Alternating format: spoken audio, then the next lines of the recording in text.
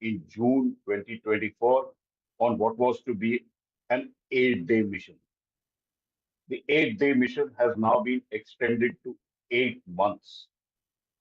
This is essentially because the Boeing Starliner, it was on its maiden crewed test flight, and the Starliner has been designed with the help of both Butch Wilmore and Sunita Williams, has faced problems.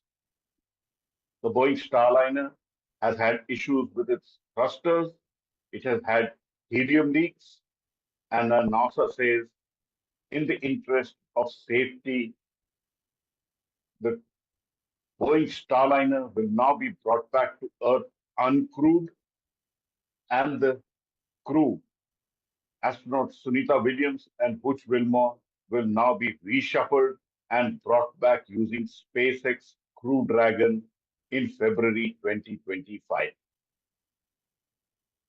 Both Butch Wilmore and astronaut Sunita Williams are veteran astronauts. Sunita Williams, this is her third flight into space. She has spent long months in space. And when she went up, she had said, going to the space station was like going back home. So an 8-day mission being converted into an 8-month mission. And now the 2 astronauts will come back on the SpaceX Crew Dragon. This kind of reshuffling of spacecraft is new, and there will be many adjustments which NASA and Boeing will have to make for that. NASA chief Bill Nelson said this is being done because in the back of their minds, they had the accidents of the space shuttle in their mind, and they did not want to take any risk with the 2 astronauts being on board the Starliner and then bringing them back in a vehicle which was not functioning fully. So it's really egg on the face of Boeing, but Boeing still continues to say that the Starliner is safe and it will come back in an uncrewed flight and will perform its duty. NASA has also said that they will continue with the program of the Boeing Starliner, but as of now, astronaut Sunita Williams, who was to be in space for 8 days, has already spent over 2 months at the International Space Station, and now she will spend a full 8 months in the low Earth orbit around the Earth. The International Space Station has in all 9 astronauts there. They are all safe, and they will all come back to Earth sooner than later. The setback for the Boeing Starliner is big, but astronaut Sunita Williams will be back on Earth in February 2025, now traveling back on the SpaceX Crew Dragon. In New Delhi, Pallav Bagla for NDTV. NASA has decided that Butch and Sunny will return with Crew 9 next February, and that Starliner will return uncrewed. Time for a quick break on the show. On the other side, an exclusive interview with Kamala Harris's aunt. She's in conversation with my colleague, Sam Daniel. Listen.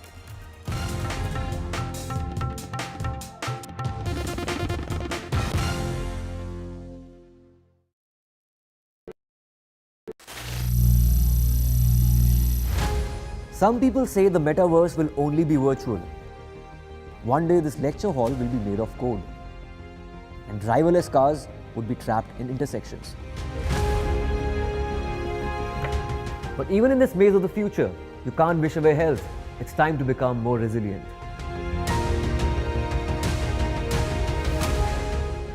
10 years of Banega Swasth India, we have grown and achieved so many milestones.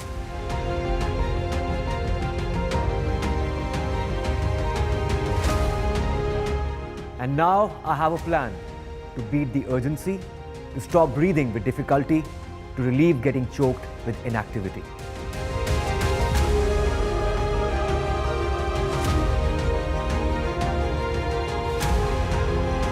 energize our government, our environment, our society, and ourselves. Everyone, everywhere, every day.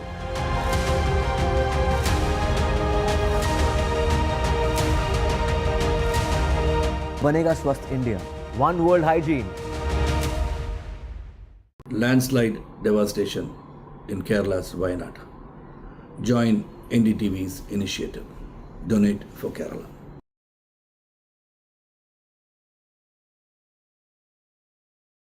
Stay informed and entertained with the new and updated NDTV News app. You can watch all our channels live, listen to podcasts, read breaking and exclusive news from around the world and more. Download the NDTV app today and get access to the best journalism and storytelling on your smartphone or tablet. The NDTV app. News that matters to you. Hi, and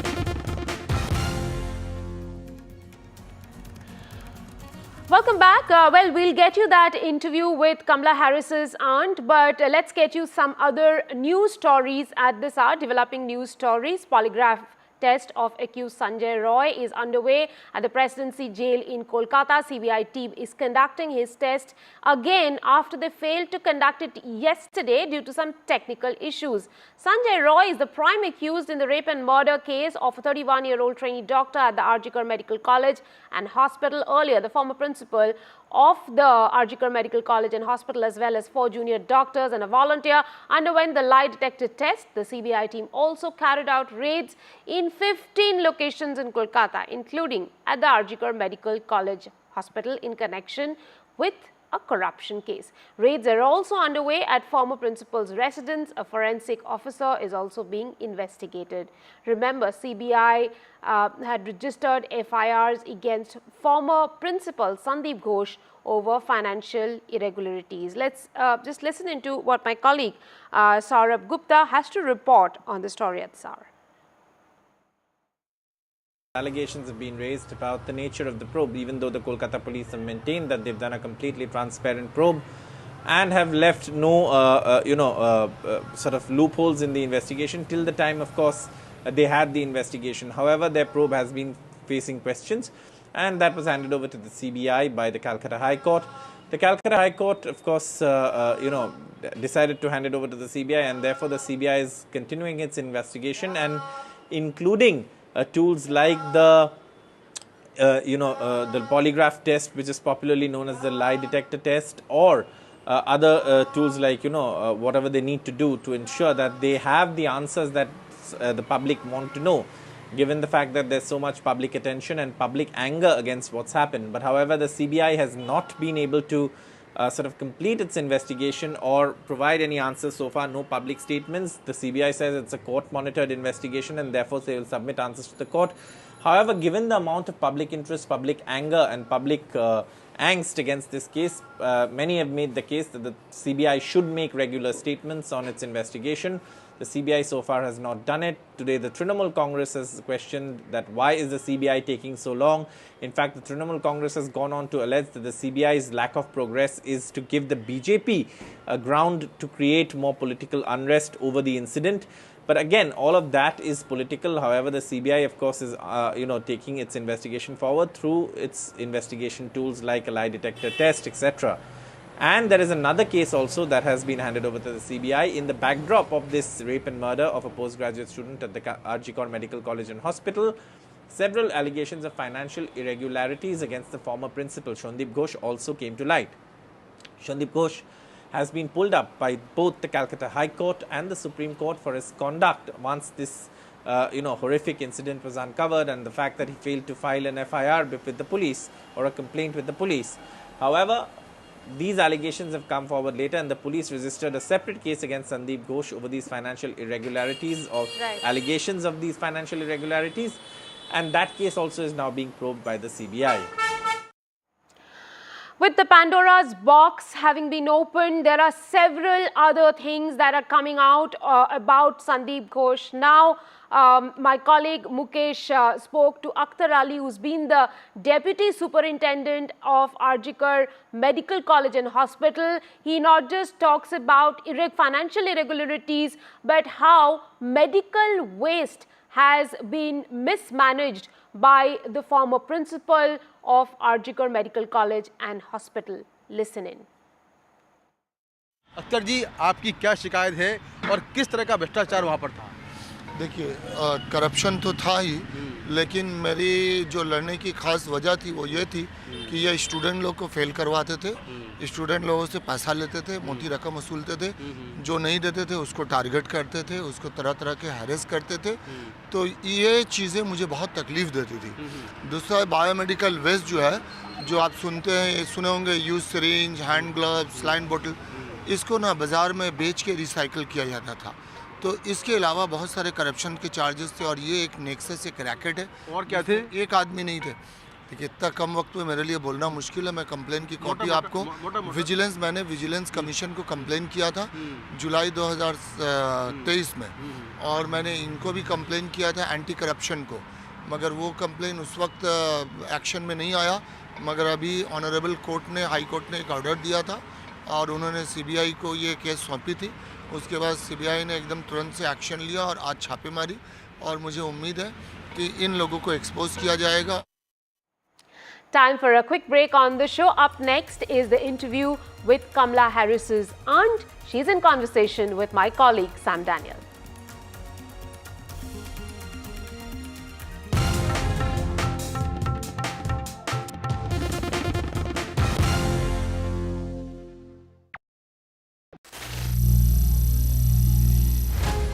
Some people say the metaverse will only be virtual.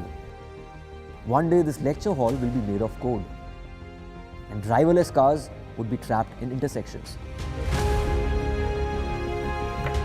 But even in this maze of the future, you can't wish away health.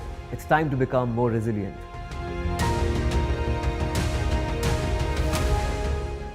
"10 years of Banega Swasth India, we have grown and achieved so many milestones.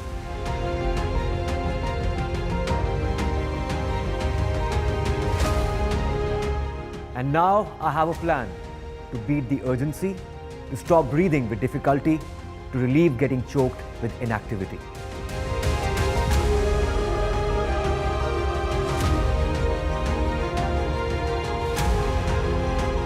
Energize. Vice President Kamala Harris is on the cusp of setting history in the US by possibly becoming the first woman president there.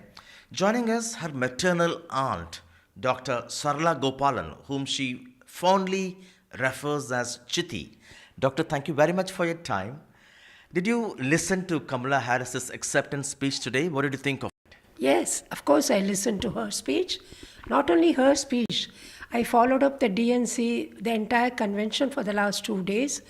I couldn't see the first day and the second day because I was traveling, but I saw most of it on the YouTube. So I heard the past presidents, Obama, Michelle Obama, Hillary Clinton, everybody talk about her, and I was feeling very proud to listen to all the good things they said about my daughter. Right. Kamala referred to your sister, her mother, at least thrice, calling her as a trailblazer, and that she taught her never to complain. Tell her about her mom, your sister. My sister has always been like that, right from the time we all grew up together till she went to US. But even after she went to US, she came to us always, and she was always there. And she was a person who could never see anything going wrong, anybody being affected. She would stand up and fight for everything. She was a kind, and that's what she taught her children as well. They must learn to find out what is wrong and put it right instead of just complaining. And your sister Shyamala left India to the US when she was just 19. Yeah, she was just 19. She left in 1958. She was not even 20 because she was going to be 20 in December, but she left before that. She was just 19. Right. She had got that Fulbright scholarship from the US government. And in fact, I must say that she'd applied for these scholarships not with the help of my parents or anything. She was studying in Delhi in Lady Irwin College. She was doing her graduation in home science in Lady Irwin College in Delhi. And while she was in college, she contacted the American Embassy and applied for the scholarship. And she informed my parents only after she got the scholarship that she wanted to go. And even though we belong to a very South Indian conservative family, my father was a very, person who would think about future and everything, and he was very particular, and he wanted us all to get educated and extra. And when he saw such an opportunity come to her, even though she was only 18, he allowed her to go. Right. And what memories of Harris you have? I have very nice memories of Don.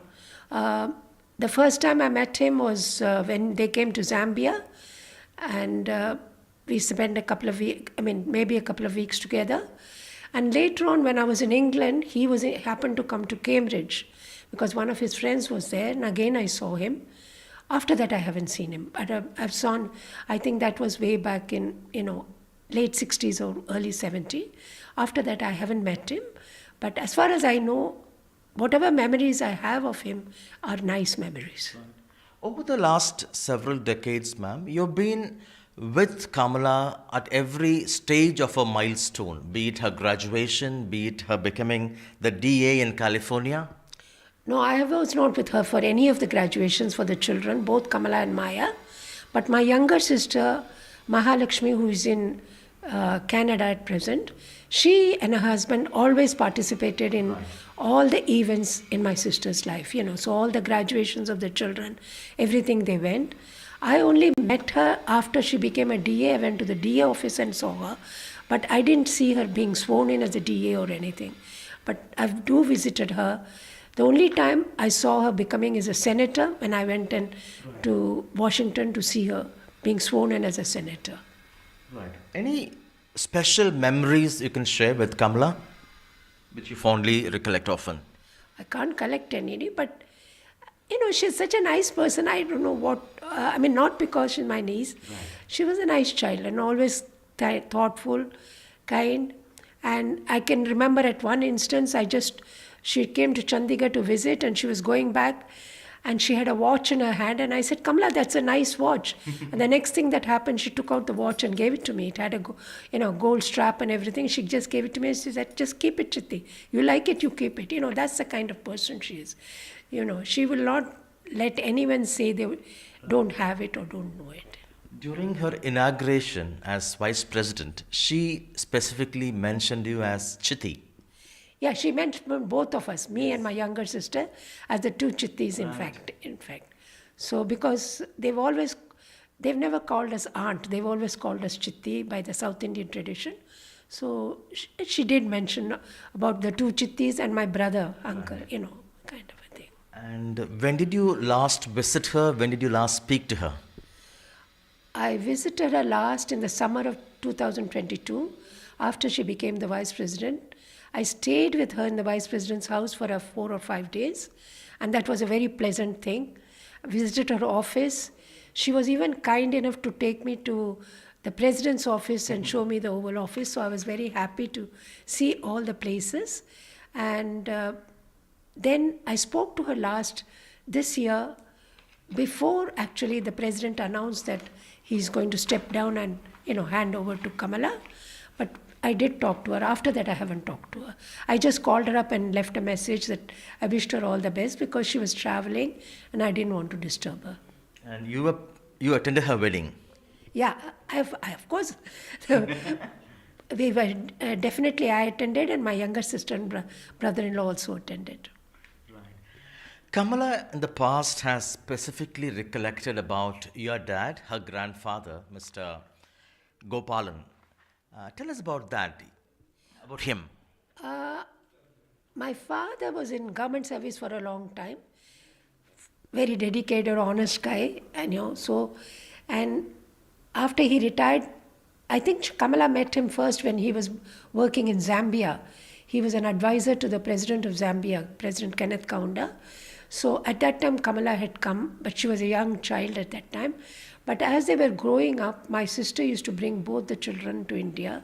And on such occasions, my father would go to the Besant Nagar beach for a walk in the morning, and she used to probably accompany. I don't know exactly what used to transpire with them, but what Kamala says is she used to have interesting conversations with her grandfather, because I was in Chandigarh or this thing, but she did spend quite a bit of time, and they both got on very well, my father and her. It's had a profound impact on her.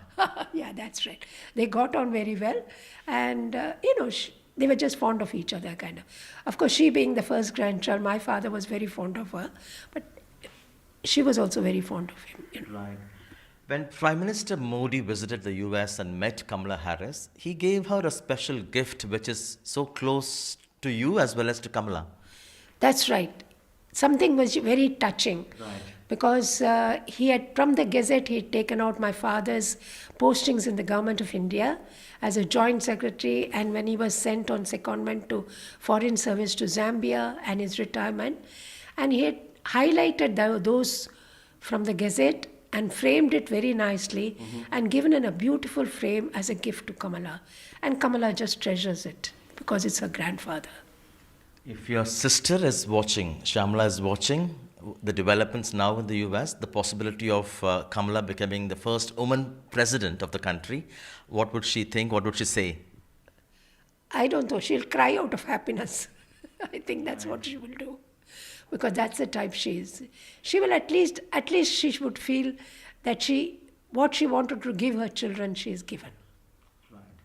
Would you be visiting White House if Kamala becomes the president? I hope to. Provided my health permits, I would definitely go. Does Kamala speak Tamil? What is her favorite Tamil cuisine? No, she doesn't speak Tamil. She only knows a couple of words in Tamil, but she knows most of the, any of the cuisine. She knows, like, Vetta Korambu, Rasam and all those things. She knows all the things because she loves South Indian food. And believe it or not, whenever my younger sister used to visit her even in Washington quite often, or Los Angeles, and whenever my sister visits, Kamala would insist that she cooks meal and puts it in the freezer. She's very fond of a few things, and my younger sister is a very good cook, and she would prepare everything. And not only Kamala, even Kamala's husband, Kamala's children, all of them live. So Chini would prepare a whole lot of things and put it in the refrigerator and come, She spent whole time going to the Indian restaurants, collecting stuff, and leave it for Kamala, because Kamala is fond of Indian food. And so is Doug. Doug also likes a few items in South Indian food.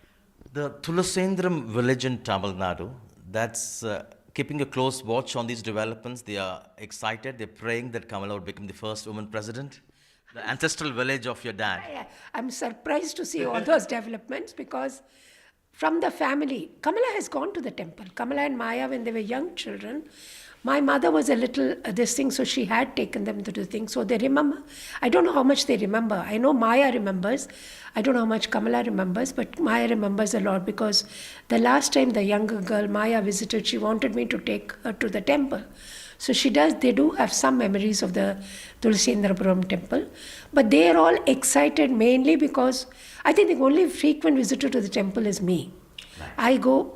I try to go as many times as I can, and I usually make sure that every year the prayers are said in the round time for all the family and everything. My brother has come with me a couple of times, but from our family mostly it's me, and used to visit her, go to the temple.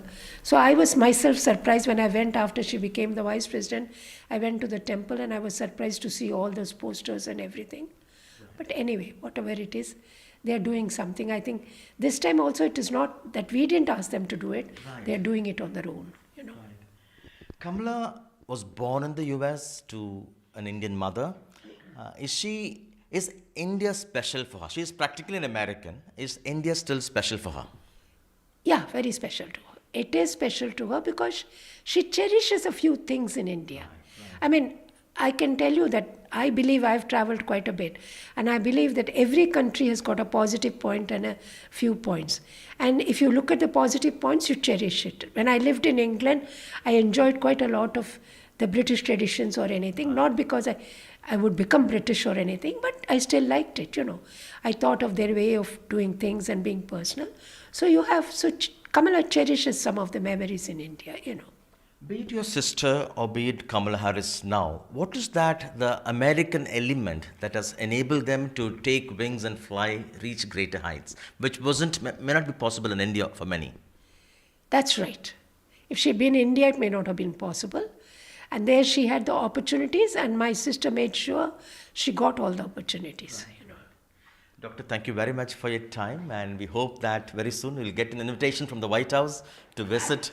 I'm not sure about that, but whatever it is, I only wish her all the best. Right. For us, it's always our blessings, and we wish her all the best. Thank you so much, Doctor. That was Dr. Sarala Gopalan, Kamala Harris's maternal aunt, who she fondly calls Chitti, talking to us. In Chennai with Suresh, Sam Daniel, Find NDTV.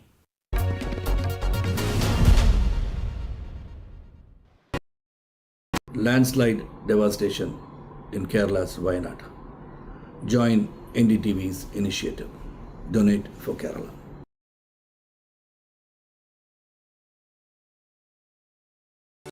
Stay informed and entertained with the new and updated NDTV News app. You can watch all our channels live, listen to podcasts, read breaking and exclusive news from around the world and more.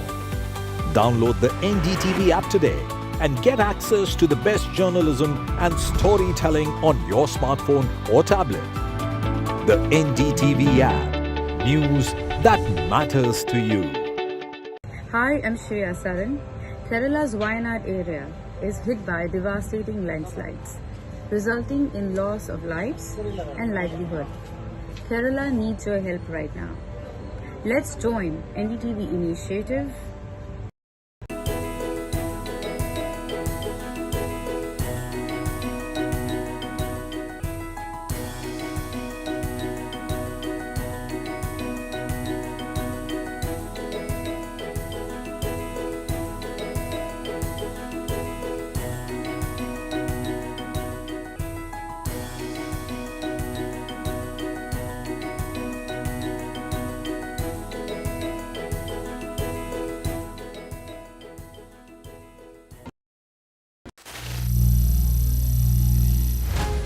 Some people say the metaverse will only be virtual.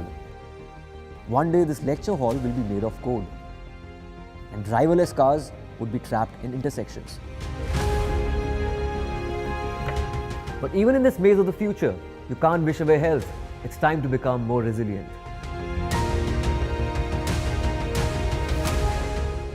"10 years of Banega Swasth India, we have grown and achieved so many milestones.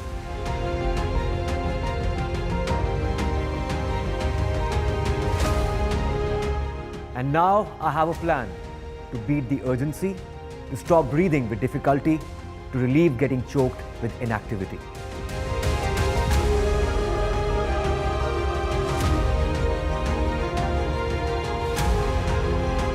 Energize our government, our environment, our society, and ourselves.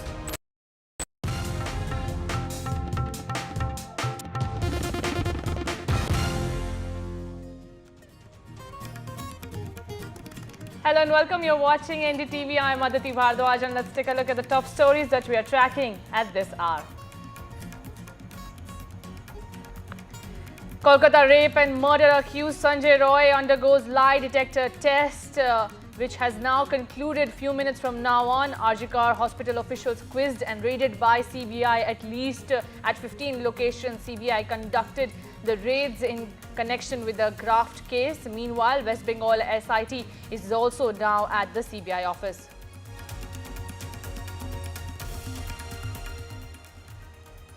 After Ranjit quits as the Kerala Film Academy chair, Malayalam actor Siddiqui resigned as the General Secretary of the Association of Malayalam Movie Artists following sexual assault allegations levelled by an actress.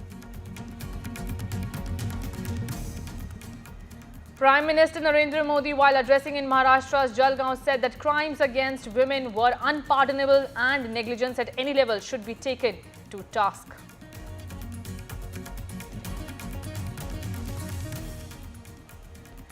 Congress slams Modi government over unified pension scheme, calls it a U-turn by the NDA government. Centre had approved UPS yesterday, claiming it will benefit 23 lakh government employees. NASA astronauts Sunita Williams and Butch Wilmore will return from space in February next year after NASA picks Elon Musk's SpaceX to bring them back.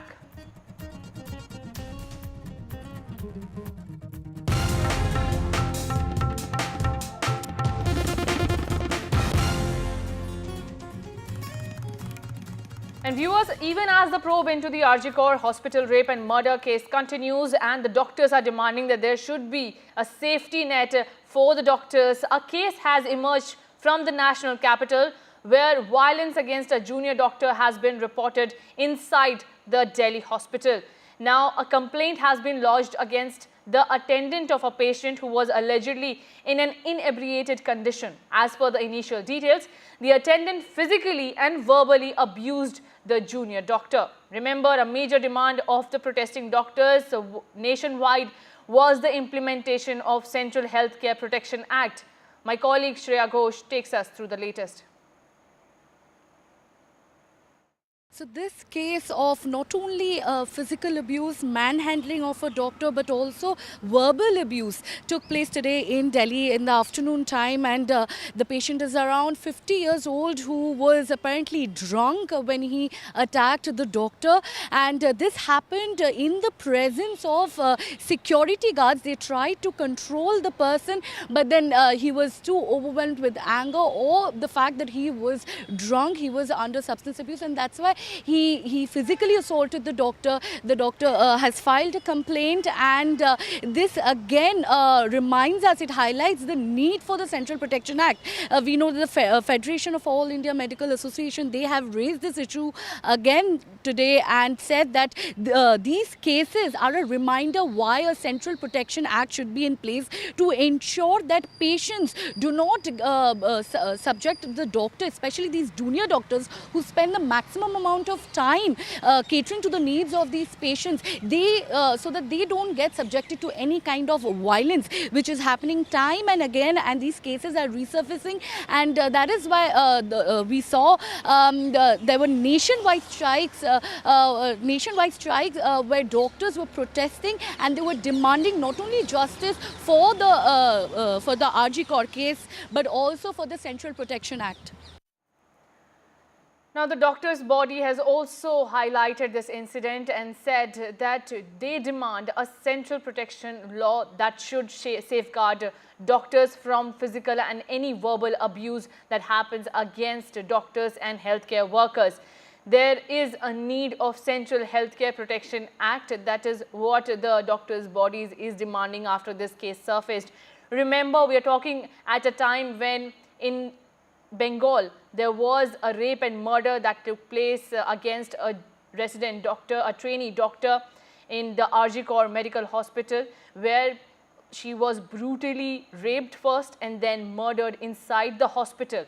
Since then, there is a demand of a Central Healthcare Protection Act that the doctors are demanding, that since in the wake of so many atrocities against doctors are being reported, there is a need for the centre to bring up a strict law against those people who attack the doctors or the healthcare staff present inside the hospital for verbal or physical abuse. Anything of such scenario should be reported and dealt with strictly.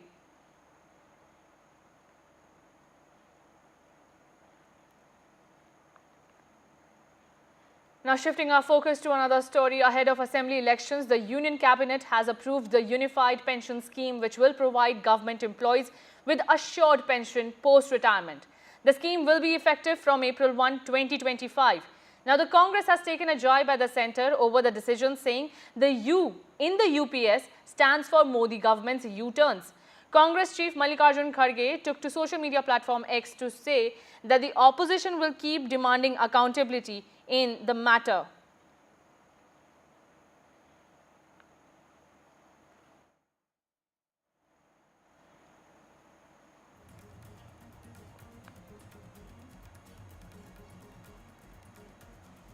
Now, since UPS was implemented by the centre has been saying that this scheme will benefit at least 23 lakh government employees, and this has been the demand of the central government employees that they need the unified pension scheme.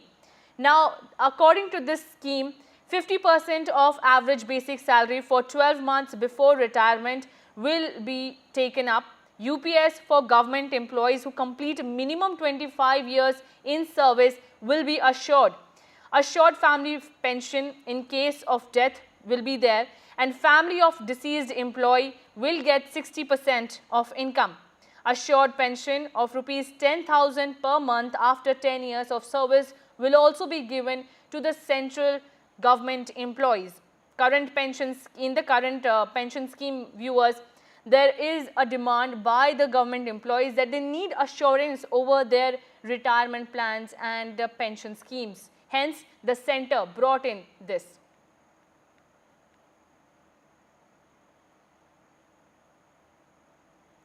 Now, the Prime Minister today addressed the Lakhpati Didi Sammelan in Maharashtra's Jalgaon, where he spoke tough on women's safety and said that those responsible for crime against women will not be spared and there will be stricter punishment and laws for the accused. My colleague Paras Dama shares more details. Take a look. अस्पताल हो, school हो, दफ्तर हो या फिर police व्यवस्था, जिस भी स्तर पर लापरवाही होती है, सबका हिसाब होना चाहिए। साथियों, महिलाओं पर अत्याचार करने वालों को कड़ी से कड़ी सजा देने के लिए हमारी सरकार कानूनों को भी लगातार सख्त कर रही है। Situation in all over India is getting worse day by day. The security of women is a major matter of concern right now, because what has happened in Kolkata, after that in Badlapur, is raising alarms for every government which or every party which is in India right now. So Prime Minister Narendra Modi was in Jalgaon for an event today of Ladki Behan Yojana. Over there he has concerned and said that there are many things that has been done by Bharatiya Janata Party to protect women. That's why there are new column in Bharatiya Nyaya Sahita which has taken place for the security of women and child. But the major question is still there, that why the FIR has been launched lately, why there are such persons who are doing this type of things which is not good for the society. So there are major things which has been said by Prime Minister. He has also urged other political parties to see this as a major concern and not to do political stuff on this type of incident which has taken place in India from last few weeks. We are seeing that what has happened in Kolkata, after that in Badlapur, continuously in Mumbai and the other region of Maharashtra, we had seen that the incident has continuously on the increasing path. So there are major steps which has been already taken by the government, but still there are major things which has to be done by the government to stop this type of heinous crime which is actually happening in the major part of the country. With that, there is a e-FIR which has been already started by the government, where if a woman doesn't want to go to the police station, they can do it online. So there were some important parts which was said by the Prime Minister of India, Narendra Modi, in this entire matter, and he has also said that the strict action will be taken. Now, even as the probe into the Arjikar hospital and murder case continues, a case of violence against a junior doctor in a hospital in Delhi has been reported. A complaint has been lodged against the attendant of a patient who was allegedly in a drunk condition. As per the initial details, the attendant physically and verbally abused the doctor. Remember, there is an outgrowing demand by the doctors that they need a Central Healthcare Protection Act to protect them. We are also getting in touch with Dr. Nadeem, who is a colleague of this junior doctor who was assaulted by, allegedly by a drunk attendant at the Delhi hospital. If we can go to Dr. Nadeem, then Dr. Nadeem, thank you so much for speaking to NDTV. What exactly happened? Thank you so much, ma'am. Thank you, NDTV, to making this live on a national TV. Ma'am, this happened around 12:30 in the afternoon when my junior colleague, Dr. Manoj, he took a patient in a dressing room where the dresser and the doctor himself was trying to do a suture to a drunk patient. And while suturing, he was moving. So was becoming for a doctor to suture the patient. He asked the patient to calm down so that he can do his work perfectly. But the patient started misbehaving with the doctor. He started abusing. He threatened about the dire consequences. And then attendants, those who were waiting outside the dressing room, they intervened and they started shouting and abusing to the doctors. And one of the attendant, the male attendant, they slapped the dresser and the doctor also. Right. We have requested for a institutional FIR, but nothing has been done till now. Right. And Dr. Nadeem, what are your demands? There is already, we are seeing that doctors are demanding that there should be a central law that should safeguard doctors in such cases. Yes, ma'am. Ma'am, we all are aware about the scenario in the government hospital as of now. And the incident which has happened in RGKar Hospital, Kolkata, has shaken all the India, all the world. Okay. We doctors, we just want a safety place to work so that we can give our 100% to our patient. We are ultimately there for themselves. But when the doctor, we are not feeling safe over there, how can a doctor work peacefully? Right. And Dr. Nadeem, what are the superiors in your hospital doing right now after this incident was highlighted? Ma'am, our on-duty CMO, he said that he is having words with the senior officials. But today being Sunday, we are not in direct contact with the MS and all. They will have words and then only the institutional FIR will be done. But right now, we are still awaiting for an institutional FIR to be done so that we can accordingly take another step. Otherwise, if the institutional FIR is not being done today, then we are planning to shut the emergency also. Right. Thank you so much, Dr. Nadeem, for joining us. Thank you so much, ma'am. Thank you. And giving those details. So this was the case that has been reported in the national capital where a junior male doctor was assaulted allegedly by a drunk attendant. What will happen next remains to be seen. They are yet to file an official institutional FIR, after which they will report this incident to the police as well. Thank you so much for sharing those details, Dr. Nadeem, and joining us here on NDTV.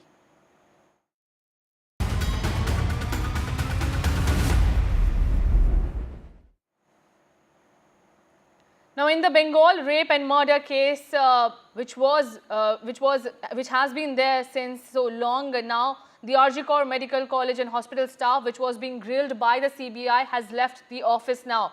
While West Bengal Police's SIT team has reached the CBI office for the coordination between the CBI and the state police in the investigation done so far in the Kolkata rape and murder case.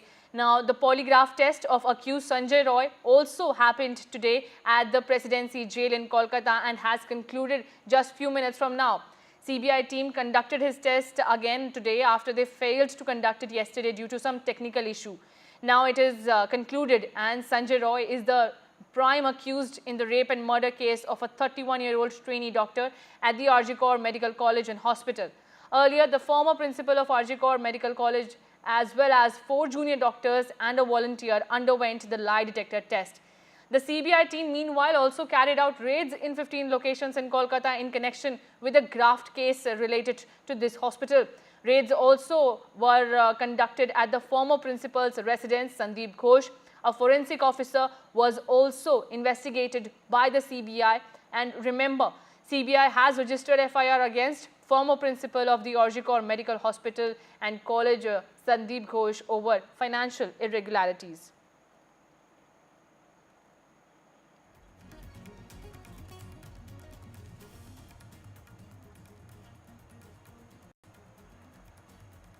Now, Union Minister Ravi Shankar Prasad is addressing over the National Pension Scheme and the Unified Pension Scheme. Take a look. उसके अनुसार मिलेगा। अगर आपने 10 साल तक सेवा की तो आपको एश्योर्ड 10,000 रुपीस पेंशन मिलेगा। तो लास्ट पे ड्रॉन का 50% आपका एश्योर्ड पेंशन है, निश्चित पेंशन की राशि है। यह हुई पहली बात। दूसरी बात, समय के अनुसार महंगाई बढ़ती है, उसका इंडेक्सेशन होता है डियरनेस में, अलाउंस में, तो उसकी भी चिंता करने का प्रावधान हुआ है। और तीसरी सबसे महत्वपूर्ण, अगर आप गुजर गए तो आपके परिवार को भी 60% का फैमिली पेंशन मिलेगा। तो एक प्रकार से जो एक कल्याणकारी राज्य की सोच होती है वो इस पूरे निर्णय में दिखाई पड़ती है। इसके अलावे एक और महत्वपूर्ण बात समझना जरूरी है। वो क्या है? जो न्यू पेंशन स्कीम आई थी उसको लेकर यह भी चर्चा थी कि सरकार की फंडिंग के बारे में क्लैरिटी नहीं है, क्योंकि जिस कमेटी ने उसका रिकमेंड किया था उसने कुछ अनूठे प्रयोग भी किए थे, देश हित के प्रयोग थे। सरकार ने कहा है ये पूरा फंडिंग भारत सरकार करेगी। जो पहले था 10% कर्मचारियों के सैलरी से और 14% सरकार के द्वारा। अब कल के निर्णय में आप ये ध्यान रखिए, अब होगा 10% कर्मचारियों के सैलरी से और 18% भारत सरकार के द्वारा। तो उसको भी आगे बढ़ा दिया गया। तो जितना भी हो सकता है कर्मचारियों के हित में, देश के कर्मचारी देश के लिए काम करते हैं, सत्ता में कौन पार्टी है उसकी चिंता नहीं करते, और उनके कामों के कारण देश आगे बढ़ता है। यही माननीय प्रधानमंत्री जी ने अपने एक्स पर कमेंट में भी कहा है कि हमें उनके योगदान का बहुत सम्मान करना है और हम करते रहेंगे। तो ये एक बहुत बड़ी बात थी। नरेंद्र मोदी की सरकार कैसे काम करती है, सोच समझ कर काम करती है, विचार करके काम करती है, एडहॉक निर्णय काम नहीं करती, और जो भी करती है वो जनहित में होता है। और यहां का जनहित 23 लाख कर्मचारी और उनके परिवार। तो ये एक मोटे विषय को आज रखना जरूरी था। अब इसके बाद कुछ सवाल कांग्रेस पार्टी से करना है। ये घोषणा वाली पार्टी कांग्रेस पार्टी सिर्फ घोषणा ही करेगी, घोषणा के अमल में लाने का भी कभी काम करेगी। आज भारतीय जनता पार्टी के राष्ट्रीय मंच से एक हम सवाल करना चाहते हैं। कांग्रेस पार्टी ने पिछले 2 साल से ओल्ड पेंशन स्कीम को एक बहुत बड़ा तूफान बनाया था भारत की राजनीति में। याद करिए आप। समझ सो कि राहुल गांधी प्रियंका जी हो गई तो उनसे भी कहवा दिया गया हिमाचल के चुनाव में कि हम ओल्ड पेंशन स्कीम को लागू करेंगे। जो हमारे दिल्ली के पत्रकार गए होंगे उनको याद होगा, उनके पुराने रील्स को निकाल लीजिए। राहुल गांधी से सवाल नंबर 1, आपकी सरकार ने हिमाचल में अभी तक ओल्ड पेंशन स्कीम लागू किया क्या? मैं फिर पूछ रहा हूं भाजपा के राष्ट्रीय मंच से, Congress party in general and Rahul Gandhi in particular, please tell the nation, did you implement the old pension scheme as promised in the Himachal election? हम इसका जवाब जानना चाहेंगे उनसे। आपने कर्नाटक के चुनाव में बहुत चालाकी कर दी। वहां क्या कहा आपने कि हम 2006 के पहले के जो कर्मचारी हैं उन्हीं के बारे में करेंगे। उनकी संख्या कितनी है? सिर्फ 13,000। समझे आप? चुनाव हुआ लास्ट ईयर और देंगे खाली 6 के पहले रिटायर होने वाले कर्मचारियों को। तेलंगाना में तो मैंने सुना है कि वहां हल्के से कहा गया। और अभी जो 24 के लोकसभा का चुनाव हुआ उसमें तो मैनिफेस्टो में मेंशन करने की भी शर्म नहीं बची।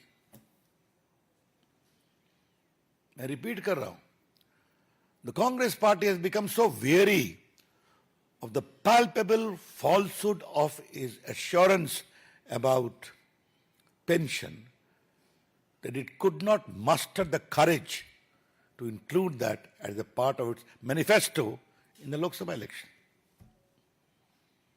राहुल जी क्या करते हैं भाई? कितना झांसा देते रहते हैं? कभी तो सही बोलिए, और बोलिए तो कर दीजिए, और नहीं करते हैं तो मत बोलिए। हमने तो नहीं कहा आपको बोलने के लिए। तो फिर मैंने हिंडनबर्ग में एक कहानी कही थी ना आपको, चिट की पॉलिटिक्स। किसी ने चिट पकड़ा दिया, ओल्ड पेंशन स्कीम ले आओ, कहा वेरी गुड, ले आए। बीच में संविधान का चिट पकड़ा दिया, उसके पहले कभी राफेल का चिट पकड़ा दिया, कभी हिंडनबर्ग का चिट पकड़ा दिया। संजय बाबू आजकल क्या चिट चल रहा है, कुछ पता है आपको? Miss India. Rahul Gandhi Congress party, देश ऐसे नहीं चलता। Governing India is a serious business. Bharat की सरकार चलाना एक गंभीर परिपक्व विषय है, जहां सोच समझकर फैसले लेने पड़ते हैं। एडहॉकिज्म नहीं चलता। चलो भाई, एक हफ्ता बहुत हो गया, अब इसको छोड़ो। एक चुनाव हो गया, अब इसको छोड़ो।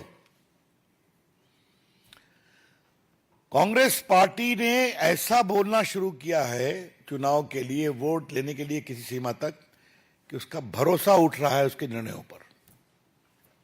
ये एक महत्वपूर्ण बात मैं कहना चाहूंगा। हम स्वीकारते हैं कांग्रेस पार्टी एक बड़ी पार्टी है, देश पर राज किया है। तो अगर आपको नहीं चीजें बहुत ठीक से समझ में आती, आपके जो ब्रीफिंग होती है, तो यहाँ जो पुराने नेता हैं उनसे बात करिए कि आपने ये फतूर खोला क्यों था ओल्ड पेंशन स्कीम का।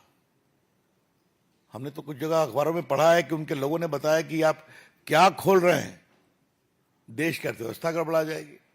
अब सही है गलत मुझे नहीं पता है। तो मित्रों, हम बहुत ही भर्त्सना करते हैं कांग्रेस पार्टी के इस रवैये की, और हमें गर्व है पार्टी की ओर से हमारे प्रधानमंत्री नरेंद्र मोदी जी पर कि उन्होंने कर्मचारियों की चिंता को सुना, समझा, कमेटी बनी, और आज एक सार्थक निर्णय हुआ है जिसकी प्रशंसा सभी लोग कर रहे हैं। और पार्टी की ओर से हम भी सरकार का और विशेष रूप से अपने प्रधानमंत्री का अभिनंदन करना चाहते हैं। That's all for my side. अगर प्रश्न सादर आमंत्रित हैं आयुषी मिश्र। सर, राहुल गांधी जी ने मिस इंडिया की लिस्ट चेक की और उनका कहना है कि उन्हें उनमें से एक भी दलित, आदिवासी या ओबीसी महिला नहीं मिली लिस्ट में। ऐसे में उनका कहना है प्रधानमंत्री जी कहते हैं देश सुपर पावर की ओर बढ़ रहा है, लेकिन 90% लोग अभी भी सिस्टम से बाहर हैं। आपके प्रश्न का मैं विस्तार से जवाब दूंगा। पेंशन में बात कर लूं। हाँ। आनंद Pandey.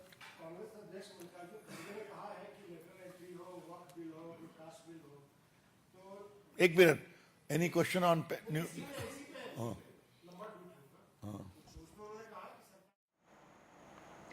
Now shifting our focus to another story that we are tracking here at NDTV. 3 waiters were illegally confined in a Chennai bar. They all hail from northeast states. They were allegedly beaten up by bar management. That's what the allegation is. The employees were locked in the bar and allegedly thrashed by the bar manager. That's the information that is coming in. My colleague Sam Daniel is also joining me on the phone line. But so far, the information that we have is that 3 people from northeast who were working as waiters in a Chennai bar were illegally confined and then beaten up by the bar management. They were locked inside the bar and then they were thrashed. My colleague Sam Daniel is joining me for more details. Sam, exactly what happened? Well, both sides are giving different versions. The 3 waiters from Northeast, they say the hotel management had illegally confined them after their work and also beat them up, alleging they had swindled around 1.5 lakh rupees. But the hotel management denies these allegations, saying that they only inquired about the money they had allegedly swindled. And the police have registered complaints given by both parties. Investigation is underway, and police say they are awaiting the bank statements to be given by both parties to find out what actually happened. The waiters say it's a regular practice at the hotel. Whenever the official payment system of the hotel fails, the customers are allowed to pay to the GPay account of these waiters. And at the end of the day, they will deduct the 10% to 25% tips and transfer the remaining money to the hotel. They wonder why they have been targeted, but they hope that the investigation will bring out the truth. Right. Thank you so much, Sam, for joining us and sharing those details.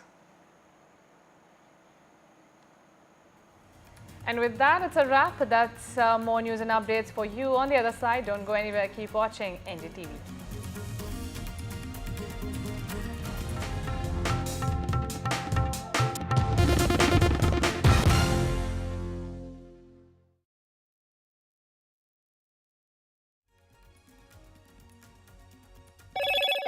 Hello, Moto. Motorola Razr 50 Ultra comes with Google Gemini.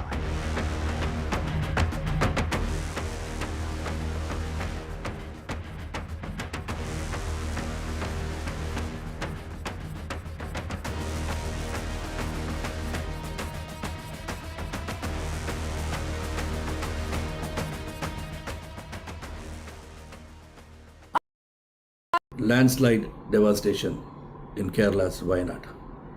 Join NDTV's initiative. Donate for Kerala.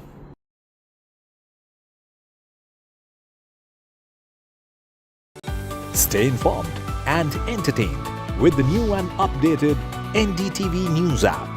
You can watch all our channels live, listen to podcasts, read breaking and exclusive news from around the world and more.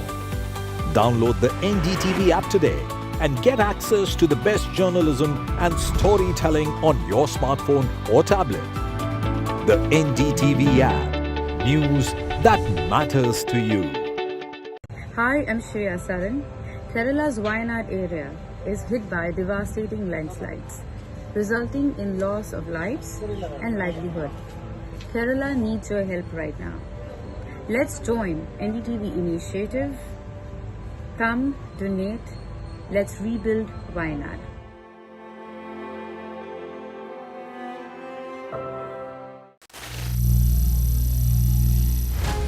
Some people say the metaverse will only be virtual. One day this lecture hall will be made of code, and driverless cars would be trapped in intersections. But even in this maze of the future, you can't wish away health. It's time to become more resilient.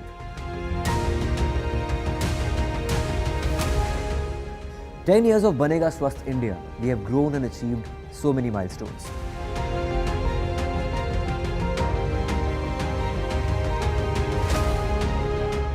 And now I have a plan to beat the urgency, to stop breathing with difficulty, to relieve getting choked with inactivity.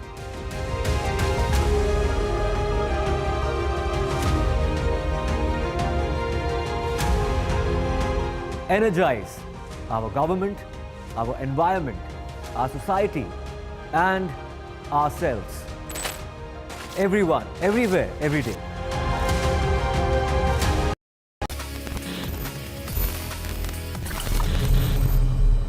Hello friends and welcome to another fresh episode of tech with TG. एक ऐसा show जहां पे हम complex tech terms और processes की बहुत अच्छे से धुलाई करते हैं and basically what we get is this nice comfortable fabric जिसको आप बड़े इजीली अपने दिमाग के चारों तरफ ड्रेप कर सकते हैं। बेसिकली इस शो का ये पैटर्न ही बन गया है कि हम लेयर बाय लेयर टेक को जब अनवील करें, उसको सिंप्लीफाई करें, so we get a new pattern, we get some new textures and basically एक ऐसा टाइमलेस डिजाइन जो आपको हमेशा इन्फॉर्म्ड रखे।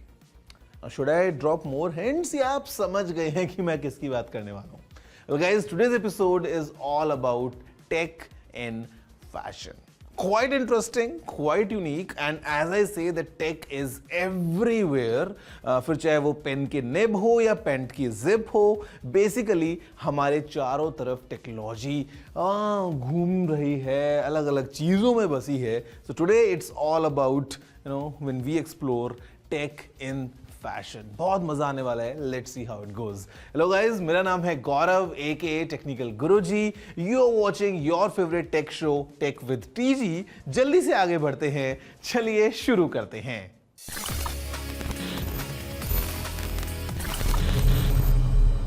फ्रेंड्स, अगर आपको याद हो तो बेसिकली अपने एग्रीटेक वाले एपिसोड में मैंने आपसे कहा था that the entire fight, the entire struggle is just for three essential things: roti, kapda and makan. And today it's time to address the kapda. Basically, can you digest the fact कि कपड़ों की, all the clothes that we wear today, इनकी societal importance बहुत बाद में आई. पहले ये ज़रूरी थे किसी और reason की वजह से. Well, the simple example is just try going into a room, set your AC to as low as possible, just try wearing a very thin shirt and see कि how your body reacts within like 15-20 minutes. आपको चाहिए होगा एक blanket to feel comfortable. Now just imagine कि आज से हजारों लाखों साल पहले while we were evolving as a species, जब extreme temperatures थे उस टाइम पे, how would we react? Basically we wanted something to just cover ourselves up. उस टाइम पे हमको ये परवाह नहीं थी कि कोई क्या सोचेगा या आज कौन सा कलर पहनना है. The essential requirement of clothing or just something to cover us up was basic survival thing. And वहां से इवॉल्व होते होते today if you see we have come a real long way. मतलब I'll give you one more fact कि अगर हम बात करते हैं about the remains of humans and animals in extreme cold areas, basically we have found both of them there. मतलब ऐसी ठंडी जगहें एक टाइम पे जब धरती पे हुआ करती थी, basically humans were also there, animals were also there. Now animals, as you see, they have evolved like crazy और environment की वजह से उनमें काफ़ी changes भी हुए हैं. Think of polar bears, जिनका natural habitat आज अगर इतना ठंडा environment है, it has become over time. Basically they developed the skills to be compatible with that environment. We humans on other side, हमारे पास में हमारा shelter था, we had our clothings, and शायद इसी वजह से we fought in some different direction. Now we can say maybe we didn't evolve as much. Now guys, we have evolved a lot. हमारे brains काफ़ी ज़्यादा evolve हो गए, and basically we have evolved into this super species, but clothing का एक बहुत important role रहा है for us to survive all this long on our planet Earth. So basically हम आगे बढ़ेंगे, थोड़ा सा और डिटेल में डिस्कस करेंगे about how this कपड़ा has changed over the years. हम इनफैक्ट एक्सपर्ट से बात भी करेंगे कि कैसे अभी टेक फैशन के साथ ब्लेंड होके हम देख रहे हैं अलग अलग तरीके से टेक को यूज कर रहे हैं in field of fashion. But उससे पहले let's just take a quick recap about this brief history. The history of clothing is a testament to हमारी survival skills and ये एक बहुत important facet है human civilization के evolution का. Go back lakhs of years. Take away all sorts of comforts we know of today, pull us down from the food chain and the species supremacy where we are comfortably nestled today, and अब कीजिए imagine early humans को. Out in the open, वो भी nature की mercy पे. Seasons तो change हो रहे हैं, extreme heat से extreme cold. You're undergoing all of this with no protection. And that is where the necessity for covering our bodies must have started. Also as a means to protect from threats like insects. Mosquitoes से बचने के लिए हम आज भी extra layers पहनते हैं. Early humans used animal skins and vegetation to cover themselves up. This was very basic and very rudimentary and just to protect from the elements. Timelines of different materials, that's a different story altogether. According to the International World Textile Organization, humans have been washing, weaving and wearing wool since 10,000 BC. Talking of silk, silk China से आया है and according to popular Chinese legends, Empress Xi Lingqi dropped a silkworm cocoon in her teacup by accident and उन्होंने देखा कि उस गरम liquid में गिरने की वजह से सिल्क का फाइबर लूज हो गया and it could be extracted. Next major entry is story में है लूम की, जिसे हमें मिली the ability to turn threads into cloth. The earliest looms date back from the 5th millennium BC and ये अपने टाइम के लिए बड़ा ही जीनियस डिवाइस था and the fundamental operation remained unchanged for centuries. Next, we'll have to come to 1785 when Edmund Cartwright invented the power loom. ये industrial revolution के दौरान हुई सबसे सिग्निफिकेंट इन्वेंशंस में से एक है। इसकी वजह से टेक्सटाइल्स का मास प्रोडक्शन शुरू हो पाया and this made manufacturing clothes a factory based process. Also, costs नीचे आ गए and gradually as science started making strides in development, more and more fibers started getting developed. These include nylon से लेकर polyester तक, elastic से लेकर spandex तक and even military grade protection देने वाला Kevlar. Well friends, it's time now for a छोटा सा ब्रेक, और ब्रेक इतना छोटा कि शायद आप उसमें अपनी टी शर्ट को भी फोल्ड करके अपनी वार्डरोब में अरेंज ना कर पाएं। बट ब्रेक के बाद we'll dive deep and we'll discuss with experts to understand how fashion and tech is blending all together. See you all right after this short break.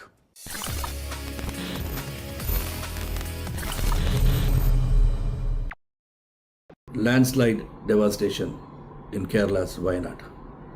Join NDTV's initiative. Donate for Kerala.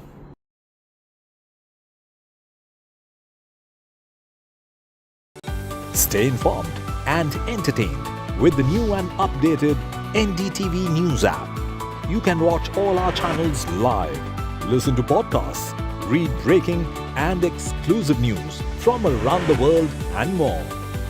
Download the NDTV app today and get access to the best journalism and storytelling on your smartphone or tablet.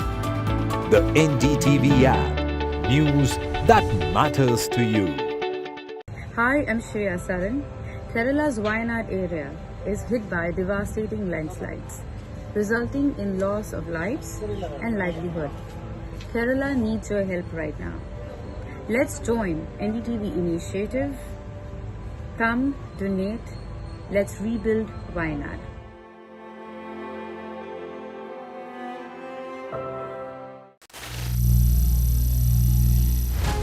Some people say the metaverse will only be virtual. One day this lecture hall will be made of code, and driverless cars would be trapped in intersections. But even in this maze of the future, you can't wish away health. It's time to become more resilient.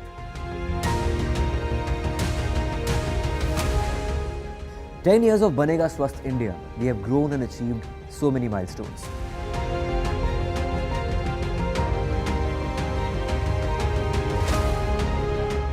And now I have a plan to beat the urgency, to stop breathing with difficulty, to relieve getting choked with inactivity.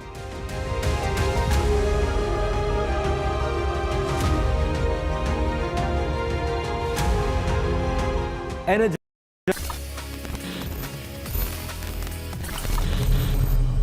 Hello friends and welcome back after the break to your favorite tech show. It's Tech with TG, and today's episode is very special because we are trying to understand this nice blend and the stitching between clothing, tech and fashion. तो अभी हम बात करने वाले हैं with some experts who know better about this blend, and let's see what we get to know about tech and fashion put together. बहुत मजा आने वाला है. Hi, I'm Pranav Kirti Mishra. I'm from Lucknow. I run a 10-year-old fashion brand, Human, almost 12 now. Started in 2012. It's a ready-to-wear brand based out of New Delhi in India. I also happen to write poetry, which is in Hindi. I come from Lucknow, so I inherited that from my father, whatever little bit I know of. So clothing, I feel, is a very essential tool, for human society. I feel blessed to be a part of the industry, and it is impacting our lives in a multi-dimensional manner. Not just from a society perspective that you get a personality, it is also a mirror to your personality, but also look around you, मतलब सर्दियों में आप सर्दियों से बचने का एक medium है, गर्मियों में गर्मियों से बचने का मीडियम है, बरसात में रेन कोट है तो आप बरसात से भी एक शील्ड प्रोवाइड कर सकते हैं. तो it's an I would say it's an extension. It's a part of our life now. It's almost like a part of our body. Like imagine yourself. I don't know if you imagine yourself without clothes at any point in your life. Like it's an integral. It's like almost like another body part. And the beauty of it is that it can keep changing. It doesn't have to be one, like a hand will be this will be throughout my life. This can keep changing. I think that's the most beautiful part. छोटी सी छोटी चीज भी जो हम अपने इर्द गिर्द इस्तेमाल करते हैं वो सब कुछ ही टेक्नोलॉजी है. मतलब अगर क्लोथिंग में देखें तो वो धागा बनाने से लेकर के वो needle is also technology at some point. And now we kind of evolved. अब इतनी सारी मशीनें आ गई हैं, 4 नीडल की, 10 नीडल की. आप पैंट डालते हो फ्रंट और बैक और एक साथ स्टिच हो जाता है. We would not have imagined that like probably a century ago. तो यही खूबसूरती है टेक्नोलॉजी की, वो समय के साथ इवॉल्व होती जाती है. But I look around my factory and छोटी सी छोटी चीज जो इस्तेमाल हो रही है, आयरन बॉक्स से लेकर के पैकेजिंग के डिब्बे तक और सुई धागा, ये सारी चीजें make it easier for us to make garments. They're much, even garment के अंदर में जो हम फैब्रिक इस्तेमाल करते हैं उस फैब्रिक का एवोल्यूशन अगर देखा जाए कि लूम पर पहले आदमी हाथ से बुनाई कर रहा है, फिर लूम पर कर रहा है, वो मशीन पे बन रहा है. अब और भी एडवांस हो गया है वो कपड़े बनाने की टेक्निक में भी अब हम because as we are progressing and as we are talking about diving deep into subjects of sustainability, उस कपड़े का डायलॉग भी और enhance हो गया है. We're collaborating with a fabric company and we're working. We've gotten the opportunity to work with recycled plastic bottles से जो fabric बनता है first time. And I was in the room in the first day and I was super inspired कि इतनी सारी technologies से हम इतना ज़्यादा impact create कर पा रहे हैं. Even if we break down garment construction and fashion industry into like several parts की सबसे पहला अहम जो हिस्सा है वो है डिजाइन. तो अब आप देखिए कि एक टाइम था कि जब हम पेन और पेपर से डिजाइन कर रहे होते थे और फिर एक टाइम आया जब हम देवर सॉफ्टवेयर और वहां पे हम सॉफ्टवेयर की बदौलत हम और ज्यादा फास्ट पेस पे कर पा रहे थे. अब हम एआई के जमाने में जी रहे हैं तो आप उसको आपने इंफॉर्मेशन फीड किया and there is abundance of options that you get in front of you. I think that the usage of time वहां पर एक बहुत बड़ा टेक्नोलॉजी का involvement से that time can be utilized much better and greater things. Design के बाद हम आते हैं प्रोडक्शन पे. प्रोडक्शन में पहले जब हाथ से सिल रहे थे तो कम लोगों को इम्पैक्ट क्रिएट कर पा रहे हैं हम डिजाइन में, जो भी हम बेचना चाह रहे हैं, जो भी करना चाह रहे हैं. With time now, with the development of machinery now, that has scaled up.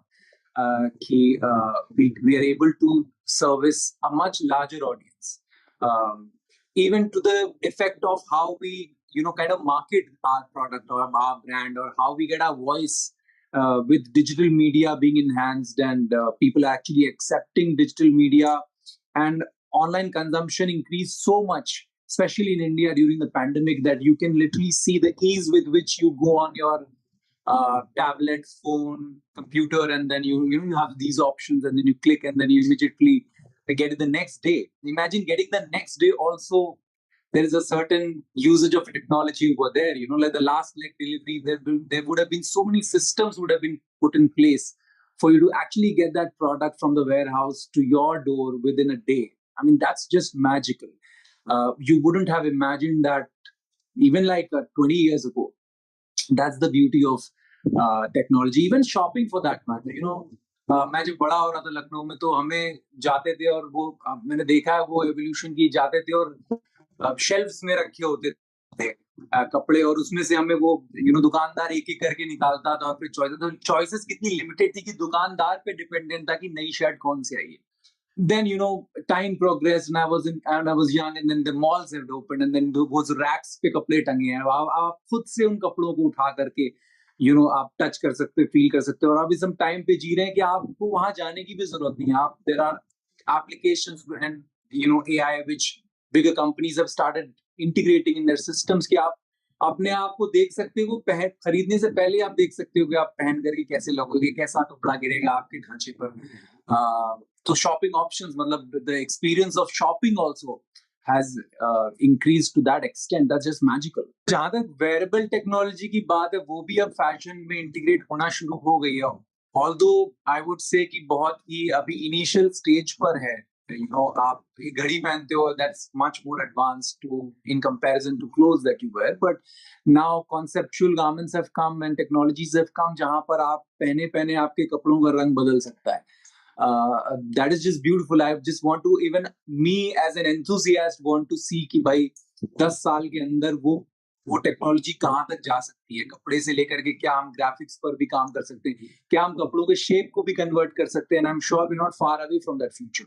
All around us with the overconsumption, it's too much to actually expect sustainability out of that. But I think the thinking and mentality and approach is what we are as a community encouraging and should be mindful of कि हमारी approach life के प्रति और fashion के प्रति sustainable हो, कि हमारा जो footprint है, हमने किसी भी चीज के ऊपर कुछ भी करा, कपड़े छोड़ दो, आप भीड़ में जब हॉर्न बजाते हो, तो ये भी सोचना चाहिए कि ये हॉर्न अगर मैं पूरा दिन बजा दूंगा तो यहाँ पे कितना chaos क्रिएट हो सकता है. तो सस्टेनेबल नहीं है उस दिन को नॉर्मल चलने के लिए. तो किसी भी चीज को अगर आप एक्सेस में कर दो तो सस्टेनेबिलिटी तो वहां पे दूर दूर तक नहीं रहेगी. बट किसी भी चीज को अगर हम ऊपर तक टच करते हैं, जहां तक कई हद तक मुझे लगता है कि it's a very boutique concept और वो आम आदमी तक पहुंचाने की बहुत ज्यादा जरूरत है. कि उसको अगर हमने ऊपर तक एक प्रिविलेज पॉइंट ऑफ व्यू से देख लिया कि भैया सस्टेनेबिलिटी है, 4 कपड़े कम खरीदेंगे तो बेटर हो जाएगी चीजें, तो ऐसा भी नहीं है. बिकॉज इंडिया, बांग्लादेश, जिस सोसाइटी में हम बिलोंग करते हैं और जहाँ पे आपके दशकों से वेस्ट का प्रोडक्शन चलता आ रहा है, उनकी रोजी रोटी पे बात चली आएगी. तो उनकी रोजी रोटी भी ज्यादा उतनी ही अहमियत रखती है कि वो भी जो कपड़े बना रहे हैं वो भी अपनी लाइफ को सस्टेन कर पाए. तो I think the conversation which we need to have और which I am more inclined towards is कि हमारी चॉइसेस बेटर हो. सबसे सिंपल यूजेज केस तो यही है कि प्लास्टिक कंजम्पशन कम लाइफ में भी, कपड़ों में भी, और अगर हो भी रहा है तो उसको रिसाइकिल करके हम उसको बेटर यूज केस बनाए कि वो कूड़े की तरह पड़ा ना रहे. दूसरी चीज ये है कि ज्यादा से ज्यादा जितनी रैपिडली टेक्नोलॉजी एडवांस हो रही है, उतनी ही ज्यादा खूबसूरती के साथ महंगाई हैंडक्राफ्टेड चीजों की भी बढ़ रही है. और एक समय आएगा, ज्यादा दूर नहीं है, जहां हाथ से बनी हुई चीजें, जो भी टेक्नोलॉजी का ही एक हिस्सा है, वो इतनी ज्यादा स्काई रॉकेट हो चुकी होगी प्राइसेस में कि आपके लिए उसको खरीदना ही मुश्किल हो जाएगा, क्योंकि वो कुछ परिवार ही नहीं बचेंगे जो बनाएंगे. तो आई थिंक एक टाइम ये है कि हम ऐसे चीजों को खरीदें, ऐसी चीजों में इन्वेस्ट करें कि हम भी अच्छे लगें और जो हमारे इर्द गिर्द जो मोहल्ले हैं वो सस्टेन भी कर पाए, उनके परिवार भी चल पाए. तो मशीनों पे थोड़ा सा कम निर्भर भी करें, which India has been a big propagator for many years than we can think of. Right now, I think India largely has been a sustainable nation to a certain extent. मुझे हमारी कल्चर में ही है कि sustainability क्या है कि आपकी दादी ने जो शॉल खरीदा उसको फेंका नहीं, आपकी मम्मी को दिया, फिर उन्होंने अपनी बेटी को दिया, so on and so forth. That's sustainable. एक प्रोडक्ट को आप 3 पीढ़ियां 4 पीढ़ियां चल के आ रही हैं. That's an Indian concept. मतलब पानी की बोतल हम कांच में रख करके फ्रिज में स्टोर करते हैं, that's sustainable, right? The concept of wastage largely came from faster consumption. Bottle खरीदी, फेंका. तो I think we just need to go back to our roots. तो मैं तो कभी भी प्रोपेगेट नहीं करता हूँ कि कम खरीदो. I don't think that's the right option. Being an Indian, I would do disservice to my own people. I would say buy more Indian. I mean, we're at a time which is, we're at such a great intersection of times. जहाँ पर हमने, especially I was born 84. तो मैंने जितना evolution देखा है चीजों का हर aspect of life में, I'm turning 40 this year. It's such a beautiful time कि the scope of development with the help of technology, with the help of AI, is immense. वो immeasurable है currently because it's beyond our imagination, and I think that's what the beauty of it all. कि जितनी भी चीजें हमसे गलत हुई हैं as a society और हम गलत करते जा रहे हैं, I definitely feel technology is the route to fix it if given a right amount of time to it.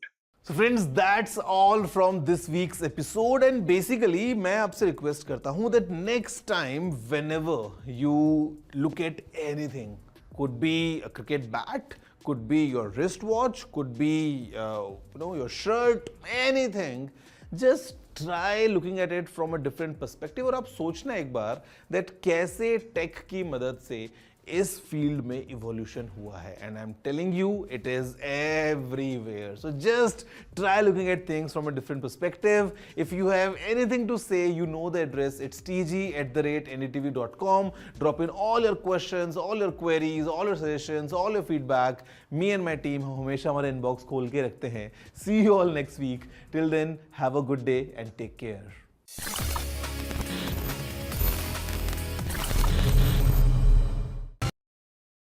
Landslide devastation in Kerala's Wayanad. Join NDTV's initiative. Donate for Kerala.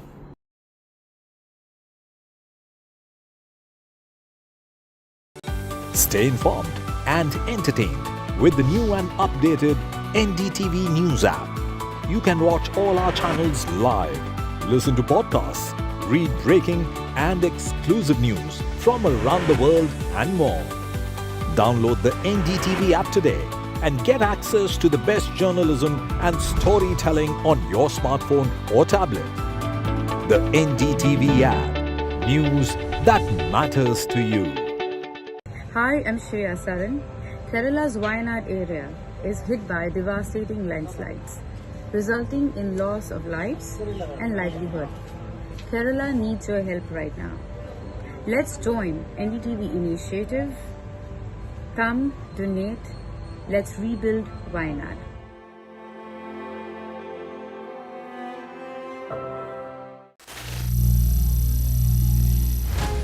Some people say the metaverse will only be virtual. One day this lecture hall will be made of code, and driverless cars would be trapped in intersections. But even in this maze of the future, you can't wish away health. It's time to become more resilient.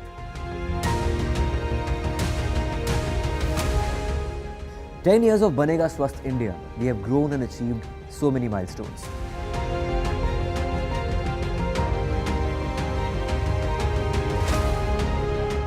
And now I have a plan to beat the urgency, to stop breathing with difficulty, to relieve getting choked with inactivity.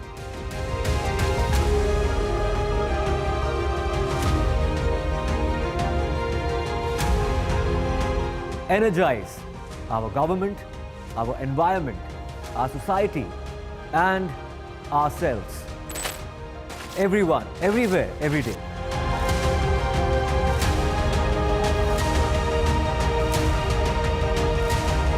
Banega Swasth India.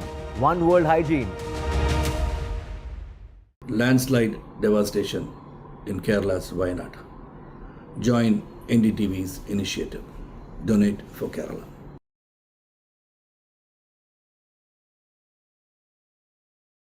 Stay informed and entertained with the new and updated NDTV News app. You can watch all our channels live, listen to podcasts, read breaking and exclusive news from around the world and more. Download the NDTV app today and get access to the best journalism and storytelling on your smartphone or tablet. The NDTV app. News that matters to you. Hi, I'm Shreya Saran.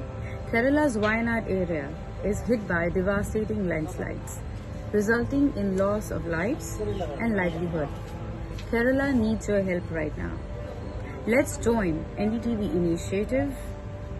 Come, donate, let's rebuild Wayanad.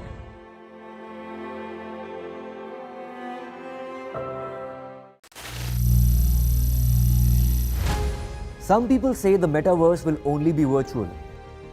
One day this lecture hall will be made of code, and driverless cars would be trapped in intersections. But even in this maze of the future, you can't wish away health. It's time to become more resilient.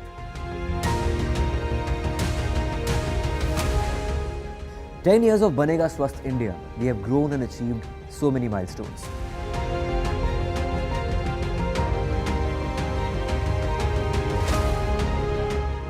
And now I have a plan to beat the urgency, to stop breathing with difficulty, to relieve getting choked with inactivity.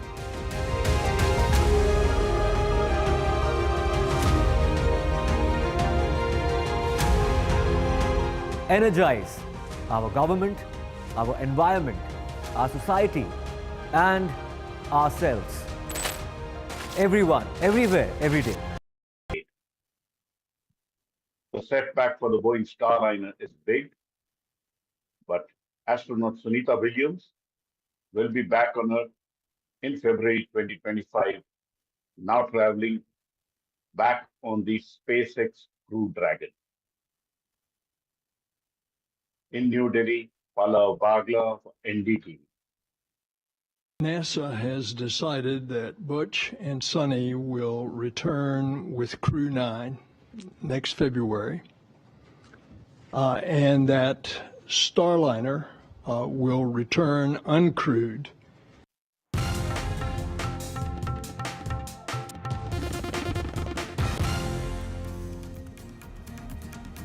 In the global employability rankings by Times Higher Education UK, only the following 6 institutions from India are ranked amongst the top 230 in the world for having the most employable graduates. IIT Delhi, IISc Bangalore, IIT Bombay, IIM Ahmedabad, IIT Kharagpur and Amity University.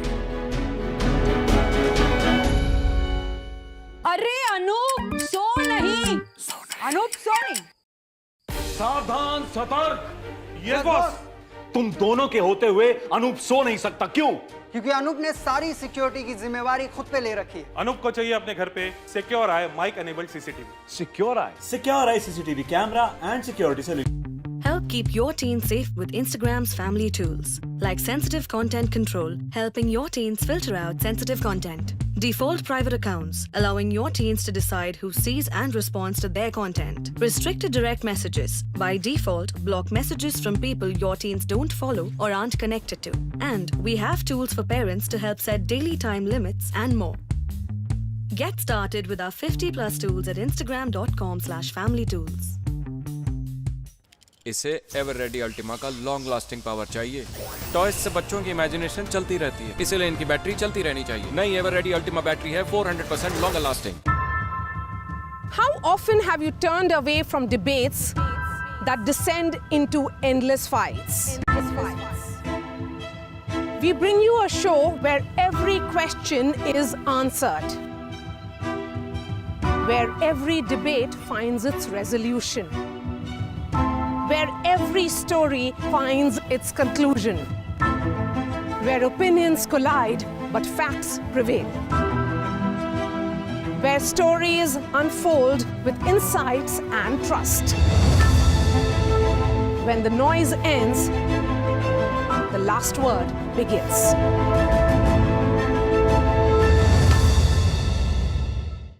A debate has many facets, perhaps no one right answer.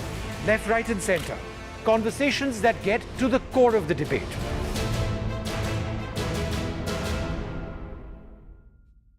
Brought to you by Weka, India's largest selling UPVC window.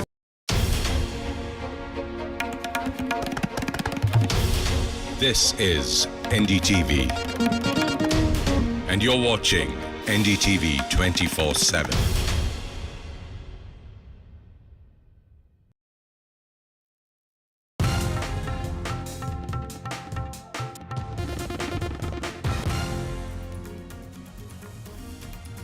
Hello and welcome. You're watching NDTV. I am Vedant Agarwal. Well, now political slugfest over the United Pension Scheme with the BJP hitting out at the Congress saying this is emblematic of the Prime Minister's U-turns. Well, what does it really mean for government employees? What is the whole political slugfest about? We'll get you the latest on that, but first up, the headlines. It's the BJP versus the Congress over the pension scheme announcement. The BJP questions the Congress, says, did you implement the old pension scheme? Meanwhile, the Congress questions the government's rollback of the new pension scheme. The Congress says, you in the UPS stands for Modi's U-turns. Kolkata hospital rape accused Sanjay Roy's polygraph test ends. The CBI conducts multiple raids meanwhile in the Kolkata rape and murder case. This is the CBI raids the Arjikar ex-principal in the corruption case.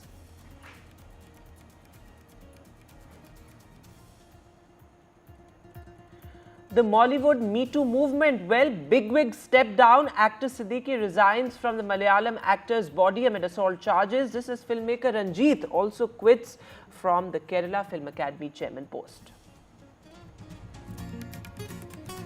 PM Modi promises strict action on crimes against women. The Prime Minister says culprits will not be spared. He says strengthening laws on crimes against women is a priority.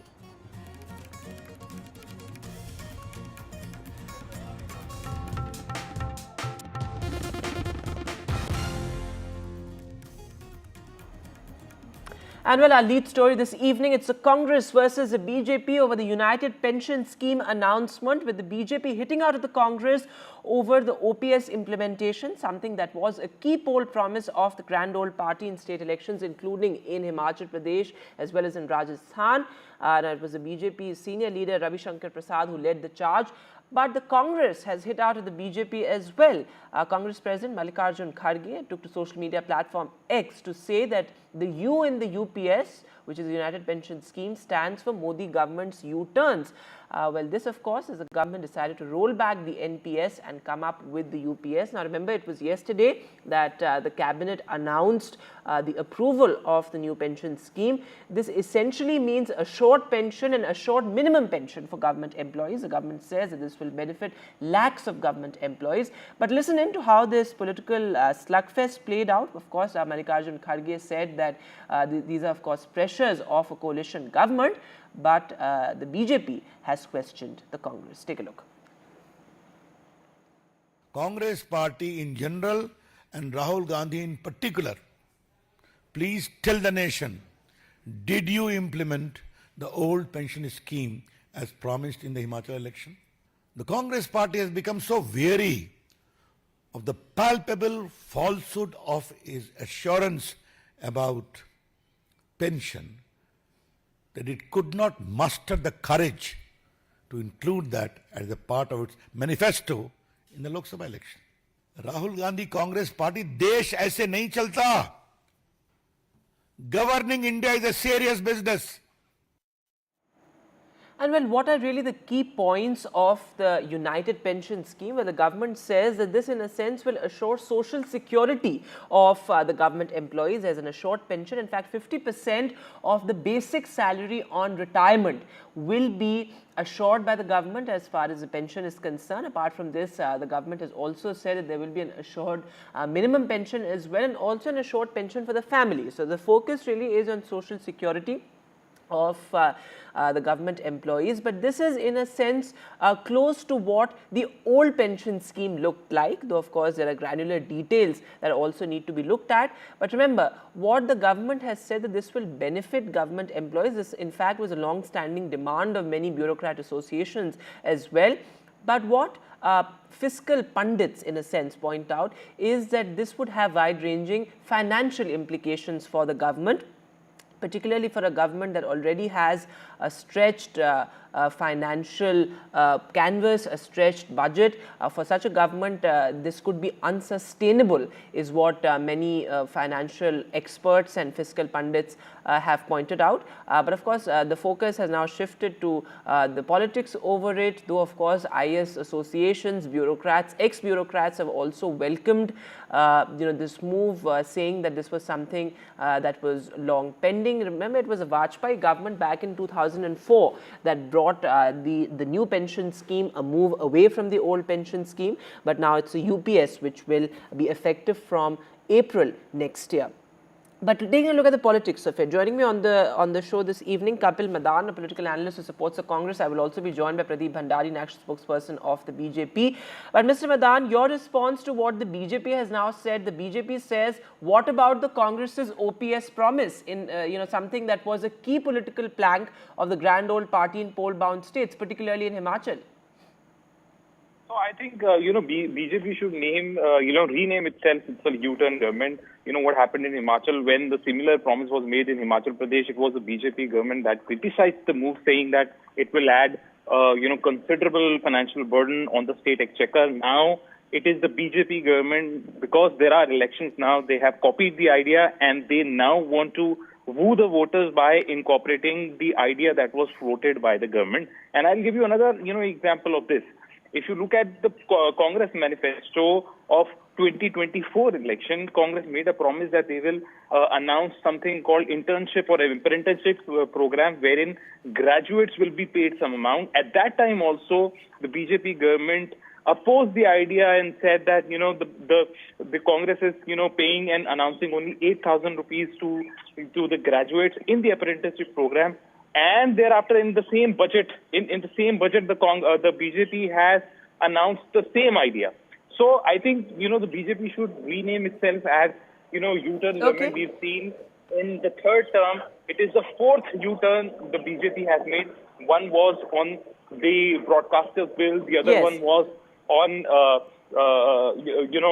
this old pension scheme. So BJP has been, making a U-turn on all major premises and the initiatives that they propose to take.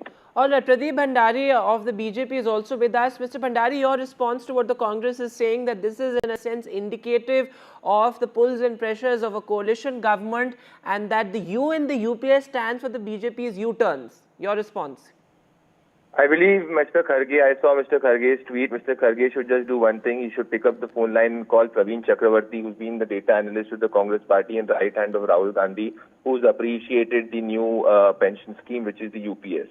All of this reflects the frustration of the Congress party, which only believes in empty promises. We've seen it from Karnataka to Himachal Pradesh, how Congress party has not been able to implement its manifesto. The Bharatiya Janata Party and the NDA government works on feedback from the ground. We've been working on this policy since 2023, and we've implemented this after the elections, and this is a pro-people policy. So we understand the frustration of the Congress party, which is not able to implement its guarantees, and the Bharatiya Janata Party and Prime Minister Narendra Modi believes in implementing what the people of the country want, whether it is with the UPS scheme. So I would just advise Mr. Kharge to pick up the phone line and call his data analyst, who's appreciated the scheme, and so I think Mr. Kharge is not informed, or his researcher is not informed as well. All right, Kapil Madan and Pradeep Bhandari, thanks very much for joining us. So of course, both the Congress and the BJP in a sense looking to score political brownie points, but certainly a move that has been welcomed by various IS associations, as I said earlier, though of course concerns over the financial implications of the United Pension Scheme.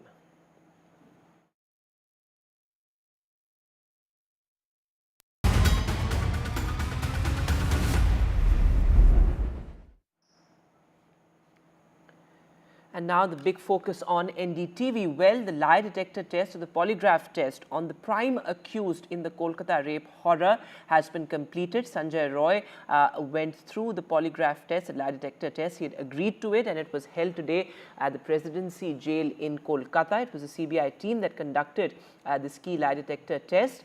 Now remember, there's parallel action taking place given the fact that the CBI conducted raids at various locations. In fact, the ex-principal of the RG Kar Medical College and Hospital was also raided by the CBI. Remember, it was yesterday when the CBI registered a corruption case, a financial irregularities case against Sandeep Ghosh as well. So multiple developments, parallel developments, but the lie detector test has now been completed.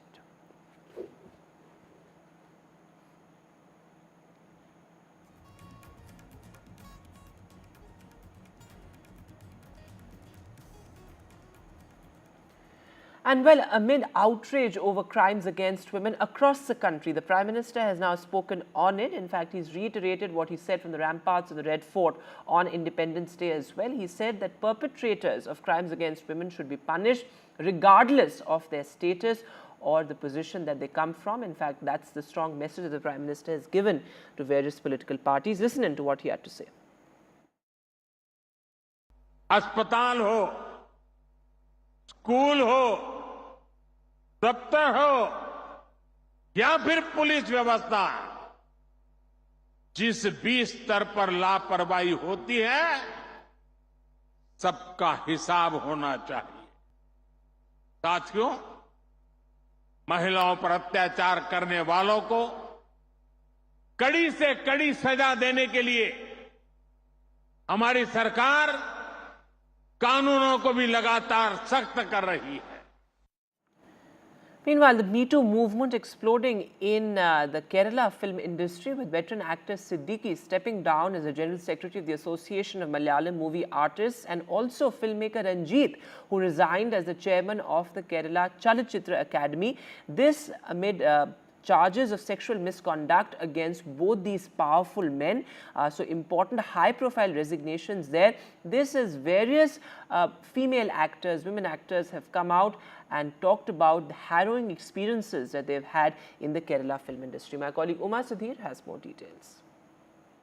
Two very high-profile resignations that have come in on Sunday following the Hema Committee report discussion. What happened was that Siddiq had on Friday, as the secretary of the Association of Malayalam Movie Artists, he had in fact said that he does not believe that there is a casting couch, and that he does not believe either that there is any kind of a mafia of male members who are controlling the Malayalam film industry, and that there may be a few isolated cases here and there. That is when this actor, who has in fact earlier spoken about this in a Facebook post in 2019 of an incident that happened in 2016, she has reiterated it. And because her allegations have come at this time, there was pressure on Siddiq, no doubt, to resign, and that's what he has done. He has sent in his resignation papers to Mohanlal, who is the president of the association. Incidentally, just 2 months ago, he had taken over, Siddiq had taken over as secretary of AMMA, and the earlier incumbent had also resigned following allegations of sexual harassment by a junior artist. In the other case, Ranjit case as well, this actress has come out and spoken about the kind of sexual harassment that she faced with this film director, Mr. Ranjit, in 2009. And she says that no one heard to her, and she had to go through a lot of mental trauma, and therefore she had then not pursued it and just escaped from the area. But now Ranjit has put in his resignation, and he has also, in an audio release that he has shared with the media, he has also spoken about being the victim himself, and that he believes that his name needs to be cleared before he can continue in this post, and therefore he is handing over his resignation to Saji Cherian. Of course, Kerala Chalachitra Academy is a government body, and he is resigning from that, and he has said that he does not, in a sense, want to embarrass the left-front government, and therefore he thinks of this as some kind of an attack on the government, and he is therefore putting in his papers. Like you mentioned, after the Hema Committee report, a lot of debate and churning in the Malayalam film industry, but I must point out that Women in Cinema Collective, for instance, somebody like Parvati, actress Parvati, has also said that this is not something that is limited to Malayalam film industry, that this is the only industry that is having all the dirty linen, just that they have spoken out against it, and she believes that across industries, this is something that is prevalent, and more women and individuals need to come out and speak about it. Absolutely horrific there, women having to come out and talk about their harrowing experiences in sordid details. But moving now to the other big headline, well, even as a probe into the RG Kar Medical Hospital rape and murder continues, a case of violence against a junior doctor has now been registered in Delhi. In fact, what has been found that it was an attendant of a patient who was in an inebriated condition. He is behind this assault. A complaint has been registered, and well, as per the initial details of the probe, the junior doctor was physically and verbally abused as well, and this comes amid overarching demand for a central law as far as doctors' safety is concerned.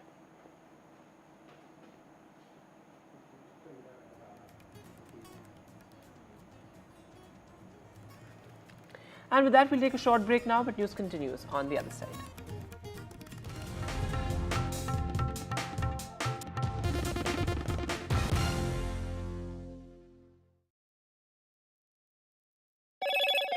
Hello, Moto.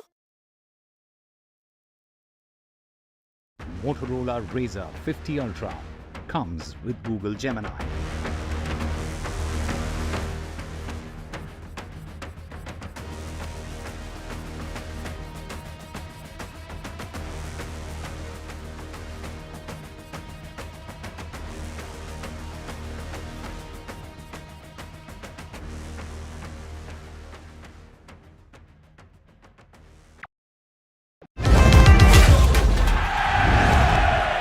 Get the magic of the best working for you now. Link your payment cards once, collect rewards forever.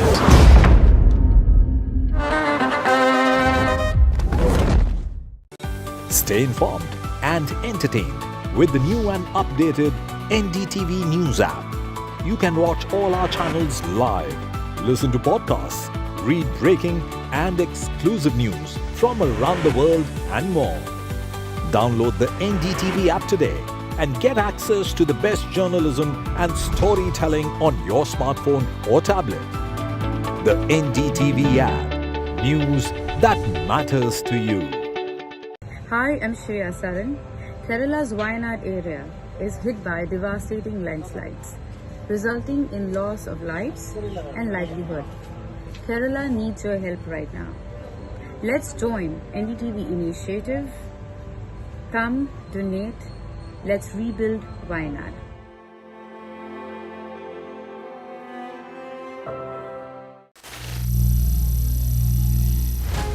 Some people say the metaverse will only be virtual.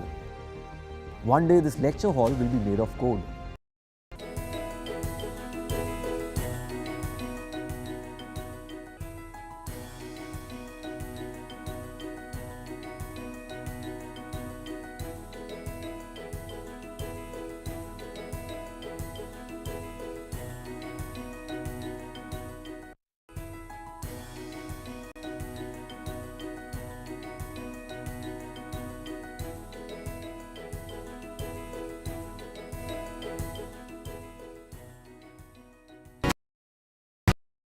Stay informed and entertained with the new and updated NDTV News app. You can watch all our channels live, listen to podcasts, read breaking and exclusive news from around the world and more. Download the NDTV app today and get access to the best journalism and storytelling on your smartphone or tablet. The NDTV app. News that matters to you. Hi, I'm Shreya Saran. Kerala's Wayanad area is hit by devastating landslides, resulting in loss of lives and livelihood. Kerala needs your help right now. Let's join NDTV initiative. Come, donate, let's rebuild Wayanad.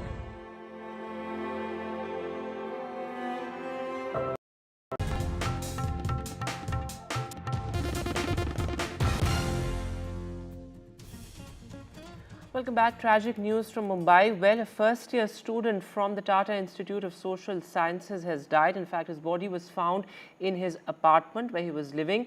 Now remember, the police are also suspecting a ragging angle to this entire story, but that is still under investigation. What the police say is that the student, the first-year student, had actually returned from a late-night party and he did not wake up the next morning. He was rushed to a local hospital where he was declared dead. The police, of course, is now also questioning the deceased's friends, but this is a matter under investigation. The Tata Institute of Social Sciences has not issued a statement yet, but the ragging angle is also being investigated. My colleague Paras Zama is now joining us live on the phone line. So Paras, pretty shocking there, but also important that the ragging angle is also being investigated by the police. Has the college said anything? Is there an official statement out? So Vedant, this is a very unfortunate incident which has came into right now. So we are having some of the major information in this entire matter. First, we'll go through it. The body of the first-year student pursuing Human Resources Program at Tata Institute of Social Science found in an apartment. The entire matter right now is of alleging of ragging has came into light. Sources also said that the student name was Anurag Jaiswal and he was living on rent in apartment where his body was found. Sources also said that he had gone to a party with some of his friends in Vashi last night and was quite drunk. Officially, it has been right now said that in the morning when he did not wake up, then he was taken to a local hospital in Chembur where he was declared dead. So right now in this entire investigation, officials are suspecting that the students may have been dragged, but the matter is still under investigation. Police are questioning all his friends in this entire matter. Police also said that Anurag's family is in Lucknow and they are coming. All right, Paras, thanks very much for joining us with the latest there. As Paras is reporting, no official statement yet, but the ragging angle being investigated. In other news now, a bit of a setback for the Aam Aadmi Party ahead of the crucial Delhi polls next year. 5 Aam Aadmi Party councillors have joined the BJP. Now remember, this comes amid the whole controversy over the mayoral polls as well. There was a setback from the Supreme Court for the Aam Aadmi Party also, but there you can see 5 councillors joining the BJP. Also interesting that they've joined the BJP in the presence of Arvinder Singh Lovely, who was the former Congress president of Delhi. And he also switched to the BJP just a couple of months back. Rambir Bidhuri also present there, and the BJP president Virendra Sachdeva. Listen in to what the BJP Delhi chief had to say. आम आदमी party के भ्रष्टाचार और काम ना करने की नीयत उससे आजिज आकर इन 5 पार्षदों ने भारतीय जनता पार्टी ज्वाइन की है और इन सबका मत एक ही है कि जिस तरह से पूरे देश में माननीय प्रधानमंत्री जी विकास कार्य को गति दे रहे हैं, लोगों को सबको साथ लेके चल रहे हैं, हम भी दिल्ली में अपने लोगों के लिए कुछ काम करना चाहते हैं और ऐसे सभी साथियों का हम स्वागत करते हैं. And my colleague Ishika Verma is now joining us live on the phone line. So Ishika, after the Supreme Court setback, now 5 Aam Aadmi Party councillors have switched over to the BJP. How does this impact the numbers game in the Delhi MCD? Well, yes, in fact, Vedant, as you rightly pointed out, it is a setback for the Aam Aadmi Party that 5 councillors from the party now have joined the BJP, and that too just ahead of, of the standing committee elections and the zonal ward committee election that is set to happen. Remember that, Shelly Oberoi has already given directions to the municipal secretary to initiate the election process. Now, if we look at the tally that is currently in the MCD after this, well, the Aam Aadmi Party now has 129 councillors and the BJP now has 109 councillors. Now, remember that last time when the standing committee elections were happening, we did see that how BJP, despite only having 104 councillors, they won 3 seats for the standing committee. And in fact, the Aam Aadmi Party also winning 3. So this time, after the joining of 5 councillors, the number is all set to go high. Now, if we talk about the effect it will have on the zonal ward committee elections as well, well, if we look at the figures, out of 5, 3 are from the central zone and 2 are from the Narela zone. Thus, the BJP is also aiming to get a majority from the zonal ward committee elections. And thus, they are expecting that this time the standing committee chairperson will be from their party. Remember that standing committee is in fact, the main executive body of the MCD, and it in fact has the power to grant approval to projects worth over 5 crores. So certainly, it is a big setback for the Aam Aadmi Party in terms of the effect on the MCD. Over to you. All right, Ishika, thanks very much for joining us with the latest there. As Ishika is reporting, this comes right ahead of the standing committee elections. The standing committee is the key municipal body that takes all the crucial decisions.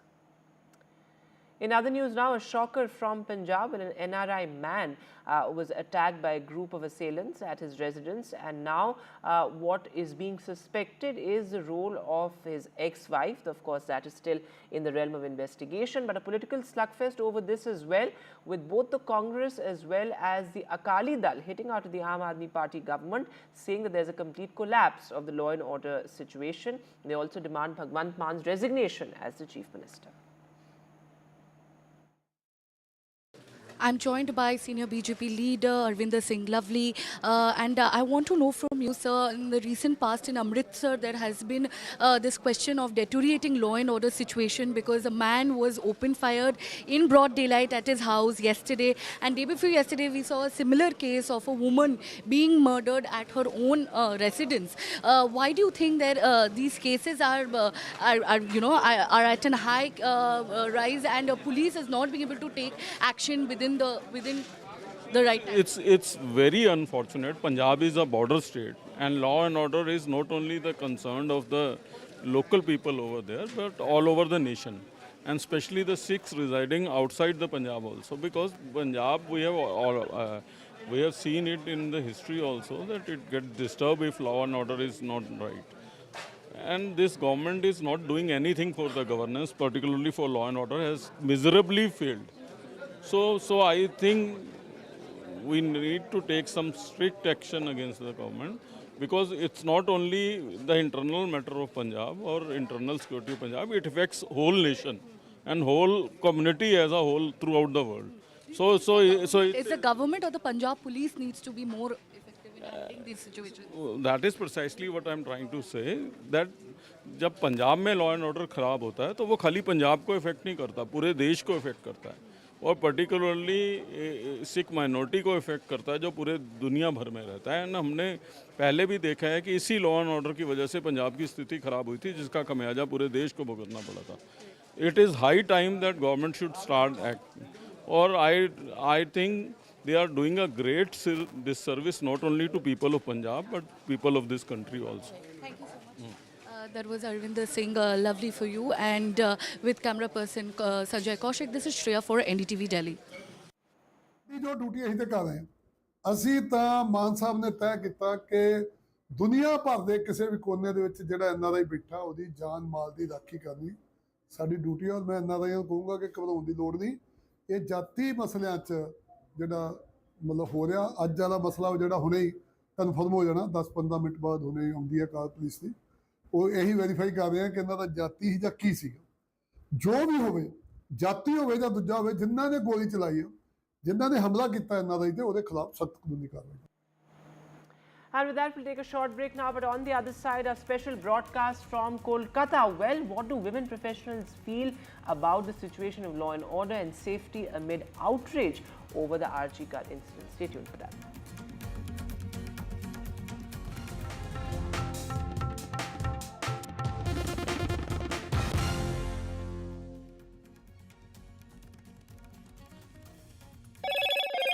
Hello, Moto.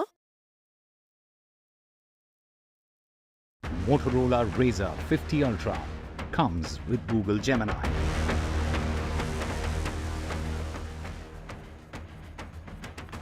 It's a BJP versus the Congress over the United Pension Scheme. The Congress questions the government's rollback. The BJP hits back.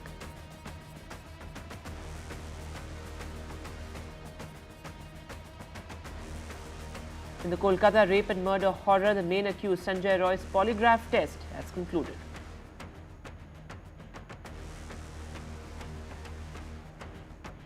Prime Minister vows strict action on crimes against women. Well, he says that strict action must be taken against all perpetrators. And the Bollywood Me Too movement, bigwigs of Malayalam cinema step down.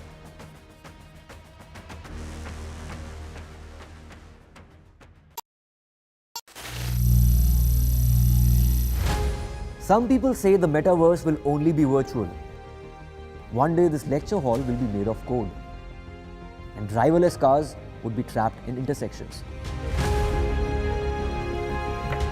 But even in this maze of the future, you can't wish away health. It's time to become more resilient.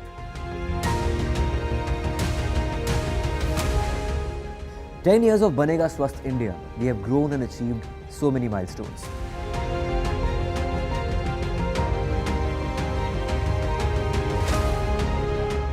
And now I have a plan to beat the urgency, to stop breathing with difficulty, to relieve getting choked with inactivity.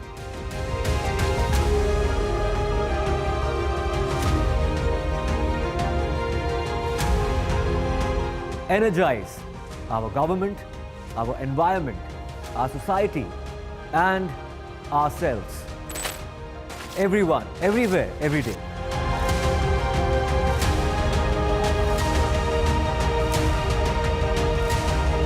Banega Swasth India. One world hygiene. Landslide devastation in Kerala's Wayanad. Join NDTV's initiative. Donate for Kerala.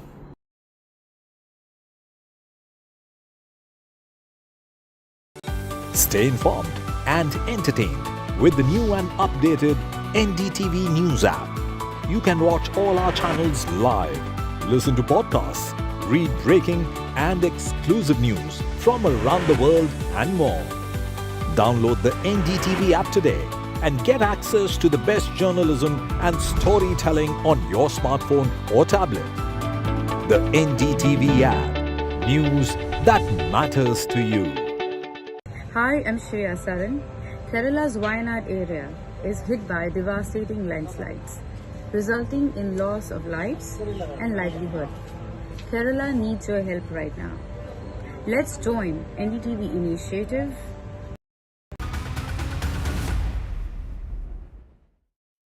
The rape and murder of the 31-year-old doctor in Kolkata has shaken the collective consciousness of the entire country.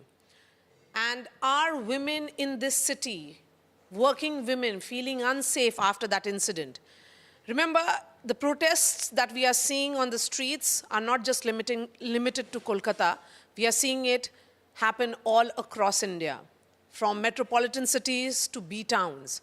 Women everywhere are demanding safe spaces because this doctor was in a safe space. She was in a hospital. We have a very accomplished panel here with us, an actor, author, a doctor here with me. We have a food writer, a communication specialist, and a consultant, and also someone who is an activist reclaiming night. I'm going to begin with the actor. Will this actually lead to women being provided with safe spaces? Because, you know, we often say that it's all very well to have these big movements, but when it comes to real change, the change can begin only if it comes from within.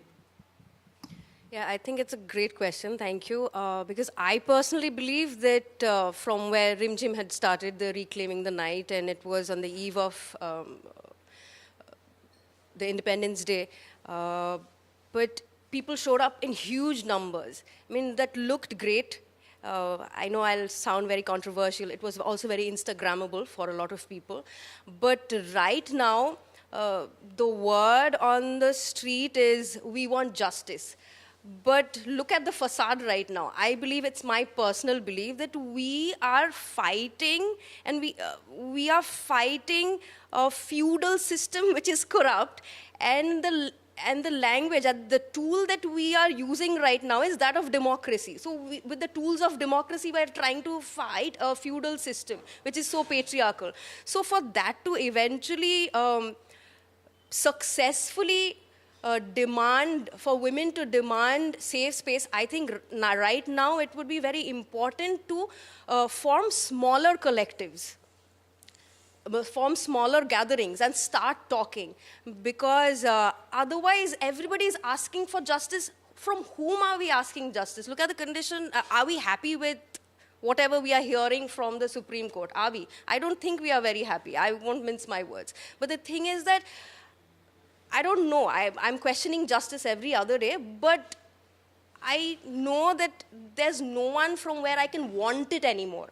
I demand it right now, and if you will not give it to me on a platter, I will coerce it. So right now, within my working space, which is the Tollywood industry, I am gathering all the women in cinema. And I think it was so perfectly timed. I mean, crime has no perfect time. It sounds awkward.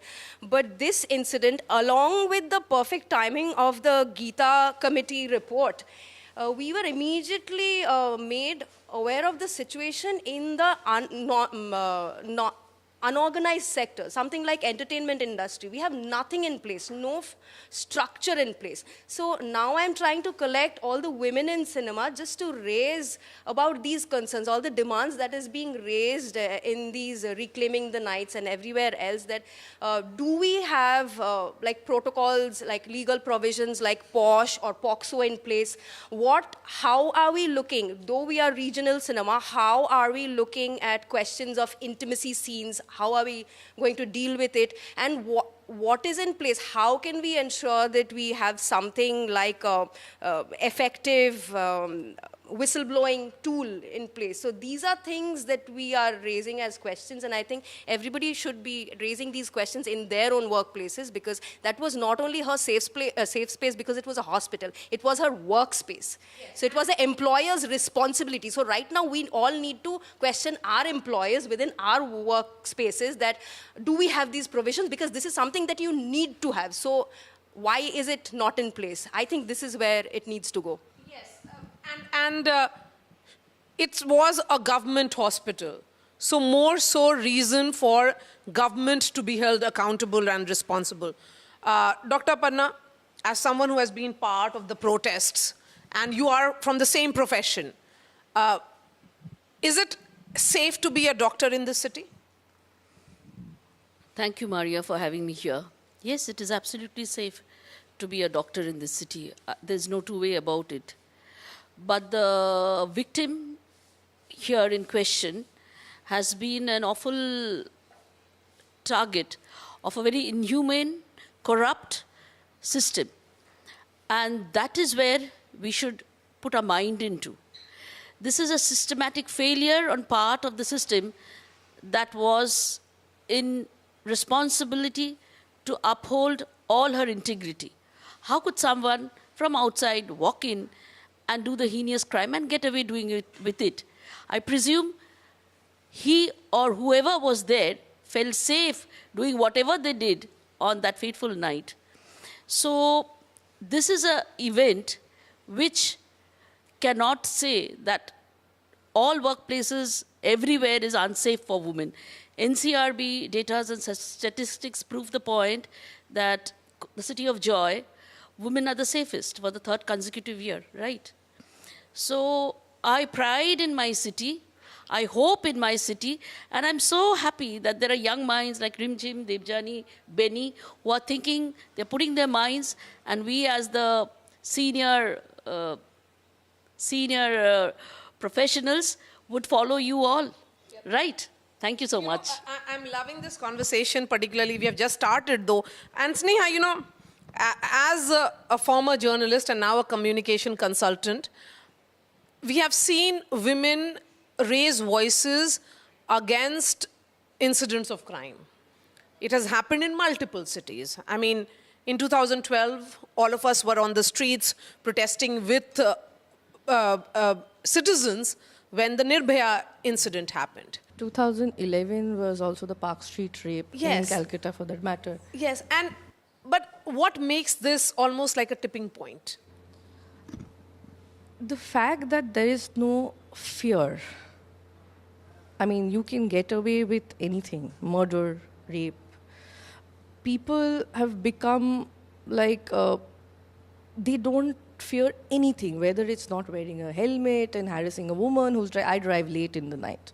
I have had men saying, oh, आपने हमको overtake कर लिया, इसीलिए हमको अच्छा नहीं लगा, and they came and blocked my car. This was at 12 o'clock, somewhere on AGC Bose Road. So things have happened. There is just no fear. Because who do you go to? If you go to the Thana and everything, initially they will try to shoo you away, saying, क्या है? बंद, ठीक है. Take over करना क्या है? हाँ, ठीक है. क्या problem? बच्चे हैं. Helmet नहीं पहनते हैं. So if they were riding in an unsafe way, that's not my headache. I was driving with a seat belt on and everything. So the thing is, in this city, what has happened, in 2011, I think, when the Park Street rape happened, that's when I was a journalist. And I was covering lifestyle. So the party sector used to go on till 4 in the morning. What happened? They stopped the business. They said 12 o'clock. Now that we are talking about doctors' safety, what has the government said? Let them not work at night. So why is the curfew only on us? Coming to that, I'll put in an interesting point. I have been working on that. We have two corporations, right? Bidhannagar and Calcutta. In Calcutta, we have women performers singing at bars and everything. In Salt Lake Sector 5 or Rajarhat, which comes under Bidhannagar, you cannot have women performer. Why? Because you had one case, God knows when. You can have women DJs performing, but not singers. So there is discrimination from the system in the garb of, we cannot provide you security, so stay at home. That's very concerning, and that's where the tipping point is. You're asking us to take a back seat every single time and not correcting yourself. With these diktats where you'll say that women will be safe only if they don't work at night or not do night duties. Or they don't sing. They can play a music, they can be a DJ. There are women staff at all these outlets, whether it's an IT sector, whether it's the F&B parties, F&B sector, F&B outlets. It's a buzzing place, which is on till 1 o'clock. You have women employees. Then what do you tell to the women employees? You're just stopping from women singing to assure safety. So how many spaces will be closed for women in the garb of safety? When actually we are talking about women's safety at workplace here, I think it's important to look at this problem in its entirety. When we talk about women's safety, I think we should also remember that less than 50% of women's population are in the workforce. So I think we also need to understand that, this problem, the thing to remember is, one is equality. And once we do not have equality, these incidents of crime and violence and respect will never come. That's my feeling. We need to be in a situation, when we are talking about safety at workplace, I think we also need to remember that it's not just about workplace. It's also, sexual harassment is also in public transport. And when we are talking about safety and equality, I think we should remember the entire problem is to be addressed in its entirety. And for me, the most important words are respect and equality and equal pay. But having said that, I think one important thing which I always insist on is the need for men to understand that this is not a women's issue. It's a gender issue. And the fact that, the more men will understand the need for their involvement in this issue, they will need to understand that unless they take interest and they participate in these discussions, the fact that you were saying that it's a women's discussion, but I think, at least like 50% should have been men. So we also want to know how men mean to end this violence. Yes. It's not just a women's problem. Yes. It's a problem for the entire population, and women form half the population. Yes. So I agree with you. I mean, I agree with you that men have to be allies or they have to be participant. The reason for me to have an all-women, working women panel was because it's important for the world through these shows to understand the challenges that are being faced by women. And, activism always, Rimjim, comes at a cost.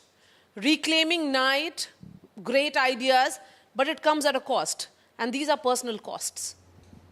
Definitely. I think the first thing that I'm getting to understand is that a lot of my people who I thought was my very close social circle people are misunderstanding me.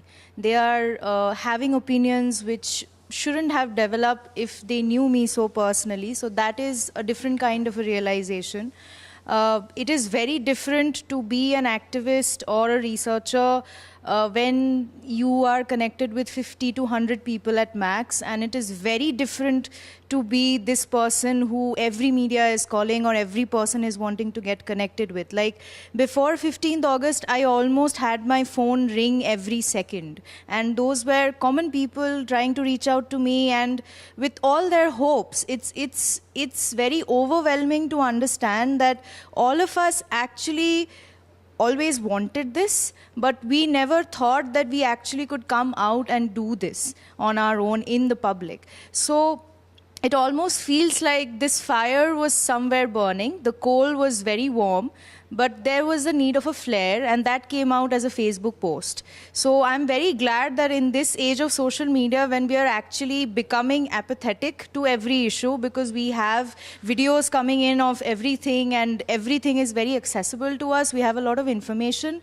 Still, Facebook could become a platform where people could get connected, and just like the Spring movement, just like the Wall Street movement, how social media made it possible and how it made common people connect with each other and stand for a cause which matters to them.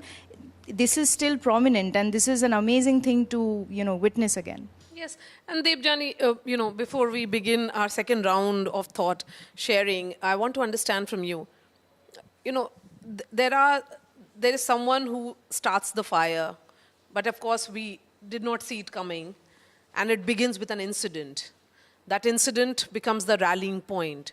But when you go back home and you tell your family, what do you share? I'm confused. I'm very proud that my workplace is safe. But what about the road, the public transport? And then there is my kid, my 10-year-old daughter. Now I have to teach her basically geometrically, this is good touch, this is bad touch, this will happen, that will happen. My question is why? She must know, but why in those terms that this will happen to you or this may happen? Why? Let's talk about looking at the mirror. So when you look at the mirror, what do you see? In these times, not as much as you, but the times that we live in. I see a lot of rage. I see a lot of rage. And because Rimjim was talking about hope, I think I cannot deny the fact of how much hope, how much Bangladesh contributed to that hope, people's uprising. I mean, just to know the people on the other side of the border who speak the same language as you and I, all of us, they stood up and they have achieved something humongous. I mean, we can debate about whatever has come out of it, but that strength just to show up in full power, and that felt very sacred at a point. I know it will sound cocky, yeah. You know, talking about an industry from where, I'll just ask on that. You know, talking about the industry from where you come, film industry all over the world believes in certain norms which are unsaid norms. And it is given, nobody speaks about it. How difficult it is to break those walls there, particularly after the incident which has happened here. Just like she was saying, it is so full of hypocrisy every other day because they will put you on a pedestal.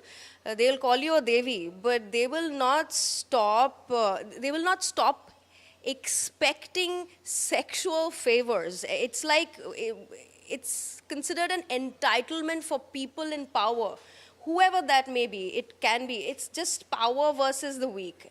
Because she was also talking about consent. So I'm in that part of the world where you only get to see these people in all their best of the razzle dazzle.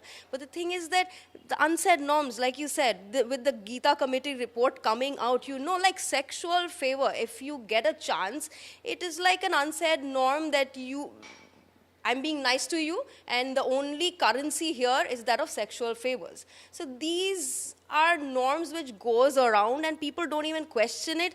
And there's an attitude of, you know. Yeah, you know. And the question is that you will always have to start by questioning the deep-rooted patriarchal woman that I am, because I was not raised in Uranus or Neptune or Pluto. I was raised here. So every time you point a finger at the violence of the patriarchy, you'll have to remind yourself that I'm also a patriarchal woman. So what am I enabling? We have all done mistakes, everybody. We have all been enabler to somebody or the other because we did not know better. We do not know. These are new studies. So it's a very liminal gray area right now. Even for, like I said, it's an unorganized sector. Entertainment is a very unorganized sector. So we don't know what is a boundary, what is non-negotiable, what is a barrier, what is negotiable. So we don't know. And it's a very systemic thing. It's a very patriarchal, systemic thing. And sometimes even we excuse things by saying that, you know, he meant it like a joke. He really did not mean it. But all these innuendos, the things that we grew up You here, know. Yeah, That's know. So okay, so let's talk about you know. What do you know? And particularly after this. I'm butting where Benny just stopped. It's not just Tollywood or this industry or that. It happens in the media also. When the Me Too incident happened, what happened? After a point of time, it was all quiet. You asked me, why did I quit journalism? That was a separate matter. But when I was a journalist and I was at a very prestigious paper working, I was a fresher, not a fresher, I was a staffer there, but a very senior photographer had molested an intern. And in an office party, at an office party. This was nowhere else. When we got to know about it 2 to 3 days later, it was all hushed up. The intern was so scared. She had nothing to say. And she was asked, what do you want? you don't need to ask the girl what does she want. You have a spine, you have a system, you have an HR, you have policies in place. But just because you're close to someone, whether it's the government, whether it's the professional space, whether it's the bosses or people in power, basically, you get away. That's where the problem is. And I will blame myself as well. I was very new. I was not even 1 year old in that organization. And most of us were women there in that publication where I worked. We were all women, except barring maybe the photographers and a couple of editors. And they were men, but the main team were all women. Everyone was quiet. That day it was that girl. The next day could be somebody else. It could be me as well. What did I do? I had to save my job maybe at that time. So we keep quiet. I think it should start. We spoke about the mirror. I think it starts from us. We cherry pick. When we can raise a voice, we raise a voice when we can. If it's convenient, if I am a TMC supporter, I'll keep quiet here. When it's happening in Uttar Pradesh, it's really bad. If it's happening in Bihar, it's really bad. Here, leaders who probably we were thinking were a change, like Moha Moitro and others, so many women from Bengal who are MPs, they were all quiet. And I don't blame them, it starts from us. So this is selective outrage that we are looking at. That why should outrage or anger be selective? But Dr. Aparna, there is a national task force which has been set up by the Supreme Court. There is a lot of expectations from the doctors community because that's why they have called off the strike. They are hoping that it will lead to safety of medical professionals, because we are looking at this girl being a doctor and a woman, or a woman and a doctor. But there are several such task forces and bills which have been pending. Yeah. With due respect to the Honorable Supreme Court of India, the task force is happening. It's good. There's a way forward. But as I had said earlier, Maria, this girl, Abhaya, has been a victim of the circumstances of the premises that she was serving. So, according to a doctor, I feel this entire situation is analogous to an autoimmune disease, wherein my own immunity is targeting my healthy tissues and destroying it. It is called an autoimmune disease. So right now, the situation that is persisting within the Kolkata, the scenario in West Bengal is a sort of an autoimmune disease. We are not living up to our own standards, neither moral nor social, nothing. And so but still I'm hopeful that as much as the task force would do, the task force on ground in the name of Rimchim, Debjani, and Swati and Bini would do a lot more good to our society. I'm very hopeful of that. So Debjani, let's start wrapping up from you. Where is the solution? What should women do and what can we do? We must be vocal, but in a justifiable way. We cannot play victim, we have to be vocal, we have to fight. But there is one more thing. I am not a bichara, and we must remember that. And there is one more thing. Often we don't remember women who are our house elves. They are not in a secure place. They take the trains, they travel every day. We don't even think about what they are facing at their workplaces. It is the epitome of unorganized sector. So it is actually manifold. There are several problems, even for the male kids. I have heard a parent saying that I want my son to be an alpha male. Please stop. Please stop. I still have hope. I won't say I have given up, but I think we need to stand up for each other, but first for ourselves. Because if we don't stand up for us and people close by, we are failing every single person. If I'm not standing up for myself, like I mentioned to you, that this is wrong, I can be penalized, I can be struck down for a while, but let's see, at least I'll sleep better. instead of thinking that I'm also part of this system. So it has to start from within. Whether it's at home, on the streets, at our workplace, it has to start from us. The doctors in the city have started it, and other citizens joined us in this fight, Dr. Panna. Are you hopeful? Yes.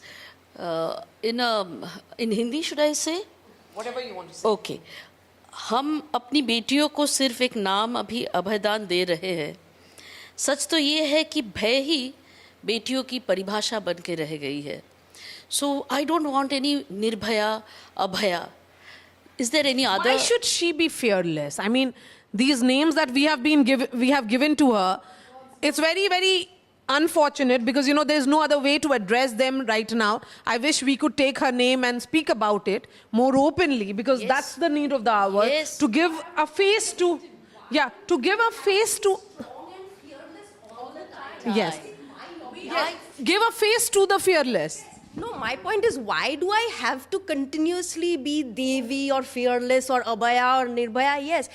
Why is it my emotional labor all the time? So hope, I don't know, but yes, I know we just have to take that lens off. We have been in denial for too long. Call it a damn spade. So let's call a spade a spade. That's a positive note. Yes, please continue. परिभाषा भय का नहीं, अब परिभाषा भय का नहीं होगा. अभया का ये जो जीवन दान हो गया है बदकिस्मती से, वो वृथा नहीं जाएगा. Am I right? Yes. That will not go in vain. I'm very hopeful. I'm hopeful that I have a very solid team of young girls who are trying it best.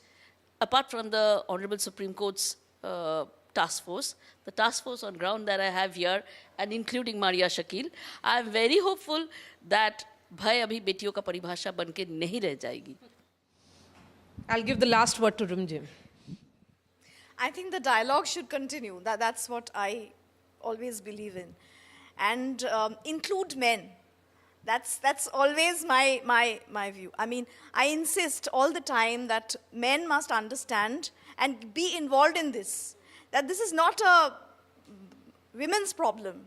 It's a problem of the entire population, and women form just half the population. That's what I said before. So everybody must be involved in this, and they must take interest, and they must understand that this is also their problem. It's a gender issue. It's not a women's issue. Thank you so much. And to the one reclaiming the night, we hope that we could reclaim each and every part of the day, including day as well. So you get the last word on this dialogue. I think it is high time that in 2024 we learn how to pass the mic as well. We learn how to be inclusive. We learn how to stand with each other. Even though we don't see a person talking about themselves, we try to boost them and tell them that nobody is there but I am with you, and if you talk, I'll stand by you and I'll support your cause. I think it is high time we do that. It's high time we stop judging people and form a very sensitive lens of mixing up with humans. At the end of the day, we are humans, and it is very unfortunate that we're forgetting the humanly qualities. I think we should go back to that.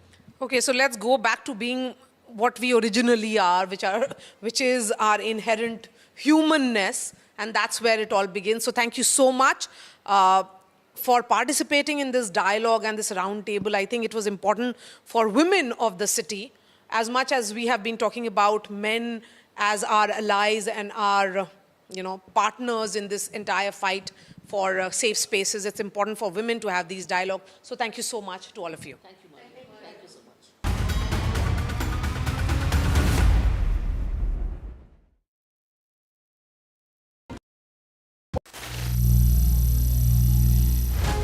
Some people say the metaverse will only be virtual. One day this lecture hall will be made of code, and driverless cars would be trapped in intersections. But even in this maze of the future, you can't wish away health. It's time to become more resilient.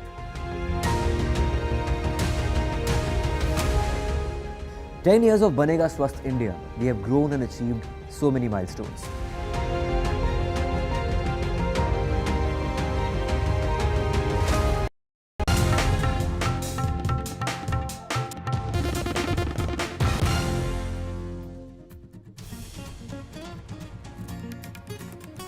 Good evening and welcome to NDTV. I am Ankit Tyagi. Let's quickly take you to the headlines we are tracking at 6 p.m. this Sunday evening. BJP versus Congress over the pension scheme announcement. BJP attacks the Congress, says, did you implement the old pension scheme in the states where you have the government? Congress questions government's rollback of the NPS. Congress says U in the UPS stands for Modi's U-turns.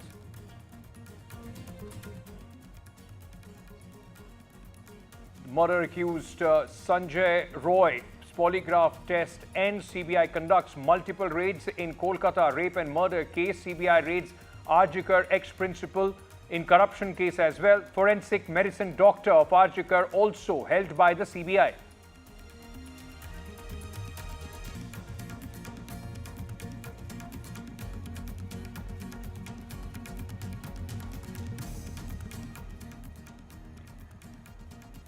Bollywood's Me Too moment. Big wig step down. Actor Siddique resigns from Malayalam actor's body amid assault charges. Filmmaker Ranjit resigns as Kerala Film Academy chairman.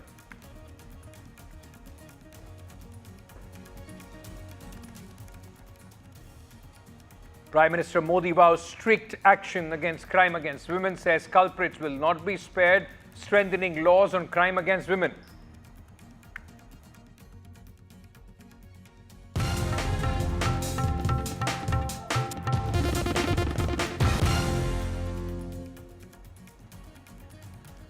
The government has announced a new pension scheme called the UPS. That's the acronym that has been, in fact, for the Unified Pension Scheme, the United Pension Scheme. Now, this has resulted in a huge war of words between the Congress and the BJP. The Congress has hit out at the BJP and the government and has said the U in the United Pension Scheme stands for U-turn of the Modi government.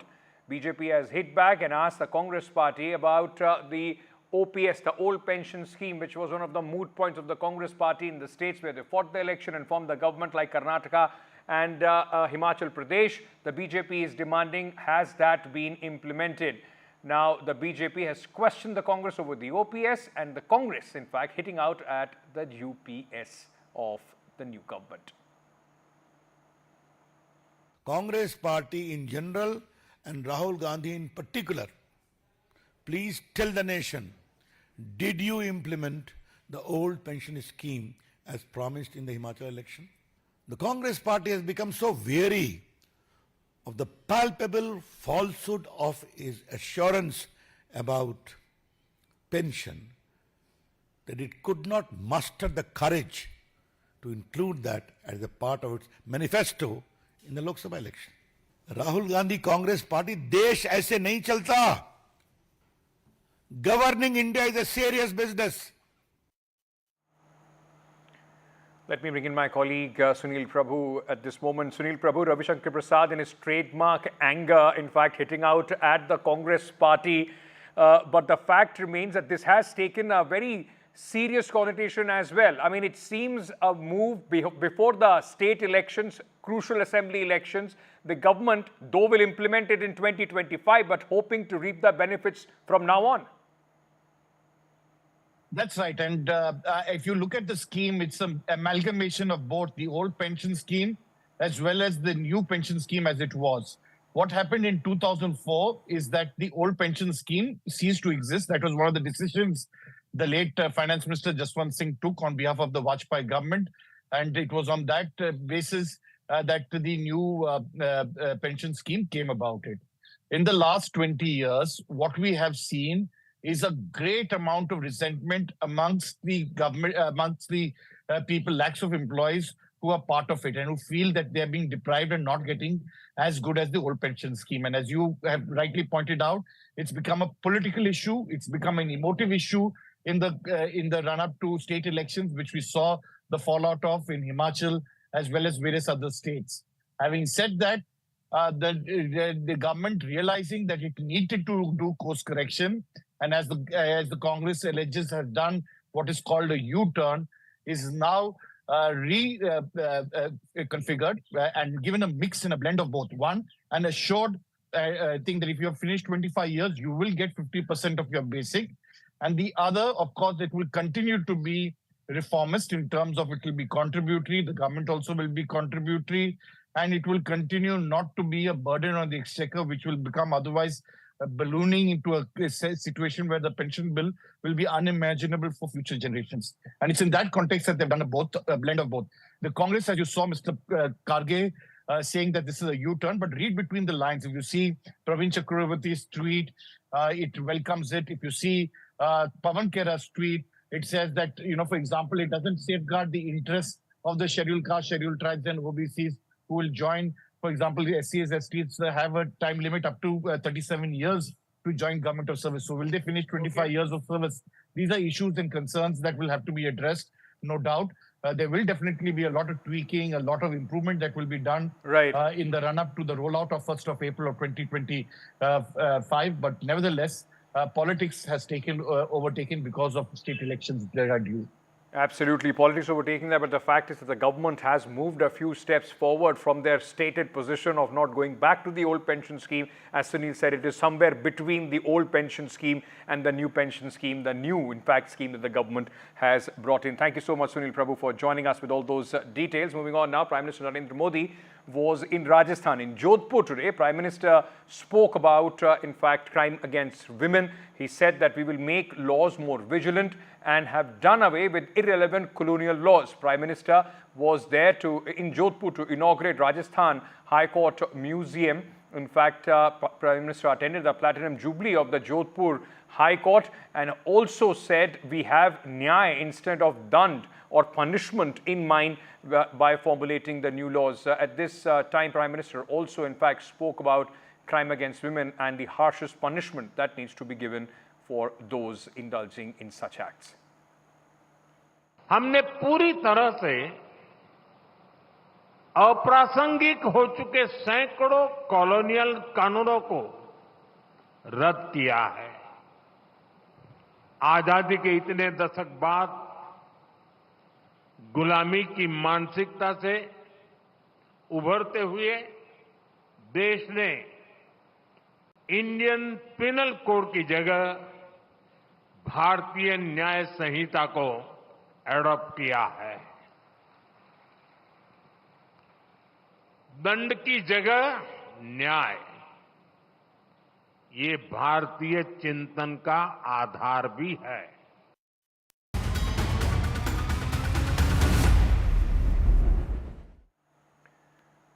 Now straight to, in fact, the latest developments in the Kolkata RG Medical College and Hospital, in fact, doctors' murder and rape case, where now the CBI is, in fact, grilling the hospital staff. What we know at this moment that the West Bengal Police SIT team has also, in fact, reached the CBI office, and the polygraph test of the accused Sanjay Roy took place at the Presidency Prison in Kolkata. The CBI team is conducting the test again after they failed to conduct it yesterday due to some technical issues.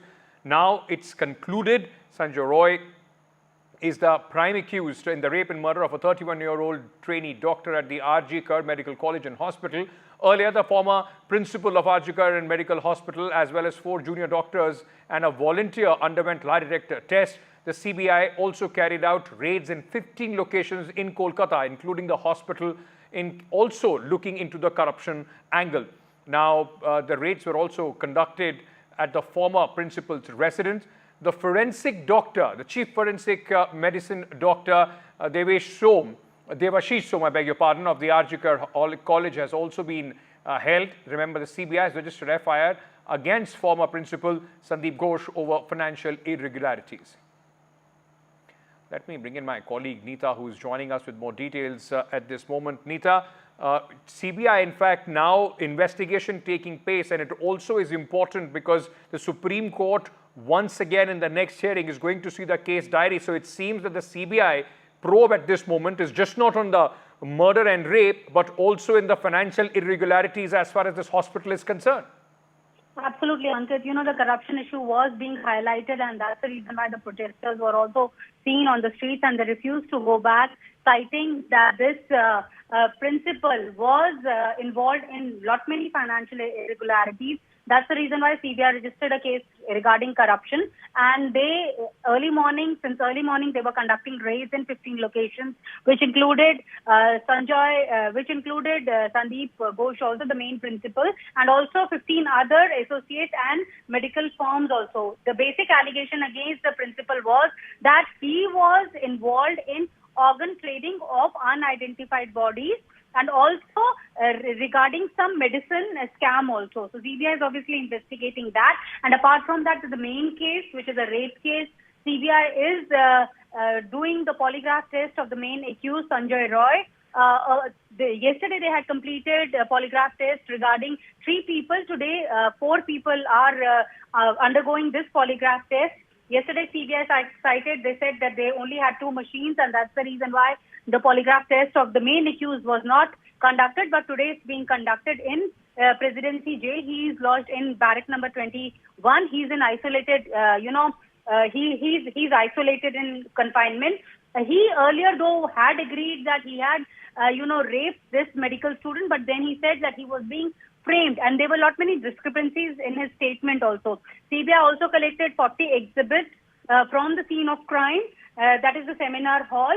So they want to build a watertight case, because polygraph test on its own is also not admissible in the court of law till the time it is not seconded with some kind of a recovery. So CBI obviously knows that, and that's the reason why they had lifted up many exhibits, many other things also from the scene of the crime. This Sanjay Roy was a very influential guy. He was working as a civic volunteer since 2019. Right. In fact, the motorcycle he had also had Kolkata police written on it, and he used to get 5 liters of petrol every day. Right. So he was kind of an influential guy, but now CBI claims that they are trying to build a watertight case. Ankit? Thank you, Neeta, for joining us with all those details. The CBI investigation picks pace. And meanwhile, as I was telling you earlier, the Prime Minister today addressed the Lakhpati Didi Sammelan. And in this, in fact, in Maharashtra's Jalgaon, he spoke specifically about women's safety. The Prime Minister spoke tough words as far as the women's safety is concerned. Remember, there have been cases in Kolkata and also in Maharashtra. There have been those shocking cases reported from Badlapur in Thane. The Prime Minister said those responsible for crime against women will not be spared, and there will be stricter punishment and laws for the accused. अस्पताल हो, school हो, दफ्तर हो या फिर police व्यवस्था, जिस भी स्तर पर लापरवाही होती है, सबका हिसाब होना चाहिए। साथियों, महिलाओं पर अत्याचार करने वालों को कड़ी से कड़ी सजा देने के लिए हमारी सरकार कानूनों को भी लगातार सख्त कर रही है। Meanwhile, in the explosive report from the Kerala film industry, the Kannada film industry came out where there were serious allegations of casting couch and harassment of women. Now, this report has exploded, ladies and gentlemen, with a lot of repercussions. Veteran actor Siddique stepped down as the General Secretary of the Association of Malayalam Movie Artists, and veteran director Ranjit resigned as chairman of Kerala Chalchitra Academy as sexual harassment accusations against them gained steam. Noted actor Siddique stepped down from his post following sexual assault allegations raised by a woman actor on August 24. A female actor had on Saturday alleged Siddique had sexually abused her after inviting her over for a discussion on a movie. My colleague Uma Sudhir has more details.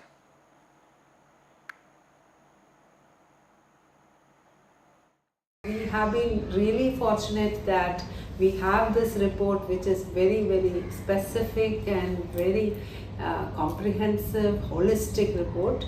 All the industries in different states will have to take note of this and to kind of come up with different strategies, different plans to execute and to make this workspace very comfortable, very, very right-driven for women and other marginalized people.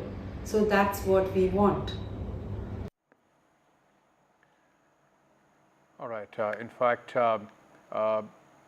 let's also, in fact, on the same story, get you another important voice. Dr. David Reich, renowned genetist and president of the Mount Sinai Hospital in New York, about how artificial intelligence can help transform India's healthcare system and if India is ready for an artificial intelligence revolution. Listen in. Hello and welcome. You're watching NDTV with me, Aditi Bhardwaj, and today I'm being joined by Professor David Reich, who is a scholar of genetics and is professor at the School of Medicine at Harvard University. And today we will be talking about the role of artificial intelligence in transforming Indian healthcare system. Well, first of all, thank you, David, for speaking to NDTV. Can you please elaborate about the role of artificial intelligence in transforming healthcare, and is India prepared for a revolution? Well, certainly. It's our experience in New York has been one of developing clinical decision support for doctors and dietitians and nurses over the last several years. And so in our experience, it's about bringing the right team to the right patient at the right time. For example, we have a list every day that we use and generate from our artificial intelligence algorithm that sends dietitians to the patients in the hospital that are most likely to have malnutrition, so that the dietitians have professional satisfaction in being able to find and to treat the patients who have the greatest need. We do the same thing with our intensive care doctors. They come out of the intensive care unit and see the patients in the hospital who are most likely to need their services, and hopefully prevent them from becoming ill to the point where they would actually need an intensive care unit. So those are two examples of the ways that we're using it currently, and very much looking forward to working with colleagues here in India.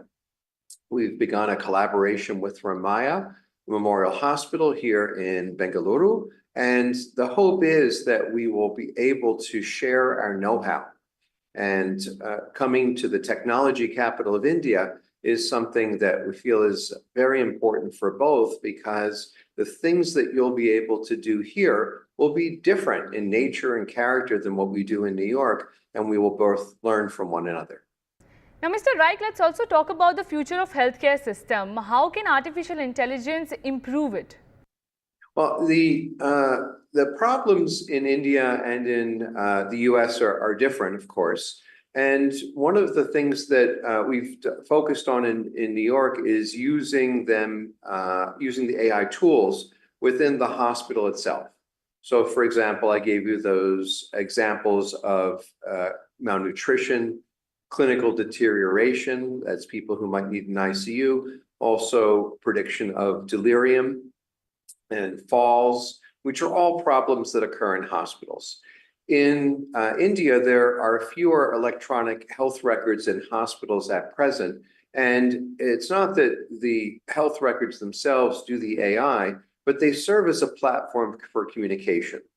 What I see as a tremendous opportunity here in India is to use AI to develop tools for the delivery of care to the population at large. I've been very impressed by people's devotion here to public health, to extending the care that we have in the cities to those in the rural settings.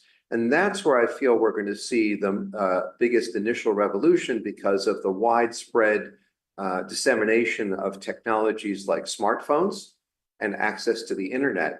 And in that circumstance, we can probably help by extending public health into broader audiences and improving access to medical care. Right. Can you please talk about if artificial intelligence technology can also reduce the response time in case of emergencies in hospital? I'll give an example of something that's in progress right now in New York. We work with a partner, and we have an AI chatbot. And patients who come to our website at Mount Sinai can choose to have an interaction with the chatbot, which will help them decide, should they make an appointment to see a doctor sometime in the future? Should they have a telehealth appointment where a doctor or an advanced practice nurse speaks with them through a video connection? Should they go to an urgent care center, or should they go to an emergency room? And we found that it's very helpful in reassuring people and in preventing overcrowding in our emergency rooms because people feel more comfortable finding care that is appropriate to the problem that they have. But Mr. Raik, in India, people do not go to hospital webpage in case of emergencies to use the artificial intelligence chatbot that you are discussing. They rush to nearby hospitals. For example, a road accident. How will artificial intelligence help in such cases? Well, yes, within an emergency department, there have been many examples. I've focused more on what I've seen in the United States, where you can do better triage when someone arrives in an emergency department based upon the characteristics that the patient shows at the time of presentation. But I think that the example would not be the accident on the road.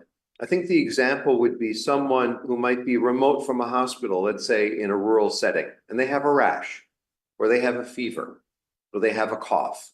And it's not always so easy for them to get to a health facility. And it may be possible in that case. I've been informed in this last several days that I've been here in Bengaluru that culturally people want to see a doctor. They want to be examined by a doctor. And I certainly understand that. But as we build the confidence of the people in the abilities of AI-driven technologies to help, I think that there is a bright future here where people will come to accept the technology, but it has to be in the right settings. So certainly not the accident on the road, but perhaps more the rash, the child with a cough, that sort of problem. Now, Mr. Raik, how can artificial intelligence help doctors in better diagnosis and treatment? Well, the large language models, things like ChatGPT-4, have begun to move into medicine in a very interesting way. So, for example, there are preliminary efforts, I wouldn't say that are mature yet, and something that I would trust as a physician as of yet. But when we have a physician talking to a patient, the AI is listening and using voice recognition. It listens to the conversation between the doctor and the patient. And what it can do in that circumstance is two things. First of all, instead of the doctor sitting at a computer screen typing in information, the doctor can be looking at, interacting with, examining a patient. And then the AI is able to write a medical note explaining exactly what was discussed, and then even move to the next level of providing a potential diagnosis. Now, it's important that the doctor, the nurse, the person who is trained, the person who has a license to practice medicine or nursing, is the person that makes the final decision. Because in many circumstances, the AI will be correct, but in certain circumstances, the AI may be wrong. So we have to depend upon the clinical expert, the doctor or the nurse, to listen to what's being said and what's being written and what's being outputted by the AI, and making the final decision about what the best thing is for the patient. However, we might think of it in that case, not as artificial intelligence, but as augmented intelligence. It's helping the doctor or the nurse do a better job. Right. And, let's talk about now India's population, where you're, trying to bring in a revolution. Now, according to a report, India's population is expected to peak at 1.7 billion in 2060s, which will surpass China. What are your thoughts? Well, India's population is vast, and the commitment that I've seen of the hospitals, of the government, to focusing on the health of the population is something which is really quite remarkable to see, and something which gives me great hope that this massive nation, the subcontinent that has just grown to the level of being the largest population center on Earth, but also one of the technological centers of growth on Earth, is very well poised to use technology to extend healthcare in ways that were just not possible previously. We'll never have enough doctors or nurses for a population that large. So what we need to do is extend the capabilities of those doctors and nurses to care for more patients using the technology. Now, Mr. Raik, before letting you go, I want to know your opinion on can artificial intelligence replace humans? Can such thing happen in healthcare? Well, in certain circumstances, we do want fewer humans. So, for example, people who answer telephones to make appointments for doctors. They should, we wouldn't really need that because the AI should be able to help with scheduling and providing access. But I think the doctors and the nurses don't go away. They become better at what they do. As I said before, it's about augmenting their intelligence. So the AI helps them decide more quickly what the problem is and how to treat it. The AI helps them take care of more patients in the same amount of time, increasing their efficiency and increasing the accessibility of the population to the expert care that they need. Right. Thank you, Professor David Raik, for speaking to NDTV.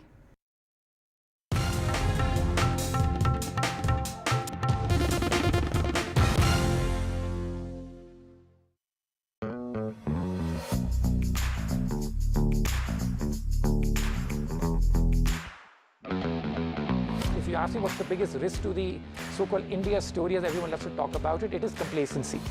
Capitalism has worked for a few. It's led to this creation of incredible companies, oligopolies. But I also enjoy doing a rapid fire with you. Would you rather have a drink with Usain Bolt or Sachin Tendulkar? Usain Bolt for me because I'm a sprinter. Would you rather go to an IPL final or would you rather watch a high wattage Bollywood premiere show? Bollywood has lost the plot, whereas cricket is still, in a secular growth phase. A promoter in India that you admire? So many promoters in India that I admire, and it's very hard for me to pick one person. A market maven whose views you eagerly look forward to hearing? One person that I respect a lot as a huge macro investor is Stanley Druckenmiller. A financial publication that you always read? I'm biased. I'm a columnist with the Financial Times. For me, that is the true global newspaper.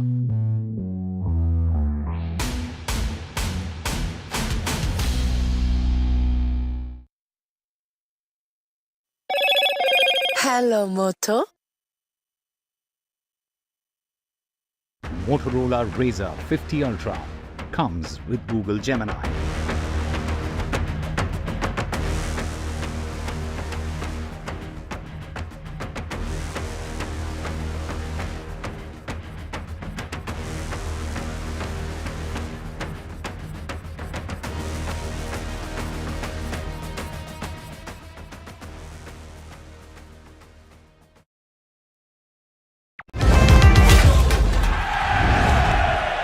Get the magic of the best working for you now. Link your payment cards once, collect rewards forever.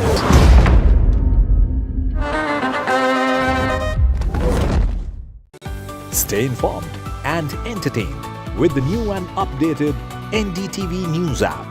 You can watch all our channels live, listen to podcasts, read breaking and exclusive news from around the world and more. Download the NDTV app today and get access to the best journalism and storytelling on your smartphone or tablet. The NDTV app. News that matters to you. Hi, I'm Shreya Saran. Kerala's Wayanad area is hit by devastating landslides, resulting in loss of lives and livelihood. Kerala needs your help right now. Let's join NDTV initiative. Come, donate. Let's rebuild Wayanad.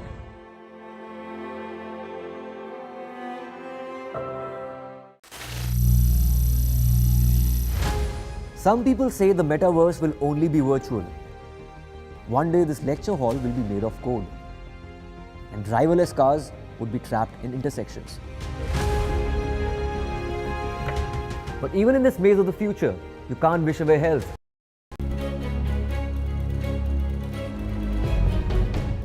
Thank you so much for joining us on the Urban Agenda. In the next 30 minutes, we will focus on something that's been on all our minds: India's public healthcare system, and more importantly, the safety of our doctors. Now, the tragic incident in Kolkata where a doctor was raped and murdered at the RG Kar hospital has shocked us all. And it's not just about the horrific crime, it highlights a bigger issue. Are we doing enough to protect the very people we rely on in our most vulnerable moments? In this episode, we will dig into the state of hospitals and healthcare in urban India and discuss whether the recent proposals from the Health Ministry and Supreme Court directives are enough to bring any meaningful change. Joining me, Dr. R.V. Ashokan. He's the President, Indian Medical Association. We also have with us Sabeen Kapasi, who's a public health expert associated with the United Nations. Thank you so much, both of you, for joining me. And you know, I'm just wondering, and the nation is wondering, for the first time we've seen countrywide strikes and protests from doctors to ensure that their voices are heard and necessary reforms are implemented. But even with all of the headlines, every day there are WhatsApp videos emerging of relatives going after medical staff across the country, even now. Now, you know, Dr. Ashokan, IMA's own study a few years ago revealed that 75% of doctors in India have faced abuse, and violence in hospitals, the numbers are staggering. 90% of doctors report that relatives of patients do engage in verbal or physical assaults, especially during emergencies. To me, it seems, and of course, everybody can see that the system is badly broken. So I'm just going to come to you, Dr. Ashokan, and ask you, you've met the health minister, you have been doing multiple meetings as the head of IMA. What changes do you think is going to happen this time around? We are hopeful of the changes since the Supreme Court has intervened in a very qualitative way and addressed at least two issues. One of the main issues that they have taken up is the safety and security in the hospital. The second one is the working condition and the living condition of the residents. So safety and security they have given to the task force, and we would have liked to be in the task force, but the Supreme Court was kind enough to say that IMA's viewpoints should be heard by the task force. So we are working on a document wherein we will be able to present our viewpoints on the security. We, for record's sake, we had said that something like an airport, there has to be a security profile in hospitals. We are also sensitive. We should not harass the patients. It should be patient friendly and also culturally sensitive because our families tend to live or come up with the patients. So this is what we are expecting now out of the task force. The 25% extra money, Dr. Ashokan, which is now the health ministry said that we are going to look at, review every hospital. In fact, AIIMS Delhi, today's news is also reviewing its own security measures and making sure that it's beefed up. This 25% number, this is my big question to you. I mean, what is this number and what will it really bring on? Because, you know, I also noticed that IMA has brought this issue up, that the healthcare expenditure in this country is as low as 1.2%. The Lancet report says we have an economic survey which says that it's gone up to 1.9%, but compared to UK, Canada, even Brazil and South Africa, we are at a very dismal low number. So isn't this a larger issue of what we are really putting towards public health, especially large medical colleges, sir? There is certainly issue. IMS in the health manifesto, our first demand is increase the input into the investment into the health. That's our first demand during the elections. 1.1% is a miserable investment by the state governments. 3.9% is the total health expenditure of the country, both in private sector and in government sector. 1.1 comes from governments. Rest 2.8 comes from the private sector. Right. It's 1.1 comes around 3.65 lakh crores. Out of this, normally the state governments give 2/3 and the union government gives 1/3 out of the government share. So what has been provided in the current union budget is less than 90,000 crores which has become 1/4. What was 1/3 of the contribution into the state, So it's now it shrinking. has actually become one. It So is yeah, shrinking. It has already. economy is growing, but the expenditure on healthcare infrastructure is shrinking, and despite the government's own report saying that 80% of medical establishments do not meet the standards, whether it's on infrastructure, whether it's on medical staffing, whether it's on medicines available. All right, Dr. Ashokan, I'm going to come back to you. Let me get Dr. Kapasi. You've experienced so much of what people are protesting about today as a doctor, both while studying, doing your undergraduation, and of course, as a practicing doctor as well. Now, there is also a question of the fact that only 29% of medical graduates are women, and women hold just about 18% of leadership roles in healthcare. And of course, POSH, prevention of sexual harassment. It took an incident of this horrific a nature for us to wake up to the fact that POSH, forget about implementing, is probably not even understood or even spoken about in India's public healthcare and hospital system. Manisha, thank you so much for having me. First, let us speak about the presence of women in the healthcare industry. So, I'd like to correct you on one point. In fact, healthcare is one of the very few industries where women actually are much higher in number. If you look at it, healthcare is not just about excellence in health industry, but it's also about the care component of it. It's about the it's about connecting and empathy to the patient and the family. And I believe that women are inherently more empathetic and caring in that nature. And I that agree. is I probably took a very narrow universe of doctors, no. but So the healthcare point is is much that larger. larger healthcare industry has always had more women in it, and they have done very well for it. That being said, the question about POSH and security is also not new.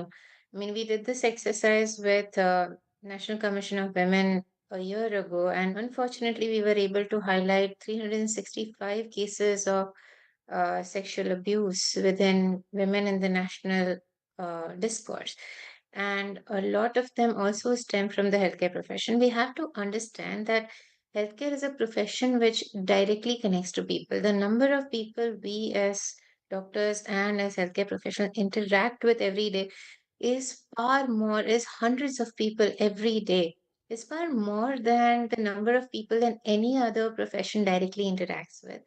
And secondly, most of these people come with a lot of angst, pain, and in a state of extreme discomfort, whether it is for their own comfort or their family members. So they are in a state of heightened emotion. So in that case, security becomes a peculiar concern, especially for women in this area of the workforce, because they face the burnt of that emotion. How much ever trained we are, how much ever experienced we are in the area of caregiving and empathy, it is never enough. So a systemic support towards security is extremely necessary.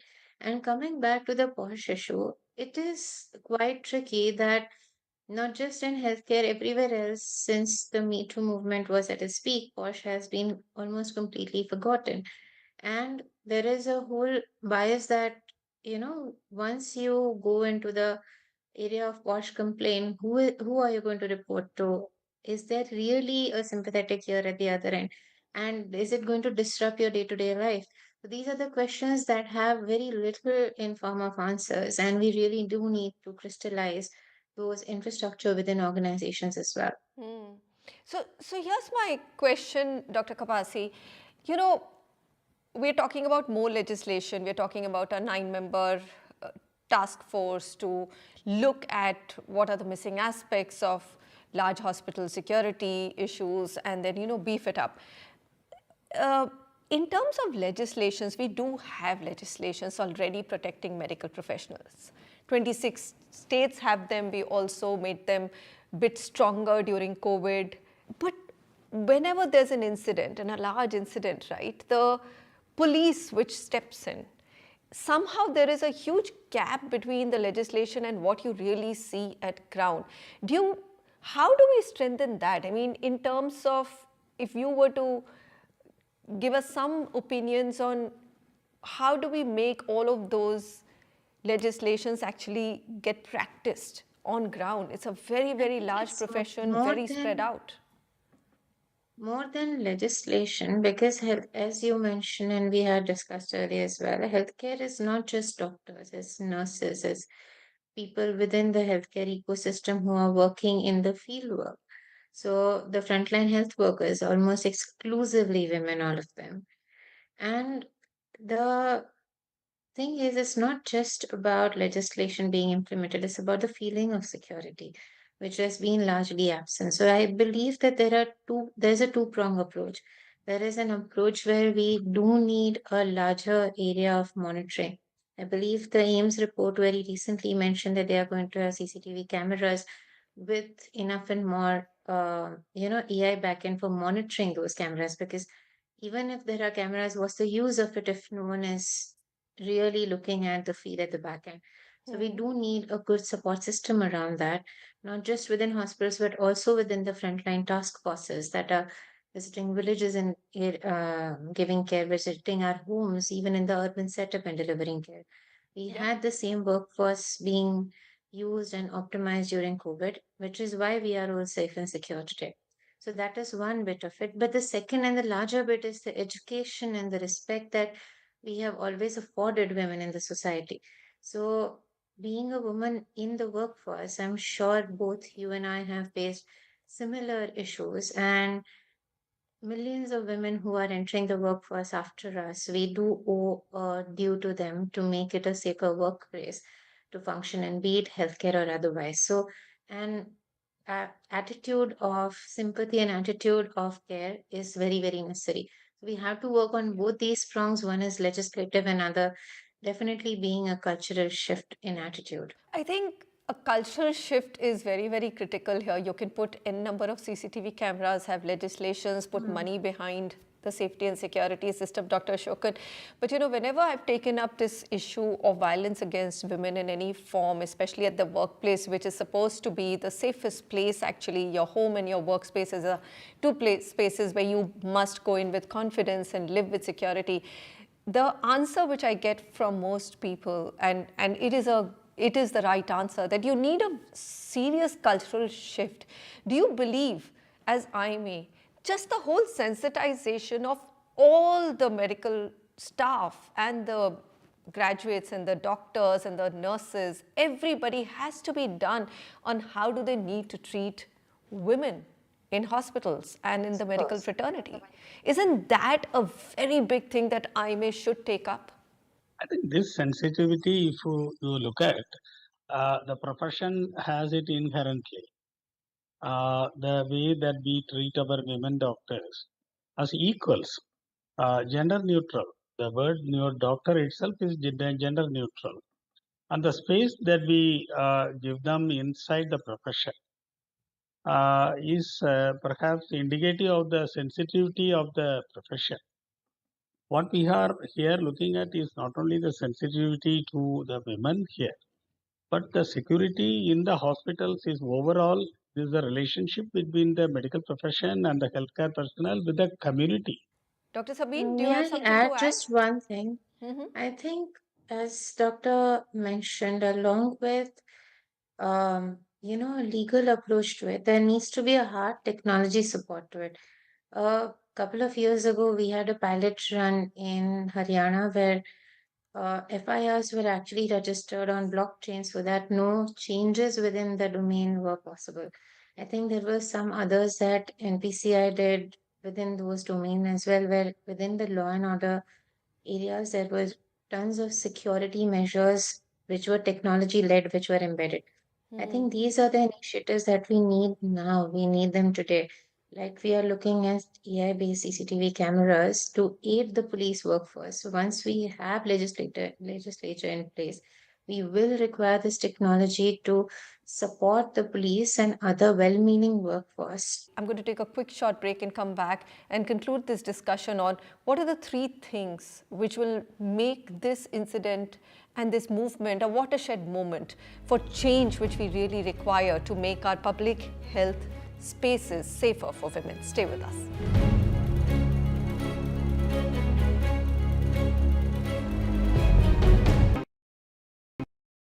Stay informed and entertained with the new and updated NDTV News app. You can watch all our channels live, listen to podcasts, read breaking and exclusive news from around the world and more. Download the NDTV app today and get access to the best journalism and storytelling on your smartphone or tablet. The NDTV app. News that matters to you. Hi, I'm Shreya Saran.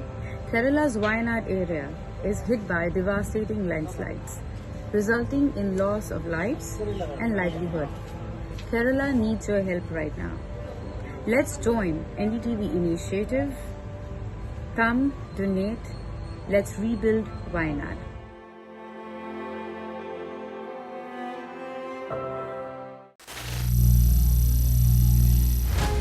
Some people say the metaverse will only be virtual. One day this lecture hall will be made of code, and driverless cars would be trapped in intersections. But even in this maze of the future, you can't wish away health. It's time to become more resilient.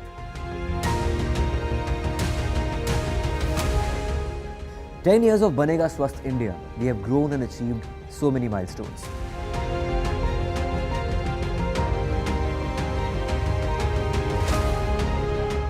And now I have a plan to beat the urgency, to stop breathing with difficulty, to relieve getting choked with inactivity.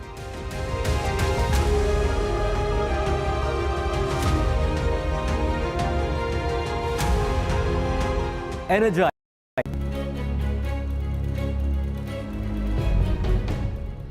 Welcome back. On the Urban Agenda today, we are highlighting the desperate lacunas in India's public healthcare system and the safety of medical fraternity in public hospitals, which are mostly concentrated in urban cities.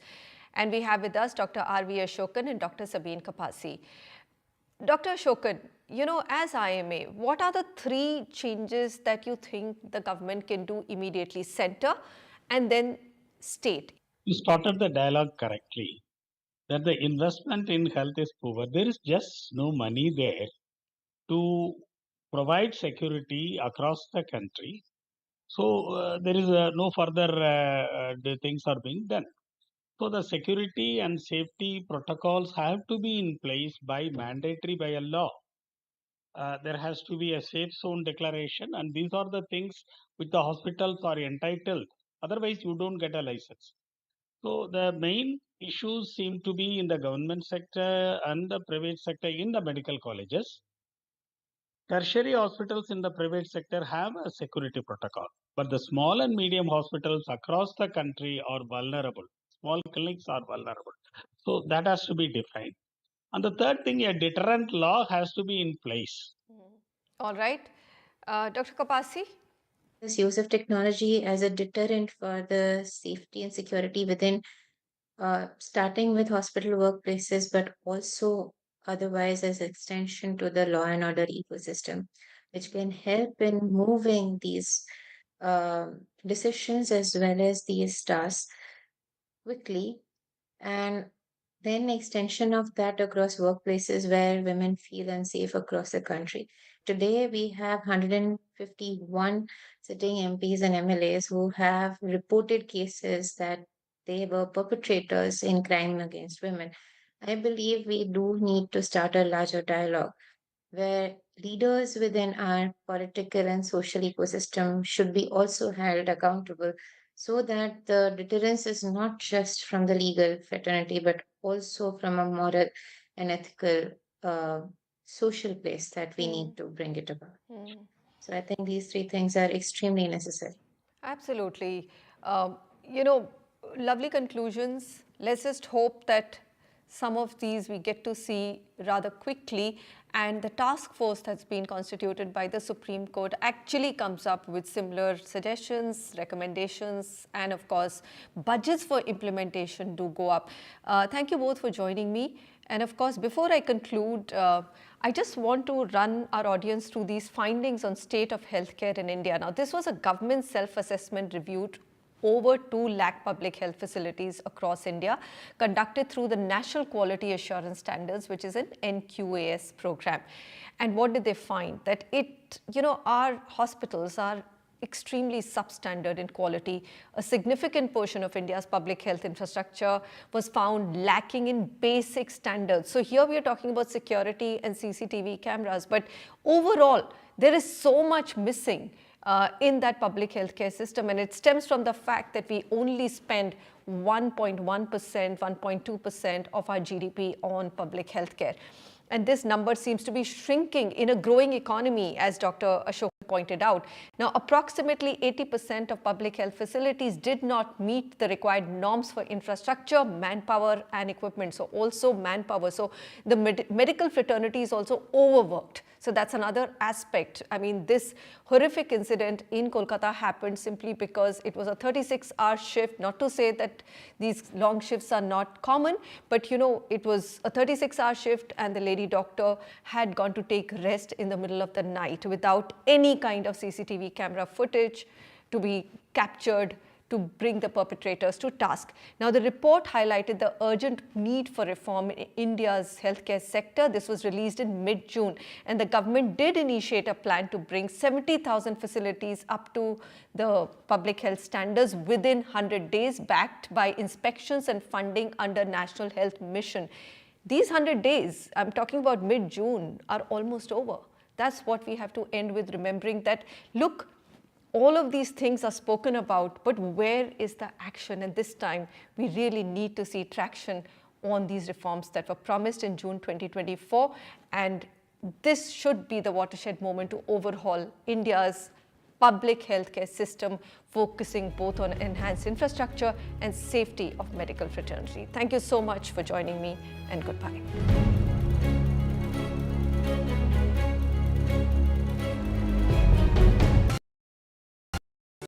Stay informed and entertained with the new and updated NDTV News app. You can watch all our channels live, listen to podcasts, read breaking and exclusive news from around the world and more. Download the NDTV app today and get access to the best journalism and storytelling on your smartphone or tablet. The NDTV app. News that matters to you. Hi, I'm Shreya Saran. Kerala's Wayanad area is hit by devastating landslides, resulting in loss of lives and livelihood. Kerala needs your help right now. Let's join NDTV initiative. Come, donate. Let's rebuild Wayanad.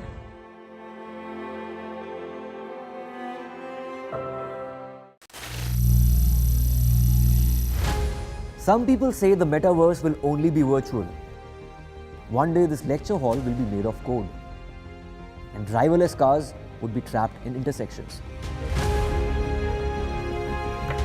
But even in this maze of the future, you can't wish away health. It's time to become more resilient.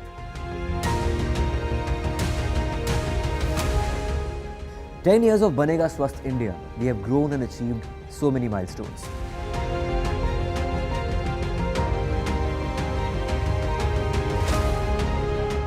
And now I have a plan to beat the urgency, to stop breathing with difficulty, to relieve getting choked with inactivity."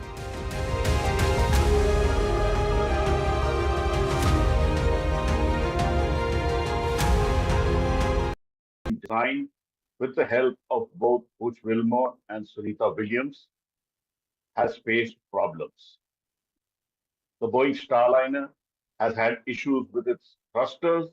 It has had helium leaks, and NASA says, in the interest of safety, the Boeing Starliner will now be brought back to Earth uncrewed, and the crew, astronauts Sunita Williams and Butch Wilmore, will now be reshuffled and brought back using SpaceX Crew Dragon in February 2025.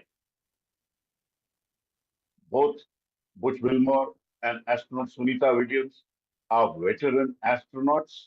Sunita Williams, this is her third flight into space. She has spent long months in space. And when she went up, she had said, going to the space station was like going back home. So an 8-day mission being converted into an 8-month mission. And now the 2 astronauts will come back on the SpaceX Crew Dragon. This kind of reshuffling of spacecraft is new, and there will be many adjustments which NASA and Boeing will have to make for that. NASA chief Bill Nelson said this is being done because in the back of their minds, they had the accidents of the space shuttle in their mind. And they did not want to take any risk with the 2 astronauts being on board the Starliner and then bringing them back in a vehicle which was not functioning fully. So it's really egg on the face of Boeing, but Boeing still continues to say that the Starliner is safe and it will come back in an uncrewed flight and will perform its duty. NASA has also said that they will continue with the program of the Boeing Starliner, but as of now, astronaut Sunita Williams, who was to be in space for 8 days, has already spent over 2 months at the International Space Station, and now she will spend a full 8 months in the low Earth orbit around the Earth. The International Space Station has in all 9 astronauts there. They are all safe and they will all come back to Earth sooner than later. The setback for the Boeing Starliner is big, but astronaut Sunita Williams will be back on Earth in February 2025, now traveling back on the SpaceX Crew Dragon. In New Delhi, Pallav Bagla for NDTV. NASA has decided that Butch and Sunny will return with Crew 9 next February, and that Starliner will return uncrewed.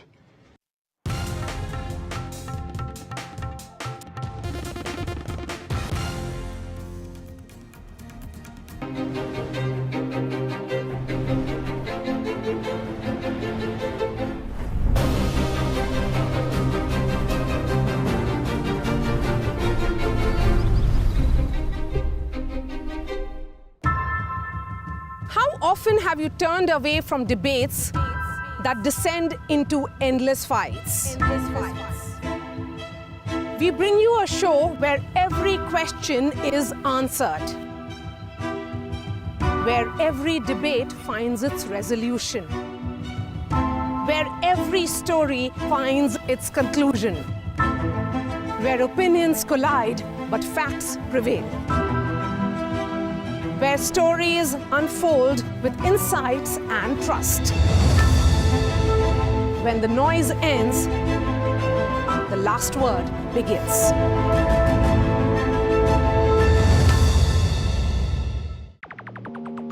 Just came around to say hello. I'm so fly. You took a nosedive. Careful when you play on my level. For you it's so. Hey, hello. Motorola Razr 50 Ultra. Flip the script. Hello, Moto.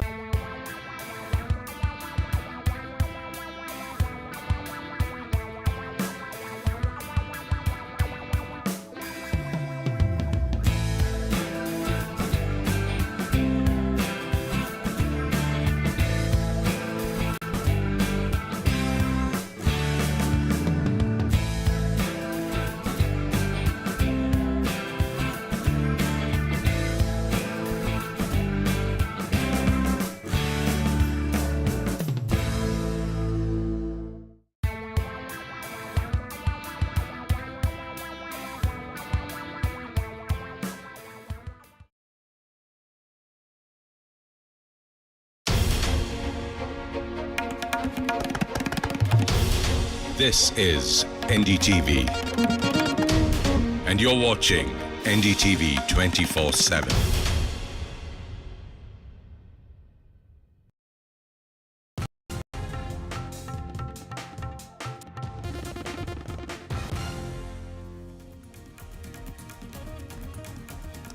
Hello and welcome to watching NDTV. I am Vedant Agarwal. Our special focus on the show this evening. Well, the Mollywood Me Too movement.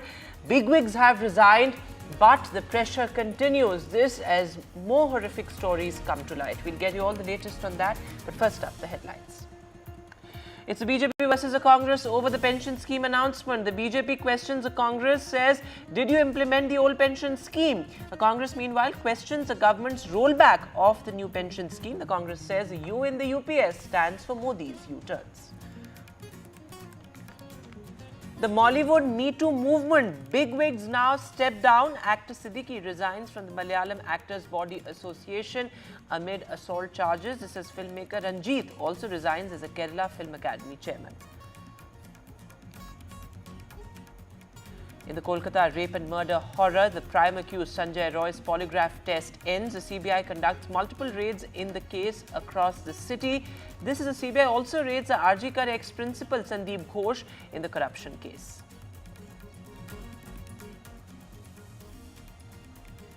PM Modi vows strict action on crimes against women. He says culprits will not be spared. He says strengthening laws on crimes against women must be a priority.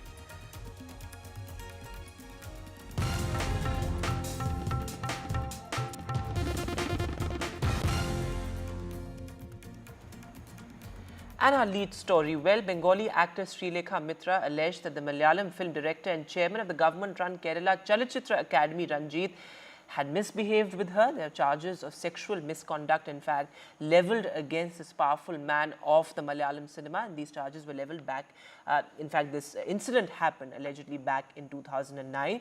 The incident is linked to Ranjit's popular film, in fact, and now two bigwigs, actor Siddiqui and filmmaker Ranjit, have stepped down from key positions in actors' associations as far as the Malayalam cinema is concerned. Joining me on the show this evening, a very special guest, Srilekha Mitra, an actor who had, who showed exemplary courage in coming on record and talking about what happened back in 2009. Srilekha, I really appreciate you being with us. And at the very outset, let me first apologize to you because I know it's extremely unpleasant to recount what happened and in such sordid detail. But it's very important for the truth to come out and for people at large to know what really happened back in 2009. You know, actually, I haven't come out with this, first and foremost, because I had back then put a lid on the entire incident and moved on. Because he hasn't, according to law, according to the norm per se, he hasn't actually made any sexual advances towards me. But he did touch me. He was playing with my bangles, playing with my hair, at the nape of my neck, which kind of made me feel uncomfortable. So it wasn't sexual abuse. If he wants to fight the case, I don't know what is going to happen the next, minute. But this had happened long back, 2009, when I was battling my own personal demons, my personal life. And I had traveled alone at Kochi. So somehow it did come to know. I mean, I don't know how this entire episode resurfaced, as in some media from Kerala did contact me for the same, which I was literally quite surprised because I haven't spoken to any media before, especially the Kerala media, about this incident particularly. I did, the person who actually mediated with me about this, getting this film, I did speak about it, the incident during that time, like during that period, but I haven't spoken to the media because I had moved on. I had, you don't want to remember something which is not that pleasant in your life. But the thing is, it's a sorry state for women in general. Workplace, we all, this is a kind of a second home for us. We are here to do a job where we are respected, and that is all we ask for. But this particular, in this industry, I would say, this had been normalized, This sexual favors being asked from women and women complying to the same, or there are sections of women too who, before they're asked for any favors, they would be, ready to comply or ready to go to any length to get a role, to, get a job done. So this had been normalized in this particular industry that I'm talking about. There's a hush-hush about it. It's a practice that's prevalent in this industry since, I don't know, I mean, the case Me Too movement, if we talk about Harvey Weinstein, even that had come to light much later. He was one of the prominent figures, the people who hold power. I mean, generally, others are scared because women are insecure. If they talk very, vaguely, not taking names. Right. It's, I don't know why they do it, maybe because they're insecure about their jobs, because this had happened to me here even when I had spoken about my Bengali film industry. Yes. Taking a In few fact, that's an names, and I important was point, barred Sri from Lekha, that you're working. making, that, this is something that has been normalized when it comes to the Malayalam film industry, though, of course, this is known to be something that's prevalent across industries. But it takes immense amount of courage to actually come out with what happened, what transpired. But why did you decide to put a lid on it back in 2009? Because that's also important. Young girls often find it extremely difficult to talk about, such incidents, given the fact that there could be ramifications professionally. I did face the brick bat even here. 4 years back, post Sushant Singh Rajput's death, and post our government, I mean, our prevailing government is very vindictive. Those who kind of comply with their norms, comply with, I mean, you have seen all MPs and MLAs of the present government mostly comprises of people from our fraternity, film fraternity. So people who voice against power are made to be silent. So that has happened with me as well. Post Sushant's death, even I was affected. And I'm sorry, my voice has become very hoarse. No, please, ma'am, go ahead. Yeah, I have my YouTube channel. I went live because I'm a sensitive person. I am no different from any other being whatsoever. But what makes me different as an actor is probably we are more prone towards whatever is happening around. So it's kind of, I snapped, something snapped inside my head, and I spoke about whatever transpires in the industry, taking a few names. And trust me, the media back then tried to defame me, tried to prove that I have wrongly condemned these people in power, and I was not given work. But I haven't, back then I stood my ground, and I stand my ground even now, because and I would have never spoken about Mr. Ranjit. No, that's an important point you're making, that there's a great deal of victim shaming and victim blaming that goes on, and the whole commentary around the Me Too movement initially, even in Bollywood, was extremely insensitive. But, given the fact that these are extremely powerful men, why do you think they have this sense that they can get away with something like this? They can get away with sexual misconduct, they can get away with misbehavior. There's some amount of impunity there. Because they are powerful. A person who's powerless probably won't be able to get away and be, I was just hearing you narrating the RG Kaur incident. Even here I have taken an active part in the protest.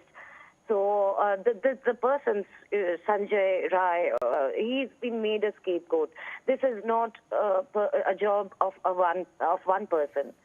Our government is trying to trying to cover up this entire incident and blaming it on this one person. Mamata Banerjee, they had to take onus. So many things, so many incidents ensued after this, breaking the wall, a crime scene, tampering of the crime scene, and so many things that had happened subsequently. Right. So powerful people only take advantage of their power. Right. And before I let you go, Sri Lekha, many have said that, the Malayalam cinema is going through its Harvey Weinstein moment, given the fact that so many horrific stories have now come to light. They have formed this committee, actually. Yes. They have formed this Justice Hema committee wherein people can seek justice.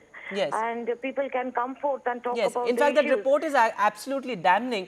But, my question to you, ma'am, is that, these two bigwigs, for example, have stepped down. Is this really enough? Because, do you feel that there should be real justice and real accountability, and, stepping down from an actor association position is really not enough? to fix Look, accountability? I am not happy about his resignation, neither am sad about it, because this is not affecting me whatsoever. I'm not working in Malayalam film industry. I would love to be a part of the same, but this hasn't, affected me in any way whatsoever. But I know that Mr. Ranjit is a very good director. He's a national award winning director. And, being a womanizer is not a crime per se. I mean, that's taken into account. He's a good director. I mean, he should at least come forward and say that yes, he has done this, and apparently he should say sorry to me or to others maybe who hasn't come forth with this kind of allegation against him. He knows what he has done is not right. And but I don't know what to say about it. But this can be made an instance. You know, if I can inspire, or if I can, by me speaking about the said issue, if people can come forth and talk about all these, I think probably the next generation of actors will find a different... Absolutely, and I can tell you, Ms. Mitra, that you have indeed inspired a lot of young artists out there, young women in the industry who face a similar sort of a conundrum that, if you want to unmask these predators, I would call them predators, then I think 90% of the men who we have idol worshipped or whom we had kept on a pedestal would, fall flat. Absolutely. Ms. Mitra, I really appreciate you being with us. Thanks so much for talking to us and for showing the courage and coming out. And as I said at the very outset, it's not easy to talk about what happened in such sordid detail. But thanks very much for being with us on NDTV.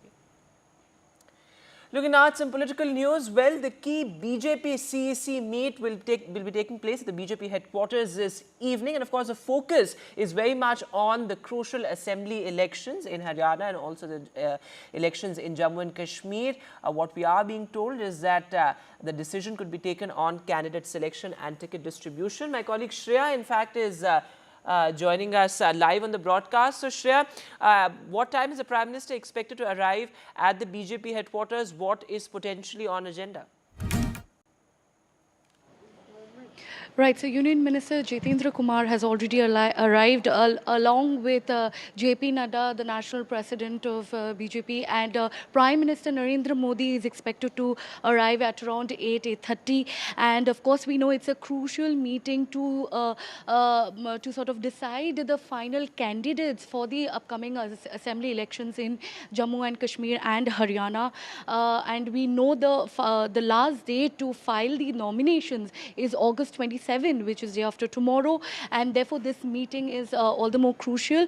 And we know all these senior BJP leaders and parliamentary board members will be present here. And of course, we know in Jammu and Kashmir it is going to be historic because the assembly elections will be taking place after almost 14 years, and especially after the abrogation of Article 360. So the assembly election will be a crucial test for democracy of the people there. And apart from that, we know that the elections will take place in three phases, starting from September 18th. And in Haryana, we know it will be a single phase elections, and the results will be out on October 4th. Apart from that, we also know that the Congress has formed an alliance with National Conference, but while BJP will be fighting the assembly elections independently, and they haven't formed any alliance as such. So the campaigning have started, the preparations have started, and today's meeting here at the BJP headquarters in the national capital will be very important to understand the final candidates. It is almost like a screening test where the candidates who will be forming the potential government in these states, if they win, the names will be discussed and finalized. All right, Shreya, thanks very much for joining us. Union Minister Jitendra has already reached the BJP headquarters. The Prime Minister expected to arrive shortly. But looking at some other news now, well, the big flashpoint between the BJP and the Congress over the United Pension Scheme. Well, I remember it was the Modi-led cabinet which announced the United Pension Scheme yesterday in the cabinet briefing. But the Congress has hit out at the BJP. The Congress says the U in the UPS stands for Modi's U-turns. Well, this as the BJP also hit back at the Congress. The BJP says that OPS, which was a key poll promise of the Congress party, has not been implemented in the states where the Congress is in power. Listen in. Congress party in general and Rahul Gandhi in particular, please tell the nation, did you implement the old pension scheme as promised in the Himachal election? The Congress party has become so weary of the palpable falsehood of his assurance about pension that it could not muster the courage to include that as a part of its manifesto in the Lok Sabha election. Rahul Gandhi Congress party, desh aise nahi chalta. Governing India is a serious business. Meanwhile, the Prime Minister was in Jodhpur today. He spoke on a host of issues, including the judiciary. He says access to judiciary must be made easier for people. In fact, he also spoke about the new criminal procedure code. He says that colonial laws have been done away with and now the focus should be on making judiciary more accessible. Listen. हमने पूरी तरह से अप्रासंगिक हो चुके सैकड़ों colonial कानूनों को रद्द किया है। आजादी के इतने दशक बाद गुलामी की मानसिकता से उभरते हुए देश ने इंडियन पिनल कोड की जगह भारतीय न्याय संहिता को एडॉप्ट किया है। दंड की जगह न्याय, ये भारतीय चिंतन का आधार भी है।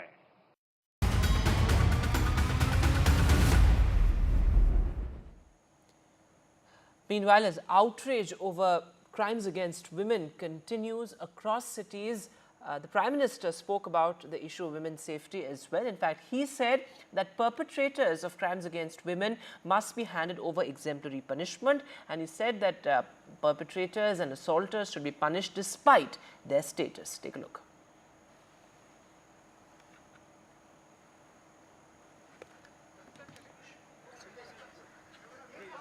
No.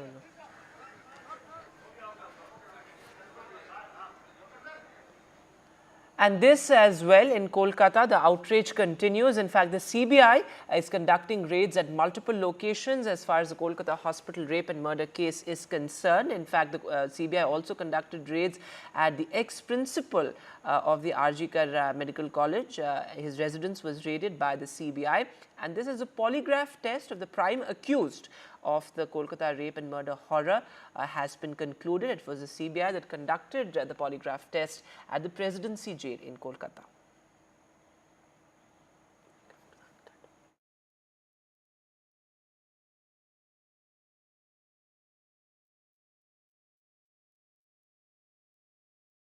अस्पताल हो, स्कूल हो, दफ्तर हो या फिर पुलिस व्यवस्था, जिस भी स्तर पर लापरवाही होती है, सबका हिसाब होना चाहिए। साथियों, महिलाओं पर अत्याचार करने वालों को कड़ी से कड़ी सजा देने के लिए हमारी सरकार कानूनों को भी लगातार सख्त कर रही है। And looking at some other news now, Telangana Chief Minister Revanth Reddy backed the ongoing demolition drive against allegedly illegal encroachments in Hyderabad and said that the inspiration came from the Bhagavad Gita. In fact, Reddy's remarks came a day after authorities demolished a convention center in Hyderabad which was co-owned by actor Nagarjuna. The action was a part of an ongoing demolition drive. In fact, these are visuals, as you can see, of the Chief Minister. In fact, there's a lot of support coming in from residents' bodies in Hyderabad as well. My colleague Uma Sudhir is now joining us live on the phone line. So, Uma, break it down for us. why this emphasis on demolition drive suddenly, and a lot of support from the people, from the residents as well? Yes, indeed. That's a rally that we are seeing in which residents have in fact come out in support of the demolitions and to clear the full tank level area and the buffer zone of different lakes and water bodies in and around Hyderabad. Hydra was an authority that was created by the government in order to remove the encroachments to different lakes. Every season these days with climate change as well, we are seeing in different cities the kind of consequences of urban flooding in the low-lying areas and so on. And that's what the government is saying that it is trying to stop, because water bodies are very important for every city, and that's what Hydra has set out to do. And it has already given a list of 18 very prominent structures belonging to prominent leaders that it has demolished in the last 1 month of its existence. And those include leaders from the Congress, Pallam Raju, Danam Nagendra, leaders from the BJP as well as the BRS, and as you mentioned, the N Convention Center belonging to actor Nagarjuna as well. And yes, notices are being issued to several other structures as well, and they could be belonging to leaders across political lines. And that's what Chief Minister Revanth Reddy was referring to, saying that I need to do my dharma, and I do understand that this is going to have consequences, because many of those farmhouses, villas and structures belong to people who are influential in politics. They may be within my government and they may be outside, but this is something he claims is beyond politics, and that he's doing it because the future generations deserve that the natural resources are left the way they were meant to be and not encroached upon, creating artificial kind of crisis in addition to the climate crisis that we already have upon us. And it is in that context that he referred to the Bhagavad Gita. Of course, the BRS is saying that these are politically motivated. Mr. Harish Rao, former minister, has in fact said that it is the BRS leaders who are getting targeted, and they are also pointing to structures that belong to Congress ministers and leaders and saying, will they demolish that? Even MIM chief and Hyderabad MP Asaduddin Owaisi, one of the colleges that his that his party runs or his trust runs, that is also in fact said to be falling in a FTL area of a lake, and therefore he is also questioning, saying that there are central government organizations, there's a necklace road, and all of that is actually sitting on FTL, and will all that also be demolished? Right. So this is turning into a huge political issue, but presumably Revanth Reddy believes that he will have the support of the people here and also the leadership in Delhi, because many of them, we do know, have appealed to the central leadership, saying that he is going on a drive that is going to really shake the Congress boat here. All right, Uma, thanks very much for joining us with the latest there. So this demolition drive continuing in Hyderabad. And looking at some other news now, well, tragic news from Mumbai. In fact, an undergraduate student at the Tata Institute of Social Sciences has died. In fact, his body was found in his apartment. The police are also probing a ragging angle to this, though, of course, the police have come out with initial details saying that his body was found and the body was taken immediately to the hospital where he was declared dead. My colleague Paras Zama is now joining us live on the phone line. So, Paras, what's the latest? So far, no statement from the institute, and the police also probing a ragging angle. Right, Vedant, this is a very unfortunate incident which has happened in Mumbai and in a institute, a very reputed institute in Mumbai. In this entire matter, first of all, Mumbai police has registered accidental death report in this matter. So there are several things which will be probed by the Chamber Police in this entire matter. A ragging angle is also will be investigated by the Chamber Police in this entire matter. It has came into light that the victim was studied in was in Tata Institute, and he was studying the human resources in Tata Institute. He was a first-year student over there, and yesterday he and some of 150 friends went to Vashi for a party, and from there they all came drink. And what happened after they reached their rented flat is still to be known. And in this angle also, Chembur Police is investigating. But right now the major thing is that accidental death report has been filed by the Mumbai Police in this entire matter, and they are also probing the angle of ragging also. All right, Paras, thanks very much for joining us with the latest there. As Paras is reporting, the ragging angle being investigated by the police. And well, that's all the time that we have on the show. Thanks so much for watching. Goodbye.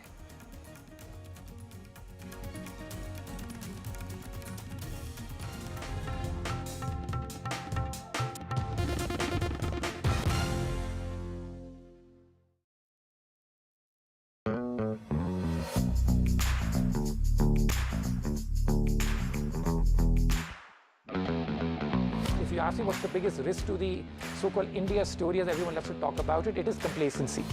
Capitalism has worked for a few. It's led to this creation of incredible companies, oligopolies. But I also enjoy doing a rapid fire with you. Would you rather have a drink with Usain Bolt or Sachin Tendulkar? Usain Bolt for me, because I'm a sprinter. Would you rather go to an IPL final or would you rather watch a high-wattage Bollywood premiere show? Bollywood has lost the plot, whereas cricket is still, in a secular growth phase. A promoter in India that you admire? So many promoters in India that I admire, and it's very hard for me to pick one person. A market maven whose views you eagerly look forward to hearing? One person that I respect a lot as a huge macro investor is Stanley Druckenmiller. A financial publication that you always read? I'm biased. I'm a columnist for the Financial Times. For me, that is the true global newspaper.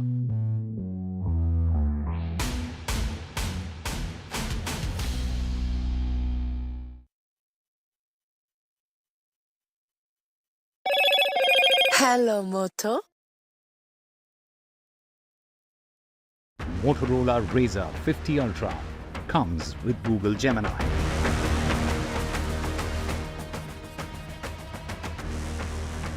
Prime Minister Modi attended the ceremony of the Platinum Jubilee celebrations of the Rajasthan High Court.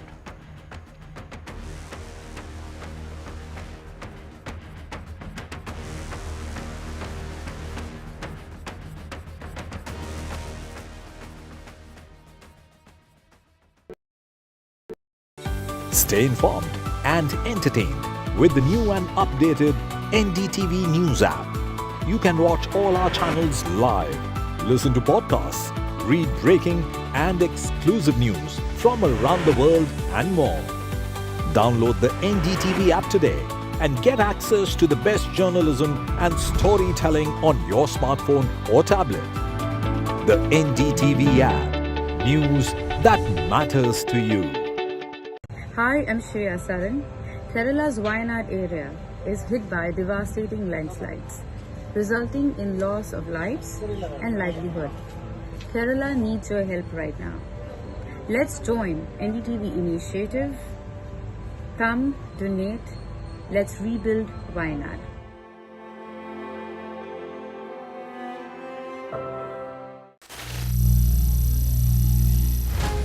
Some people say the metaverse will only be virtual. One day this lecture hall will be made of code, and driverless cars would be trapped in intersections. But even in this maze of the future, you can't wish away health. It's time to become more resilient.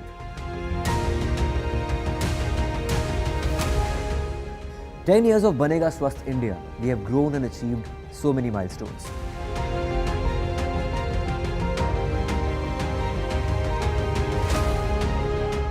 And now I have a plan to beat the urgency, to stop breathing with difficulty, to relieve getting choked with inactivity.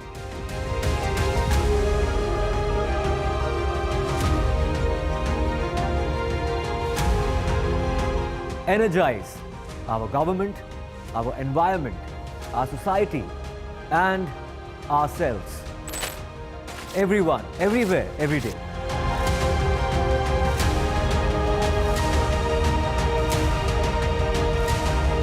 Banega Swasth India. One world hygiene. Stay informed and entertained with the new and updated NDTV News app. You can watch all our channels live, listen to podcasts, read breaking and exclusive news from around the world and more. Download the NDTV app today and get access to the best journalism and storytelling on your smartphone or tablet. The NDTV app. News that matters to you. Hi, I'm Shreya Saran. Kerala's Wayanad area is hit by devastating landslides, resulting in loss of lives and livelihood. Kerala needs your help right now. Let's join NDTV initiative. Come, donate. Let's rebuild Wayanad.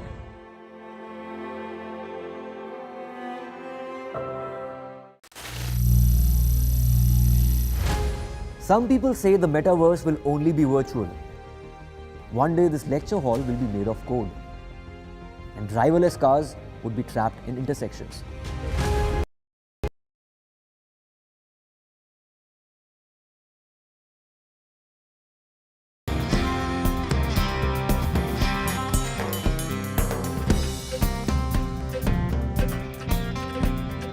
Hello and welcome to Samarth by Hyundai in partnership with NDTV. Over the last several months, we've spoken about issues around accessibility and inclusion for people with disabilities. Issues that have ranged from inclusive education and universal infrastructure design to mental health and the portrayal of disabilities in popular culture as well as assistive technology.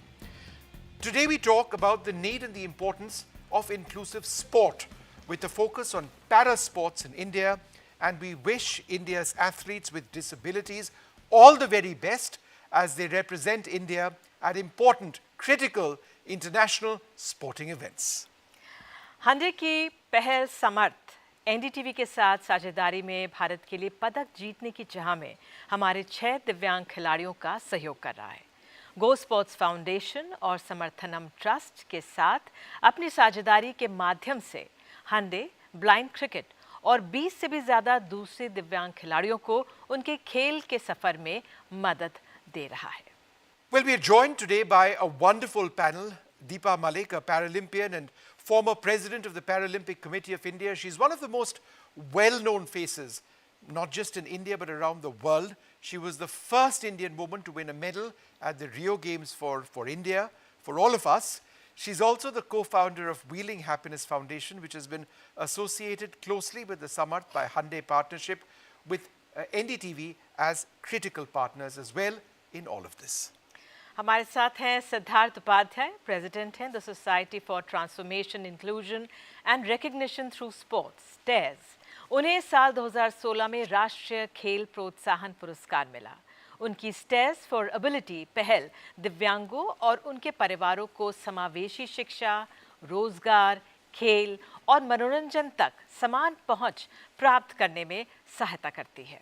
Deepti Bopaya, CEO, Go Sports Foundation.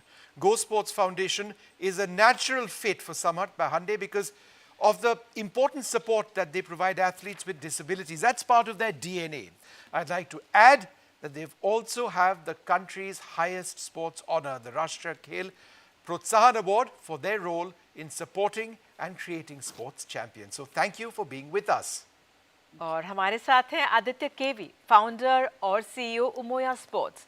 उमोया दिव्यांगों और गैर दिव्यांग बच्चों और व्यक्तियों की सशक्त उनको बनाता है, उन्हें जीवन कौशल सिखाकर शारीरिक और मानसिक रूप से आत्मनिर्भर बनाता है।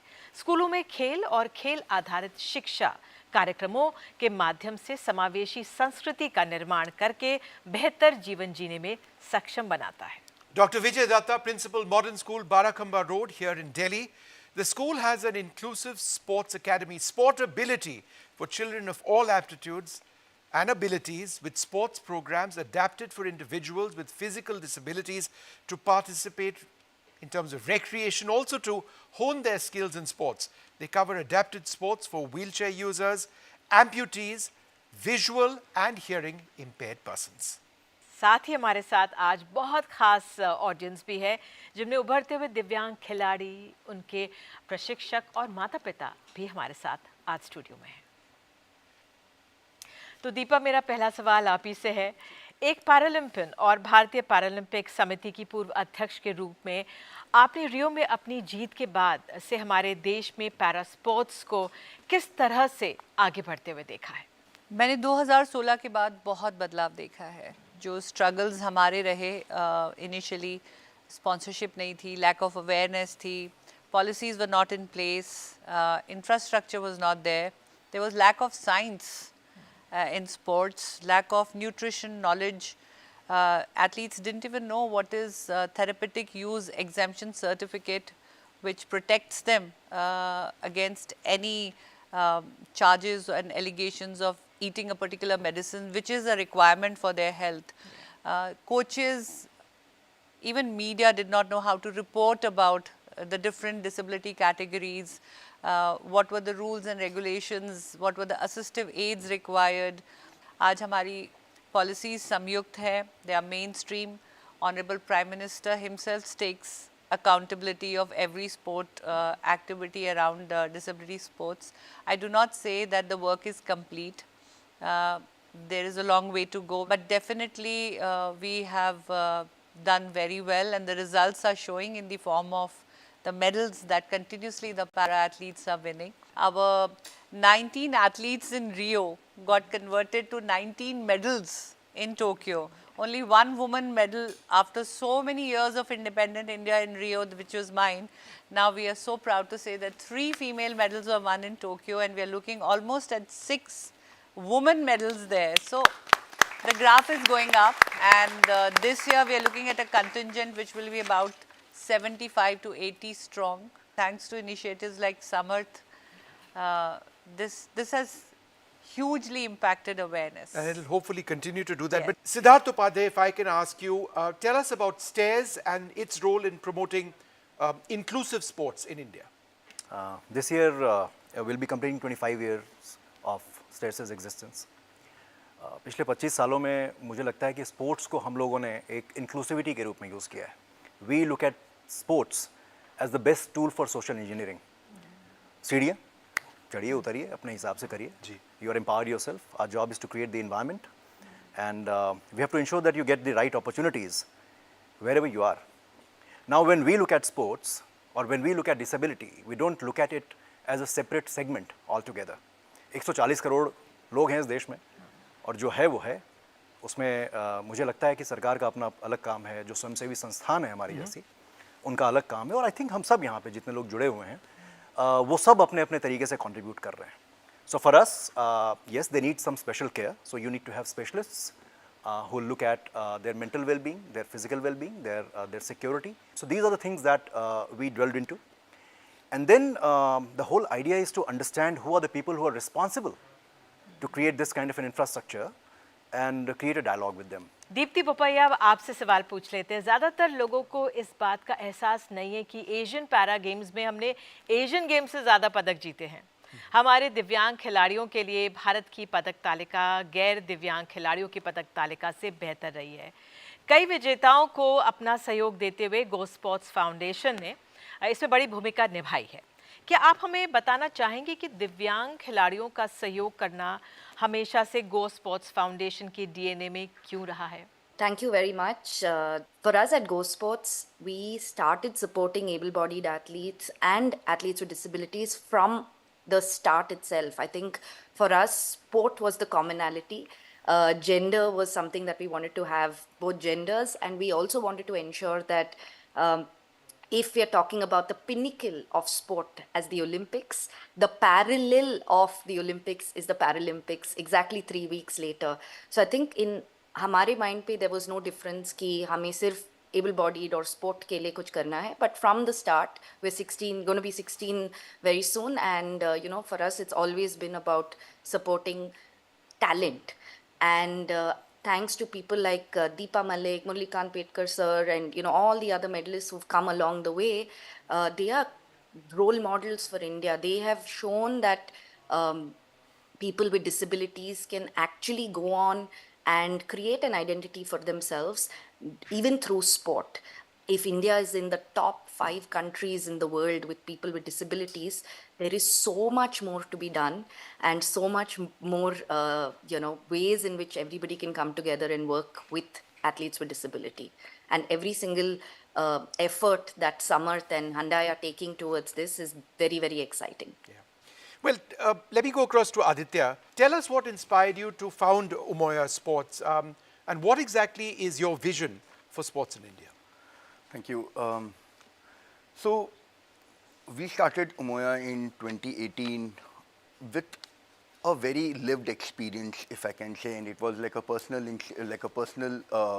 experience where I realized where people, like I was injured and I was bedridden for a very long time, and that gave me an understanding about the challenges. And there were very few limited opportunities for people in sports, apart from the various other challenges, right, from accessibility to social stigma and everything. And then one of the major defining moment for us to start Umoya was when I was actually teaching in a government school, and I saw that there were children with special needs and various disabilities, and I saw how they were facing the same kind of challenges like which I kind of like faced, and it affected them not just socially, emotionally, but also academically. The teachers did not have much expectations from them, and basically that led me to start an inclusive sports program during that time. And it just changed the entire narrative about those children. Teachers started coming, principal of the school started saying कि sir आप इनको पढ़ाई में तो ये शायद पीछे हैं, मगर आप इनको sports में आगे कराओ. There was a different respect that the children started garnering, and I think that is essentially what everyone is looking for, that dignity.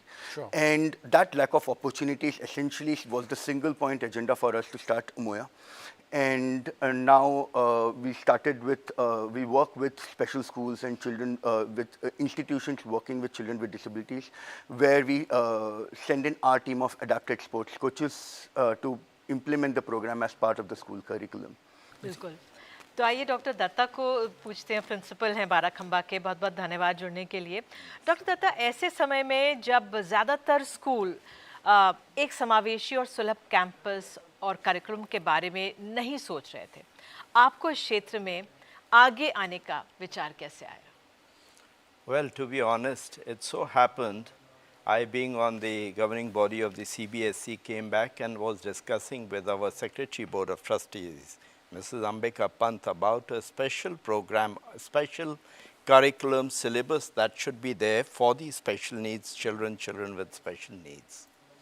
And that's how she conceptualized the concept of sportability, which I'm spearheading, we are as a school taking forward.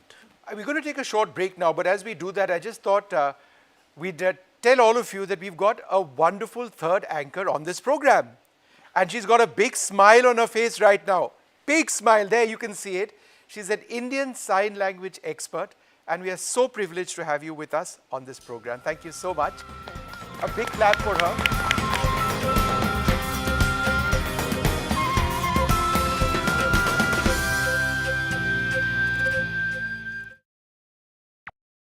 Stay informed and entertained with the new and updated NDTV News app. You can watch all our channels live, listen to podcasts, read breaking and exclusive news from around the world and more. Download the NDTV app today and get access to the best journalism and storytelling on your smartphone or tablet. The NDTV app. News that matters to you. Hi, I'm Shreya Saran. Kerala's Wayanad area is hit by devastating landslides, resulting in loss of lives and livelihood. Kerala needs your help right now. Let's join NDTV initiative. Come, donate. Let's rebuild Wayanad.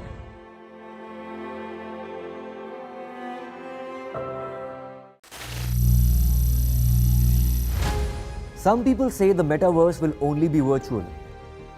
One day this lecture hall will be made of code, and driverless cars would be trapped in intersections. But even in this maze of the future, you can't wish away health. It's time to become more resilient.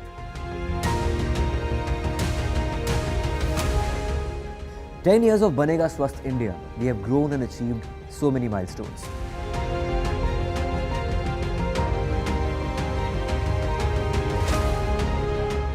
And now I have a plan to beat the urgency, to stop breathing with difficulty, to relieve getting choked with inactivity.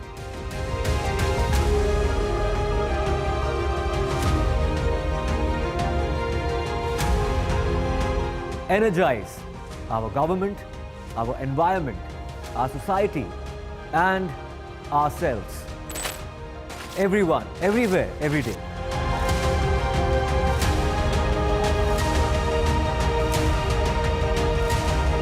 Banega Swasth India. One world hygiene.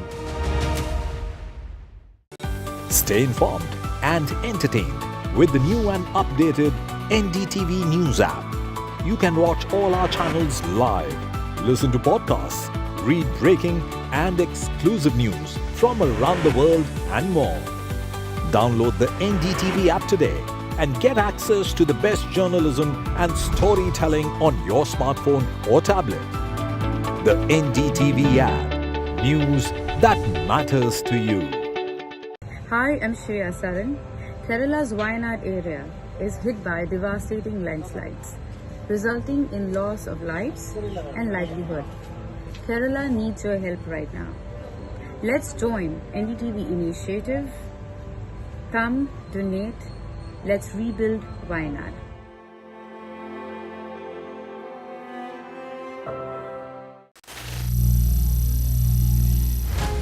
Some people say the metaverse will only be virtual. One day this lecture hall will be made of code, and driverless cars would be trapped in intersections. But even in this maze of the future, you can't wish away health. It's time to become more resilient.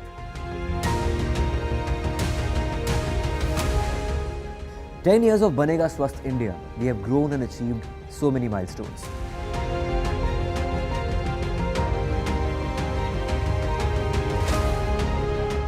And now I have a plan to beat the urgency, to stop breathing with difficulty, to relieve getting choked with inactivity.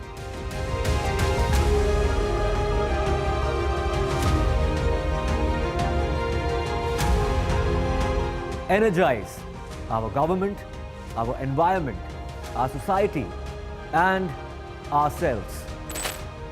Everyone, everywhere, every day.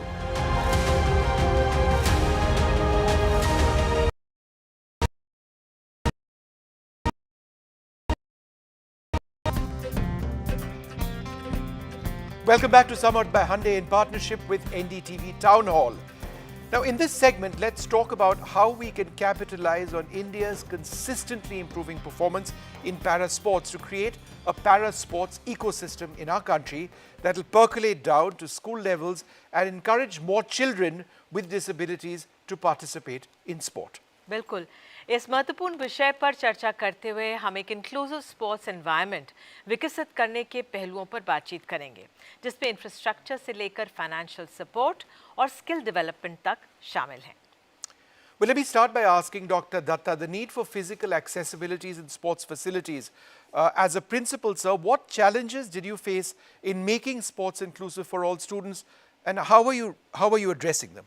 Yeah, first of all, I would like to say that making them sensitive to this very concept took a little doing, because it was new to us, and as the children were not geared up with this concept to make them sensitive to the needs of the special needs children, and also to make all the other sports, all these sports in a friendly manner, where they can be played by children in different fields, say basketball, football, tennis, wheelchair.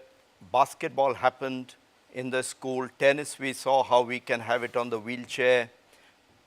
Badminton, every sport we tried to make it happen with the children and increase our participation of all the students. And especially the swimming is one thing which is going and making waves, in the sense that a lot of kids are learning here. Earlier when they came, they hardly could get into water. But now that they are at a stage when they are competing at the national level, some of them who are visually impaired couldn't get into water. They were so scared, and today they are diving head first into water. So that is the kind of say confidence we are able to generate among people with special needs. And of course, it goes without saying, there's been a Paralympics champion, Sharad Kumar, from the school. That was earlier. He was a boarder at the school. He went and brought a bronze to the country from the Tokyo Paralympics. Yeah. Deepti, now let's explore the financial aspect in this, because cost can be a huge barrier to participation in inclusive sports. Is there a solution to this? Are sports scholarships, aids, partnerships collaborations with NGOs, private enterprises. Is all of this viable, and how easy, is all of this to come by? I'm not going to say it's easy. In the world of CSR, only 1% of it comes to sport. So it's very, very, very low. That has to increase. But having said that, the results that we see in Indian sport, corporate India has played a very, very important role. And today, when you talk about finances, if you're playing a sport like badminton, you need to play almost 15 to 18 tournaments to keep your ranking in the top. So it's very difficult to play because we don't have many competitions within the country. So they have to travel abroad. So when you're talking about able-bodied athlete traveling for a competition, it's probably one person's cost. But a person with disability will have, sometimes if they're on a wheelchair, they have people who need to be with them, to help them, to support them. They have their escorts working with them. They'll have a coach. So typically, if you end up spending, say, 2 lakhs for a tournament for an individual, if a para-athlete is traveling with their entourage, it automatically doubles or triples depending on the number of people that are going. Siddharth, you work at the grassroots level for sports development. Is there a need to create inclusive playgrounds for children? That's something that is missing. How important are inclusive playgrounds? That is the primary thing. ये पूरी शुरुआत ही वहीं से होती है. So you have to have the approach that should be inclusive, and you also should have a playground that is inclusive, and you also have to take care of the security and other things. And that is something that government has to take care. So expecting private players to come and do all these things is little too much. But I'm sure it will happen in due course, because here we are sitting here and creating and generating content. Once people start consuming this content the way they ought to, I'm sure the private players will get more encouraged and they'll start participating. बिल्कुल जागरूकता फैलेगी इसी से, बिल्कुल, तब ये चर्चा हो रही है। दीपा, भारत में हमारे दिव्यांग खिलाड़ियों का जो समर्थन करने के लिए सुलभ बुनियादी ढांचे हों, अडैप्टिव स्पोर्ट्स इक्विपमेंट हो और कपड़ों के माध्यम से वर्तमान में सबसे अधिक ज़रूरी क्या आपको लगता है? End-to-end accessibility is definitely the need of the hour. और सोचने की बात यह है, आज अगर हम अवेयरनेस की बात कर रहे हैं, 1995 का जो बिल्डिंग कोड है या जो हमारी पॉलिसीज़ हैं, वो क्लियरली कहती हैं कि हर हिस्सा देश का सुगम्य हो. लेकिन कितनी बिल्डिंग्स ऐसी हैं जिन्होंने इस बिल्डिंग कोड को अपनाया है, या कौन सा इंफ्रास्ट्रक्चर ऐसा है जो इसको प्रायोरिटी पे रखता है? कई बार मैंने मेडल जीतने के बाद रियल एस्टेट रेगुलेटरी अथॉरिटी में भी कॉन्ट्रैक्चुअल पे जॉब किया था, मुझे दिया गया था. बिल्डर्स को बहुत एनकरेज किया कि आप ऐसी इंक्लूसिव इंफ्रास्ट्रक्चर को क्यों नहीं बनाते हैं. It is taken as extra cost which is a basic need. Like just continuing on what Deepa and Siddharth mentioned about, like, one is the physical infrastructure and the lack of access, but the other major challenge is the mindset, the lack of education, the lack of awareness, and this essentially is the pillar of what we are trying to work is. We call it a 3C philosophy. One is curriculum. In India, there needs to have a curriculum which, like, not just a sporting curriculum, it needs to also educate at the grassroots level, at the schools, about disability, so the children come to know about disability, so that they build the skills of empathy and the values, and like to create like that kind of a, to break the social stigma, and to also have like the curriculum which is designed for children with disabilities as a sporting or the physical literacy curriculum. So curriculum is a very important aspect. Then the second is coach, who understand the needs of children, who understand how to harness the abilities of the children, work on the strengths, and then build on their weaknesses, so that at the grassroots level they can go up to what, like how Deepti mentioned, how they can start going up the ladder to probably where Deepa reached. And like, this is the kind of a role model, the inspirations that we need, but it needs to happen at the grassroots level, at the schools. And then the third is the culture. And this is where the social stigmas, having that kind of an inclusive culture is very essential. You need to kind of like bring people with and without disabilities to come out, play together. Until unless children do not play and engage with children with disabilities, their abilities to understand, it's like a leadership program in itself for children without disabilities. And how we as children of the school kind of come, participate, play along with the children with disabilities. Inclusive sports ecosystem बनाने के लिए बुनियादी ढांचे से लेकर funding और कुशल coaching तक कई मोर्चों पर कोशिश करने की ज़रूरत होती है. Indeed, and it is encouraging, Nidhi, to see the work being done by our panelists and their organizations. We're going to take a short break at this stage. Do stay tuned for more on our special show, Summered by Hyundai, in partnership with NDTV.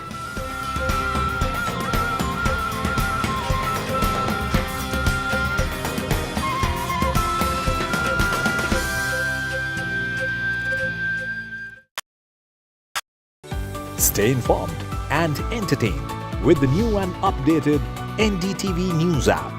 You can watch all our channels live, listen to podcasts, read breaking and exclusive news from around the world and more. Download the NDTV app today and get access to the best journalism and storytelling on your smartphone or tablet. The NDTV app. News that matters to you. Hi, I'm Shreya Saran. Kerala's Wayanad area is hit by devastating landslides, resulting in loss of lives and livelihood. Kerala needs your help right now. Let's join NDTV initiative. Come, donate. Let's rebuild Wayanad.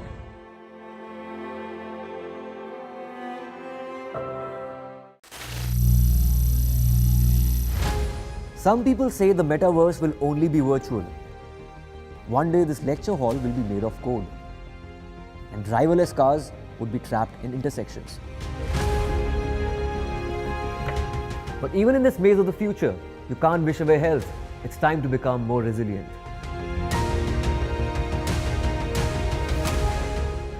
"10 years of Banega Swasth India, we have grown and achieved so many milestones.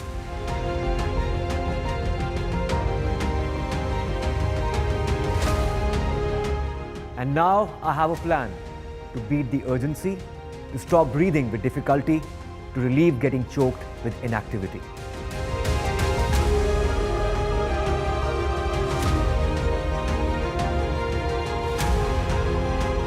Energize our government, our environment, our society, and ourselves. Everyone, everywhere, every day.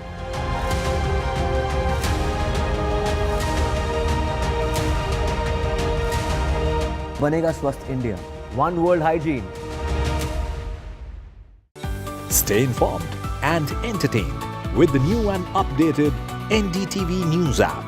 You can watch all our channels live, listen to podcasts, read breaking and exclusive news from around the world and more. Download the NDTV app today and get access to the best journalism and storytelling on your smartphone or tablet. The NDTV app. News that matters to you. Hi, I'm Shreya Saran.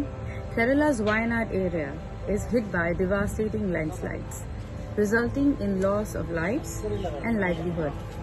Kerala needs your help right now. Let's join NDTV initiative. Come, donate. Let's rebuild Wayanad.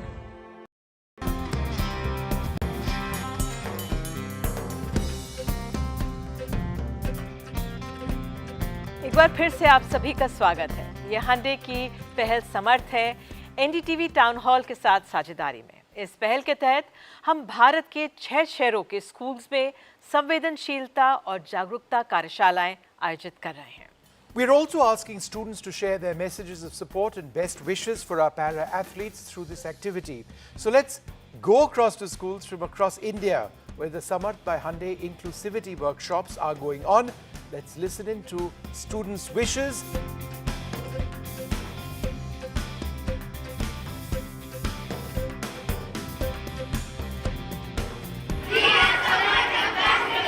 I take the Samarth pledge for inclusivity. I am Samarth and I'll make others Samarth. I take the Samarth pledge for inclusivity. I am Samarth and I will make others Samarth too. I pledge to promote inclusivity. I pledge to promote inclusivity. We made these cards with a lot of love and affection. We wish all the best. All the best. The thing that I liked the most about this workshop was that they taught us about the fact that irrespective of their disability, they can do anything they want. And today, yes, we will be talking about people with disabilities, we'll be talking about sports people who are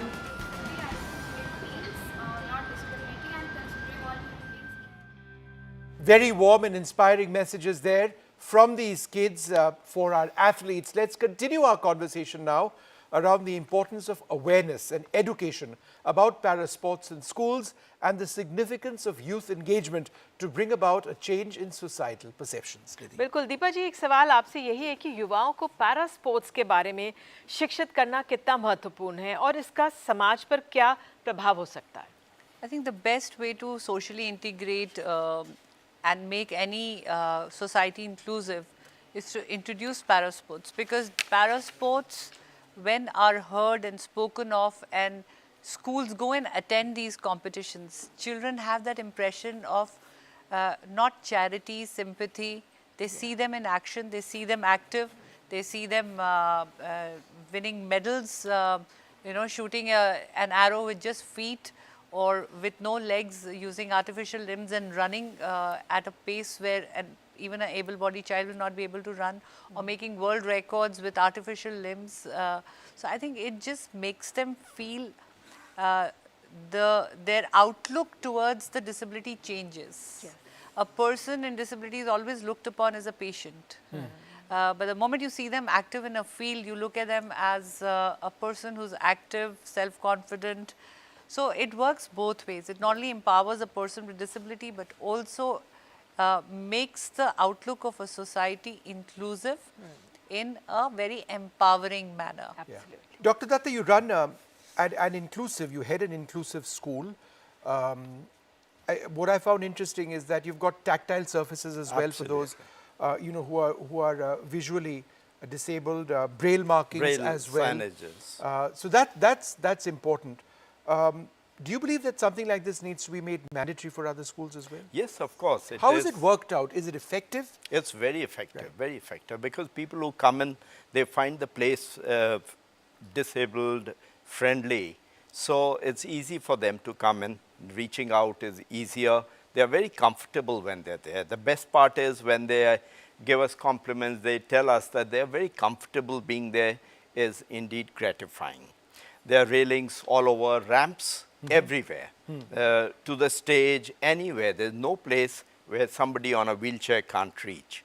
So making it very comfortable for them to be there, to enjoy their time there, feel very much part of the school, that is the idea. And we are making it happen. That is what is very special about it. Vishnu, taking it from here, when children who are not with a disability, when they watch the ramps, tactiles, the braille, they will grow up to become custodians of the right processes, whether they're engineers, doctors, pilots. Yeah, because they've normalized it. They have normalized it. So when they are grown up working in an institute, organization, in the government positions, they will have a value system of inclusion, which we embedded as a child, and they will always remember. So the policies which are lying in the books will actually be executed on the ground. बिल्कुल। सिद्धार्थ, क्या आप जो दिव्यांग खिलाड़ी हैं उनके सामने आने वाली जो चुनौतियां हैं उनको दर्शाने वाले कुछ आंकड़े, उदाहरण दे सकते हैं, और क्या आप समावेशिकता से जुड़ी किसी हालिया प्रगति या नीति के बारे में भी बता सकते हैं? देखिए, 14 से 15 करोड़ से भी ज़्यादा दिव्यांग अगर हम लोग रफ नंबर्स लें तो इस देश में हैं, और मुझे नहीं लगता कि 14 से 15 करोड़ दिव्यांगों को खिलाने की सुविधाएं देश में मौजूद हैं इस वक्त। एक बहुत बड़ा नंबर है जिसको हमको समझना पड़ेगा और इसको हमको ब्रेक करना पड़ेगा नीचे तक। तो मुझे ऐसा लगता है कि हमें प्रोग्राम्स बनाने चाहिए जहाँ पे हम लोग विलेज के लेवल पे, वार्ड के लेवल पे, सिटी के लेवल पे, शहर के लेवल पे, ज़िले के लेवल पे हीरोज़ क्रिएट करें। जैसे एक छोटा मैं आपको एग्जांपल देता हूँ। 2012 में मैं ट्रैवल कर रहा था कुशीनगर में, और वहाँ के जो डीएम थे, Rigzin Samphel, I must take his name, I want to do something for disabled out. So I spoke to him and I said, okay, I've got captain of Indian cricket team, vice captain, all these people, they had been playing with us, with one of our programs. I said, see, I want to bring them here. And how many disabled would be there in the district? He said approximately 50,000. मैंने कहा, if I do something, what will you do? This is 2011 and 12. Yeah. He said, I'll help you out. मैं कहा ठीक है जी. हमने कहा cricket का programme करते हैं आपके यहाँ. Let us see how many kids come. सारी बात हो गई, हमने प्रचार प्रसार कर दिया. He calls me 3 days back. Yeah. He said, Siddharth, now you come. And now you'll understand the problems. He said, program आपने बना दिया, स्टेडियम मैंने आपको दे दिया, DSO को मैंने काम पे लगा दिया. कह रहे अब ये बताइए कि गांव से ये बच्चे आएंगे कैसे? Right. The gentleman asked me. I said, आ जाएंगे. He said, नहीं आ पाएंगे. Then he spoke to the RTO. He put 200 buses. And he put the staff. And then all the kids from approximately 400 to 500 villages, they could reach Kushinagar Cricket Stadium. और बहुत बड़ा programme हुआ और बहुत समय तक वो स्टेडियम हमने चलाया. दिल्ली में भी हमने बहुत सारे काम किए इस तरीके के. बहुत जरूरी. तो ये सब मूलभूत परेशानियां हैं जो जगह के हिसाब से हैं. लोग वहाँ कैसे सोचते हैं, कैसे ऑपरेट करते हैं, वहाँ का एडमिनिस्ट्रेटर किस तरीके का आदमी है. 20 लाख स्कूल्स हैं देश में. आप सर्वे करा लीजिए 20 लाख स्कूलों का, आप देख लीजिए कि कितने स्कूलों में वो मुहैया है. हमारे साथ एक ऑनर्ड प्रिंसिपल बैठे हुए हैं और वो अपने. But it's such an important point. End-to-end transport solutions are imperative. We can't be talking about inclusive sport in isolation. How does one play an inclusive sport? Yes. Right. I mean, one has to reach the place, right? Exactly. Reach the venue. Interdependent. It is. Let's, Aditya, dive deeper into the potential of emerging technologies in enhancing sports. What are some of the innovative solutions that you've been working on? Like, technology is one of the biggest pillar to support anyone's journey, absolutely, right? Whether it is education or, and thankfully there are a lot of assistive devices, assistive technology, a lot of advancement in technologies, like as simple as like there is like a platform which actually helps you to understand the classification by yourself. So there are such technologies, and then moreover, like that, like there are right now devices which kind of like help you to understand your own body dynamics. Your like the medicines have have created like kinesiology. All those things are various like important technologies. The sports sciences have increased a lot, and right now I do see like there are a lot of corporates like GSW and all, they have started their own sports sciences centers for people with disabilities. I think these are the things which are, I think, building on, which are coming up, which actually help children to identify what aspect of their physiological elements that need to be further worked on, that need additional support. So, yeah, so technologies are, like I think, at the end of the day, it is all about understanding how those technologies which are there at elite level percolates to the bottom of the pyramid at the grassroots level. Nidhi? बिल्कुल दीप्ति, मेरा सवाल आपसे कि ये सब काफ़ी दिलचस्प है, और क्या आप हमें खेलों में सुलभता को बढ़ाने में तकनीक की क्षमता के बारे में भी बता सकती हैं? हम जानते हैं कि तकनीक खेल में सुलभता को बहुत हद तक बेहतर बना सकती है, चाहे वो वर्चुअल रियलिटी के माध्यम से हो या प्रशिक्षण और सहायता प्रदान करने वाले ऐप्स के माध्यम से हो. आप इन इनोवेटिव समाधानों को अडैप्टिव स्पोर्ट्स में कुछ फिजिकल और लॉजिस्टिकल बाधाओं को दूर करने के लिए कैसे देखती हैं? I think a combination है, again depending on the athlete's requirement and disability, whether it's prosthetics or automatic wheelchairs for movement, depending on how it has to be customized. बहुत अलग-अलग चीज़ हैं. But I think we have some time to get there. You know, Siddharth gave some staggering numbers. What is happening ki elite sport mein, at the top, there are these role models and there are these athletes doing very well. And then at the ground level, they want to get there, but the ladder is not built. And I think conversations like this, projects that are happening on ground have to be able to link the community, the grassroots to the elite. So technology plays an important role, sports science plays an important role, but it is important for elite sport that it is customized to the requirement of the athlete. बिल्कुल, आपने para sports के बारे में आप सबने जो प्रगति कर रहे हैं हम उसके बारे में जानकारी दी है, लेकिन अधिक समावेशी खेल का माहौल बनाने में तकनीक और शिक्षा सबसे महत्वपूर्ण भूमिका निभाते हैं. Absolutely, and you know, it is inspiring to see the dedication of our panelists in driving this change. It's fantastic talking to them. We're going to take another quick break. Do stay tuned for more on our special show, Samarth by Hyundai, in partnership with us, NDTV.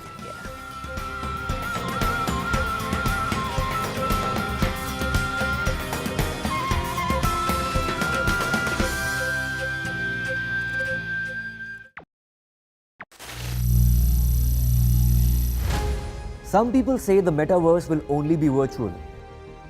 One day this lecture hall will be made of code, and driverless cars would be trapped in intersections. But even in this maze of the future, you can't wish away health. It's time to become more resilient.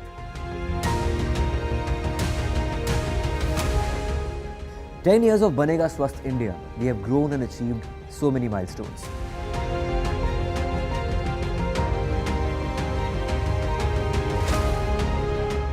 And now I have a plan to beat the urgency, to stop breathing with difficulty, to relieve getting choked with inactivity.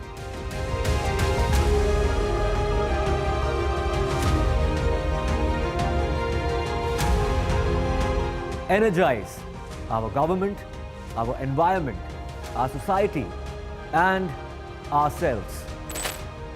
Everyone, everywhere, every day.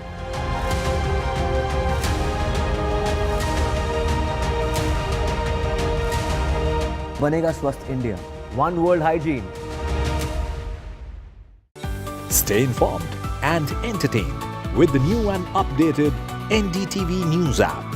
You can watch all our channels live, listen to podcasts, read breaking and exclusive news from around the world and more.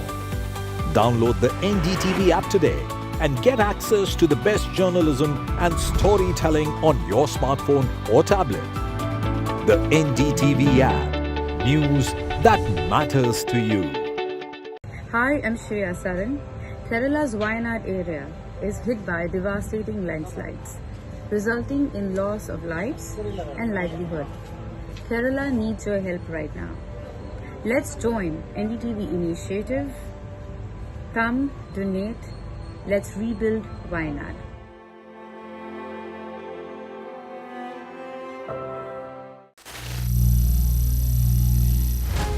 Some people say the metaverse will only be virtual. One day this lecture hall will be made of code, and driverless cars would be trapped in intersections.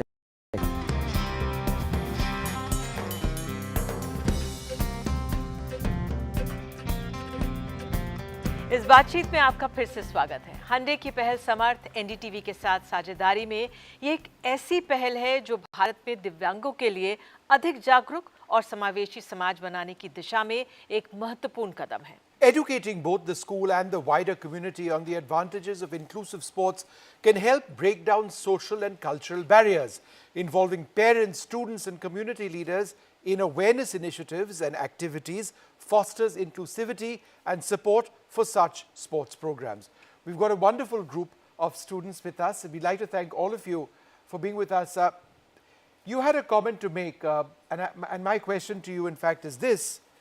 How important is it to normalize disability? So I really think that this really normalizes the conversation. It makes it a dinner table conversation for everyone. So before joining Modern Barakhamba, I don't think I had ever really interacted with a person with disabilities.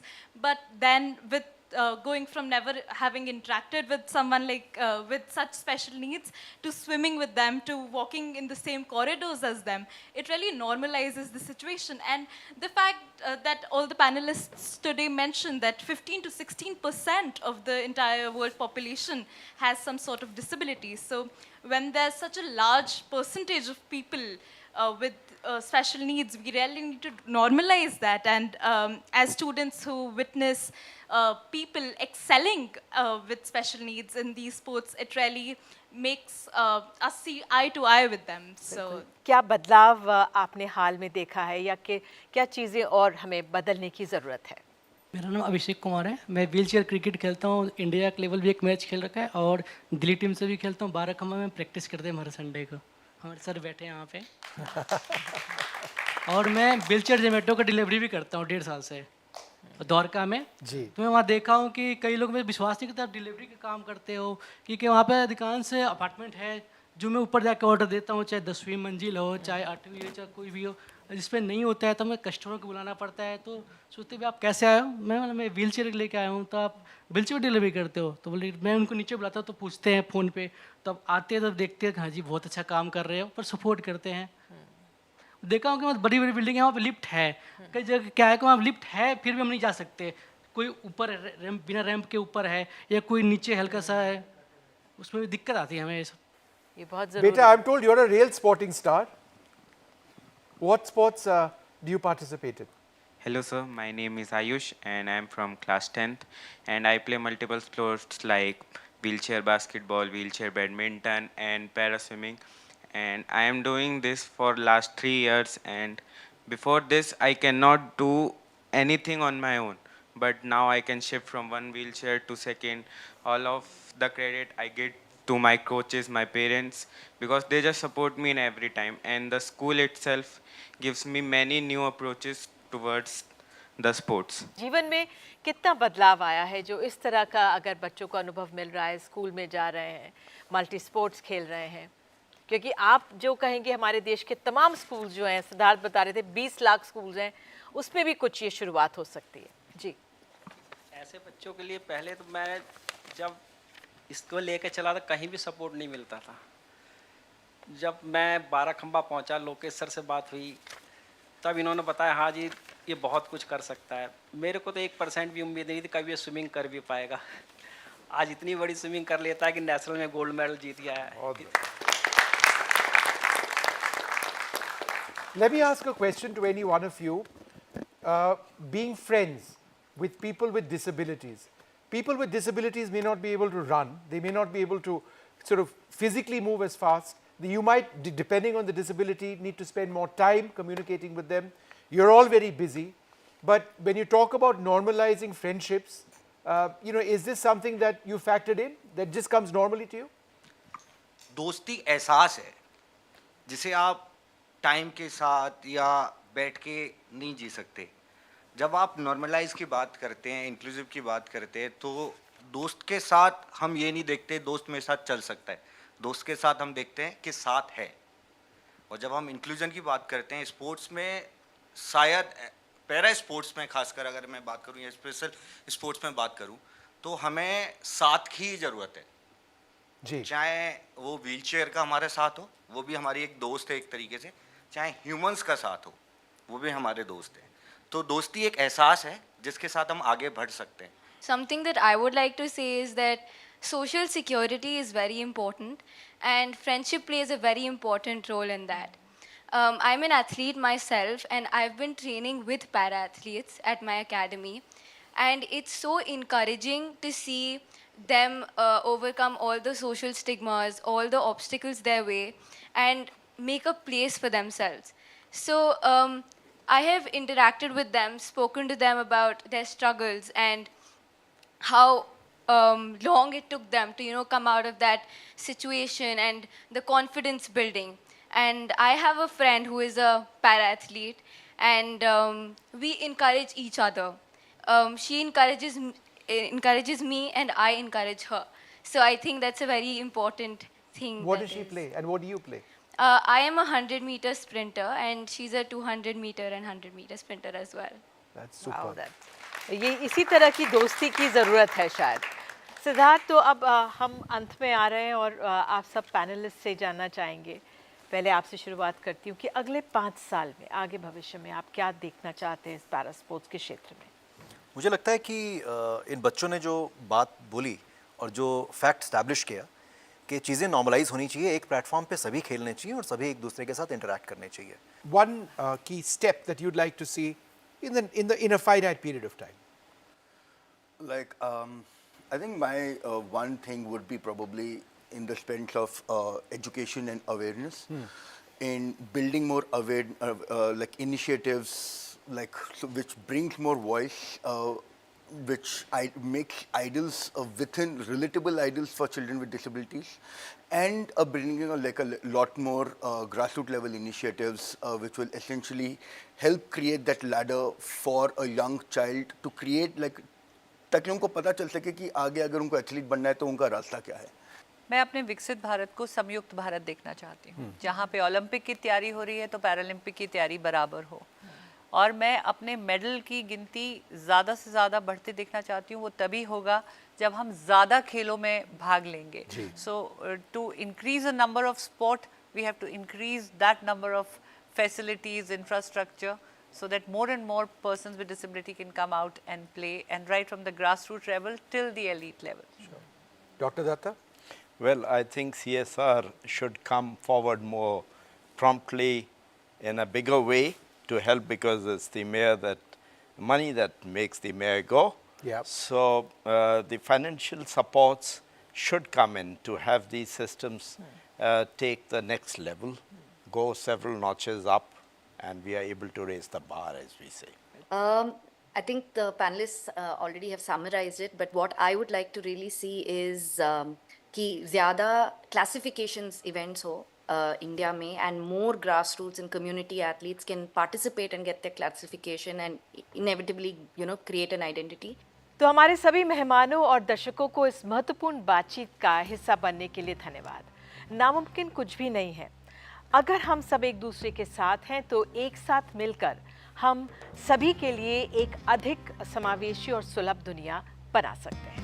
Thank you for watching, and remember, in sports and indeed in life, it is our abilities that truly matter. We leave you with this very special Samarth by Hyundai anthem.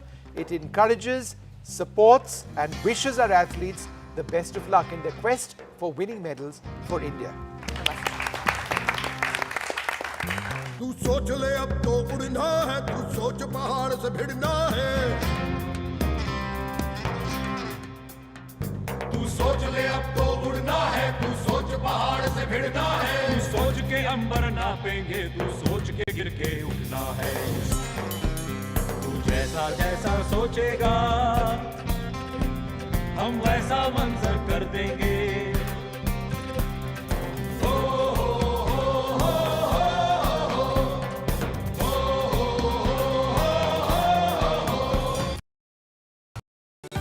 Stay informed and entertained with the new and updated NDTV News app. You can watch all our channels live, listen to podcasts, read breaking and exclusive news from around the world and more. Download the NDTV app today and get access to the best journalism and storytelling on your smartphone or tablet. The NDTV app. News that matters to you. Hi, I'm Shreya Saran. Kerala's Wayanad area is hit by devastating landslides, resulting in loss of lives and livelihood. Kerala needs your help right now. Let's join NDTV initiative. Come, donate. Let's rebuild Wayanad.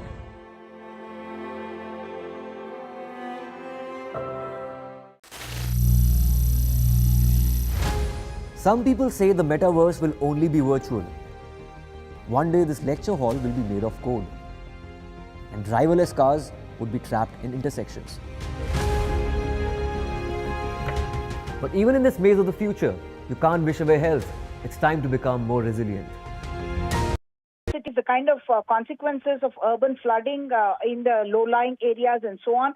And that's what the government is saying that it is trying to stop, because water bodies are very important for every city. And that's what Hydra has set out to do. And it has already given a list of 18 very prominent structures belonging to prominent leaders that it has demolished in the last 1 month of its existence. And those include leaders from the Congress, Pallam Raju, Danam Nagendra, leaders from the BJP as well as the BRS. And as you mentioned, the N Convention Center belonging to actor Nagarjuna as well. And yes, notices are being issued to several other structures as well, and they could be belonging to leaders across political lines. And that's what Chief Minister Revant Reddy was referring to, saying that I need to do my dharma, and I do understand that this is going to have consequences, because many of those farmhouses, villas and structures belong to people who are influential in politics. They may be within my government and they may be outside. This is something he claims is beyond politics, and that he's doing it because the future generations deserve that the natural resources are left the way they were meant to be and not encroached upon, creating artificial kind of crisis in addition to the climate crisis that we already have upon us. And it is in that context that he referred to the Bhagavad Gita. Of course, the BRS is saying that these are politically motivated. Mr. Harish Rao, former minister, has in fact said that it is the BRS leaders who are getting targeted, and they are also pointing to structures that belong to Congress ministers and leaders and saying, will they demolish that? even MIM chief and Hyderabad MP Asaduddin Owaisi, one of one of the colleges that his that his party runs or his trust runs, that is also in fact said to be falling in a FTL area of a lake, and therefore he's also questioning, saying that there are central government organizations, there's a necklace road, and all of that is actually sitting on FTL, and will all that also be demolished? So this is turning into a huge political issue, but presumably Revant Reddy believes that he will have the support of the people here and also the leadership in Delhi, because many of them, we do know, have appealed to the central leadership, saying that he is going on a drive that is going to really shake the Congress boat here. All right, Uma, thanks very much for joining us with the latest there. So this demolition drive continuing in Hyderabad. And looking at some other news now, well, tragic news from Mumbai. In fact, an undergraduate student at the Tata Institute of Social Sciences has died. In fact, his body was found in his apartment. The police are also probing a ragging angle to this, though, of course, the police have come out with initial details saying that his body was found and the body was taken immediately to the hospital where he was declared dead. My colleague Paras Zama is now joining us live on the phone line. So, Paras, what's the latest? So far, no statement from the institute, and the police also probing the ragging angle. Right, Vedant, this is a very unfortunate incident which has happened in Mumbai and in a institute, a very reputed institute in Mumbai. In this entire matter, first of all, Mumbai police has registered accidental death report in this matter. So there are several things which will be probed by the chamber police in this entire matter. A ragging angle is also will be investigated by the chamber police in this entire matter. It has came into light that the victim was studied in was in Tata Institute, and he was studying the human resources in Tata Institute. He was a first-year student over there, and yesterday he and some of 150 friends went to Vashi for a party, and from there they all came drink. And what happened after they reached their rented flat is still to be known. And in this angle also, Chamber Police is investigating. But right now the major thing is that accidental death report has been filed by the Mumbai police in this entire matter, and they are also probing the angle of ragging also. All right, Paras, thanks very much for joining us with the latest here. As Paras is reporting, the ragging angle being investigated by the police.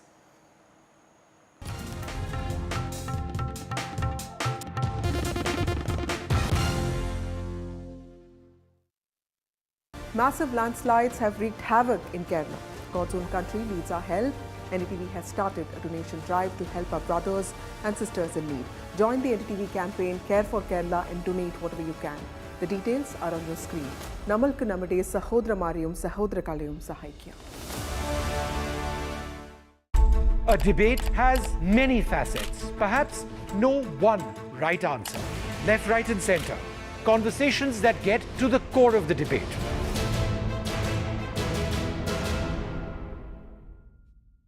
Brought to you by Weka, India's largest selling UPVC window. Stay informed and entertained with the new and updated NDTV News app. You can watch all our channels live, listen to podcasts, read breaking and exclusive news from around the world and more. Download the NDTV app today and get access to the best journalism and storytelling on your smartphone or tablet. The NDTV app. News that matters to you.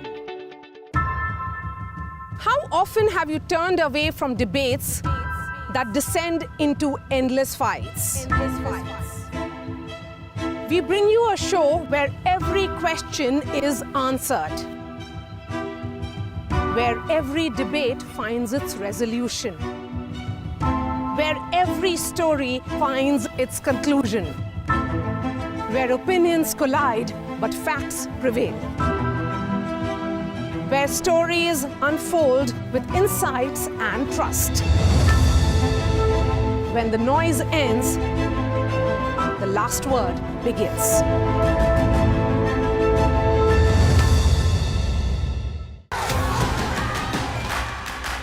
The biggest democratic exercise in the world. Team NDTV covers it from ground zero. BJP really had to fight a tough election this time. Unprecedented exercise. Unmatched coverage. There is no dispute. जनता को decide करना है. From polling to counting, NDTV brought you the most trustworthy news and updates.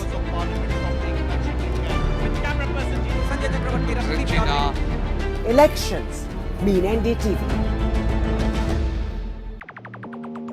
Just came around to say hello. I'm so fly. You took a nosedive. Careful when you play on my level. For you it's so. Hey, hello. Motorola Razr 50 Ultra. Flip the script.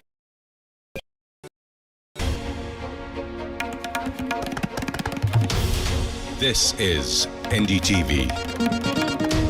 And you're watching NDTV 24/7.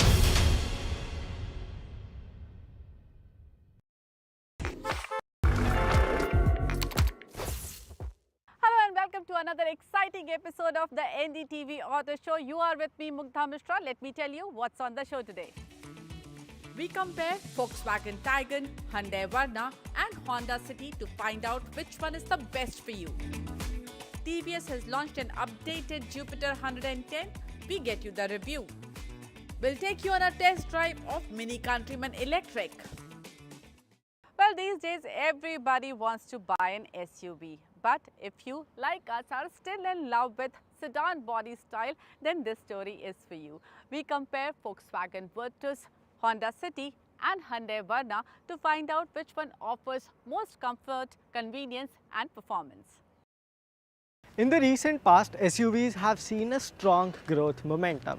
And yes, for all the right reasons, they are far more practical a body style than everything else in existence.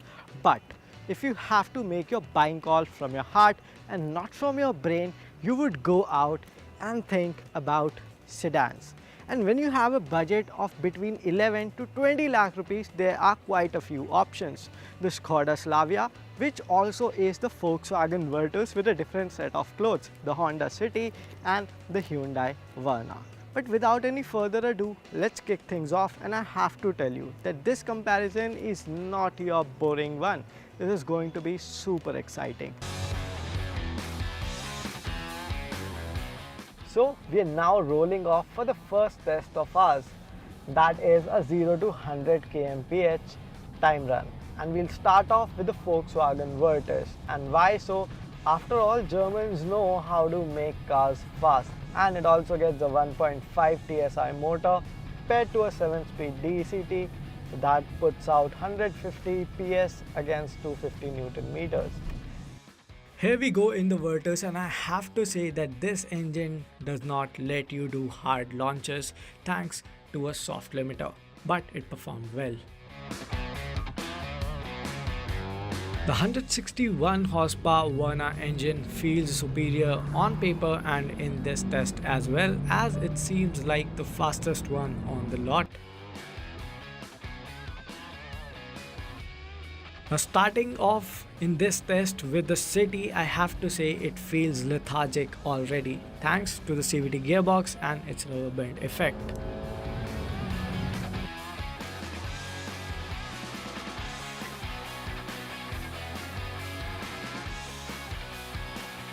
Now, sedans, they are perceived as comfortable vehicles over their SUV counterparts.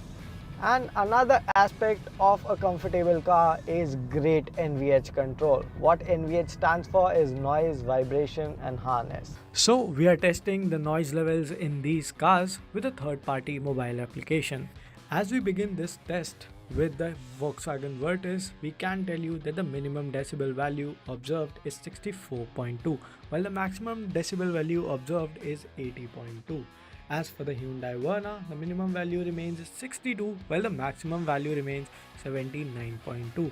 Moving to the last contender on this list, the Honda City, the minimum decibel value remains 66.4, while the maximum decibel value observed was 83.6. The results, they will shock you. But first, I'll tell you about the parameters that we used for this test. We have kept the blower fan settings at 1, and we are chomping down highways and city streets with speeds varying from 40 kmph to 80 kmph. And to kickstart this test, we have the Hyundai Verna with us. Now, as in our final results, we can conclude that Hyundai Verna is the most silent of all. Now the Virtus takes the second spot, while the Honda City's cabin turned out to be the noisiest of all. Now a comfortable car does not only need to have good NVH levels, what it also requires is a great ride quality, and to test that we have a bottle of water and an empty cup with us, and yes, the 3 cars. But this test we are going to start in the Honda City by filling this cup with water, and we'll go over a bad section of road at speeds of around 35 to 40 kmph. And what we are going to test is how much water is displaced out of this cup in all the cars, the City, the Virtus and the Verna. And it's the result time, and I have to say that the City excelled with the least amount of water displacement from the cup. Next up is the Volkswagen Virtus with its rather stiff suspension. Now Verna, it might be powerful, but it does get a softer suspension setup, therefore making us wet with a lot of water spillage. Also, the City comes with comfortable seats. Now the space is great on the Virtus as well, but somehow the Verna doesn't feel as comfortable as the other two. See, we told you this is not going to be a boring comparison, but what have we learned from this one? Well, I can tell you that the Virtus and the Verna with their turbo petrol motors and the DCT gearboxes are equally fast. It is the City with a 1.5 litre NA and a CVT gearbox that it felt lethargic. Now this car is on sale with turbo engine in international markets, and we are asking Honda to bring that to India so that it can give some tough fight to the Virtus and the Verna. Coming down to the NVH test, well, it is the Verna that took away the limelight from the Virtus and the City, with City offering the highest number in terms of the max NVH levels that we observed in the test. Finally, we have to talk about the suspension test, and the water displacement was observed in the maximum amount in Verna. Then it was the Virtus, and this is where City excelled. So if you want to buy a car that has comfortable ride and you want to be chauffeur driven, go for the City. But if you want to have fun and is a very balanced offering with features, you have to go with the Verna. But if you're all about making this decision illogical and from your heart, I think Virtus will fit to your bill. I said illogical because this is the most expensive car on this list. In fact, it misses out on a lot of features as well when we compare it to the Verna, which indeed is slightly cheaper. But on paper, it is the Verna that is more powerful, but in the real world, with supreme handling, it is the Virtus that will keep you happy if you love pushing your car. And with that, I'm your host Mohit Bhardwaj. I'll now take a leave, hoping to see you again in another video. Till then, take care. TVS has updated its most popular product, Jupiter 110. Let's find out what all has changed. Sometimes all that we need to know are interesting facts, and I have one with me today. That planet Jupiter takes 11 Earth years to complete its one revolution cycle. But why am I talking about Jupiter? Well, because TVS took 11 years to launch the new generation of Jupiter 110, which first made its debut 11 years ago. Well, with this analogy, let's kickstart the review of the new TVS Jupiter 110 and find out how good the scooter is. So, aesthetics, and in that department TVS has done a very wonderful job, I have to say. Over to the front, the apron is all new and it gets this wide LED DRL which actually looks phenomenal. Over to the front, you're getting a new headlamp cluster with a revised cowl that sports a dual tone appeal. Now over to the sides, you will see that the silhouette is all new as well.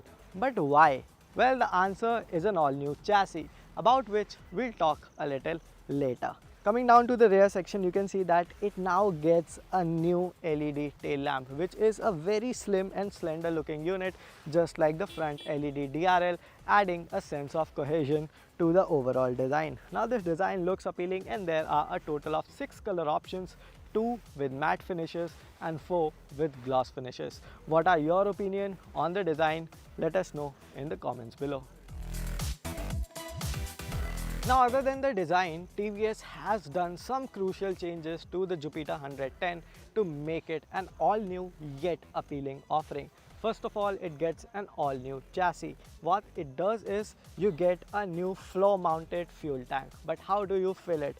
Well, this is where the fuel lid is. And talking of the boot space, you're getting a huge boot space that can house 2 helmets.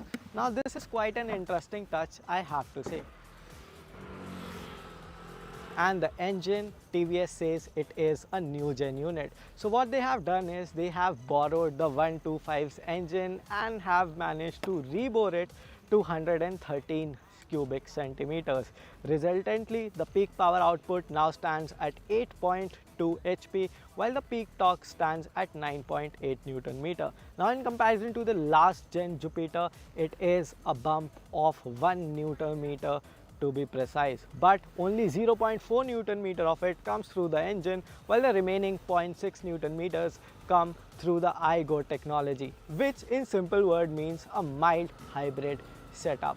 But how has that differentiated the performance from the outgoing model? Well, let's quickly go on a spin and find that out. Now, with all these changes, Jupiter's riding quality has certainly evolved. Now, there are a few directions that I want to point out. First thing, that it has become more manageable at walking speeds, and the reason for that is the mass centralization, since the center of gravity has now shifted lower for the Jupiter 110 thanks to that new footboard mounted fuel tank. Along with that, you're getting larger tires, and TVS says that the tire compound is now more grippier, so you can go faster around corners and zipping through traffic is not that tough. Talking of brakes, with the 220 mm pedal rotor, the overall progression has certainly improved. The scooter comes to a full stop much faster and with more confidence. The new gen engine feels superior in terms of refinement with no noticeable vibrations. The mild hybrid setup gives a small bump in my opinion. Also, masses will not be able to register the change in terms of performance, but the feature will be welcomed warmly, accounting the small bump it brings to efficiency. The Jupiter also comes with voice commands and automatic start-stop system, elevating the overall experience. Talking of suspension, it felt pliant, but I cannot comment much on it since the ride was on a short and well-paved tarmac. Braking action is progressive and the scooter comes to a full stop with confidence. It also gets emergency braking light, which I feel should continue to flash for few more seconds after you've come to a full stop. In summation, the new Jupiter 110 looks like a very potent offering to me with the short time that I had with it. Now, why am I sitting on this floorboard? Because TVS claims that you can fit an LPG cylinder on this floorboard quite easily, although it looks like a tight squeeze to me. Now, coming to the question, should you consider buying the Jupiter 110 over its key rivals, I mean the Hero Zoom or the Honda Activa? Well, the answer is yes. If you're looking at a scooter that is more modern and comes with more sensible features that will help you in your everyday riding style, well, you should certainly consider this one. Hi, I'm Shreya Saran. Kerala's Wayanad area is hit by devastating landslides, resulting in loss of lives and livelihood. Kerala needs your help right now. Let's join NDTV initiative. Come, donate, let's rebuild Wayanad.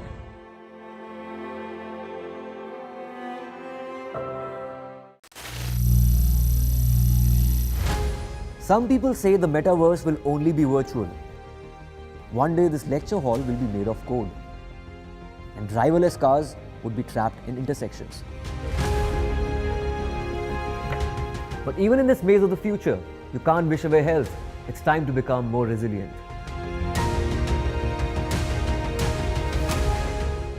10 years of Banega Swasth India, we have grown and achieved so many milestones.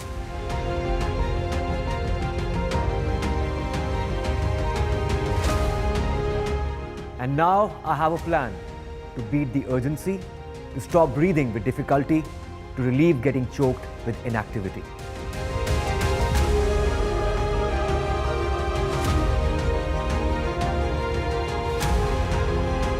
energize our government, our environment, our society, and ourselves. Everyone, everywhere, every day.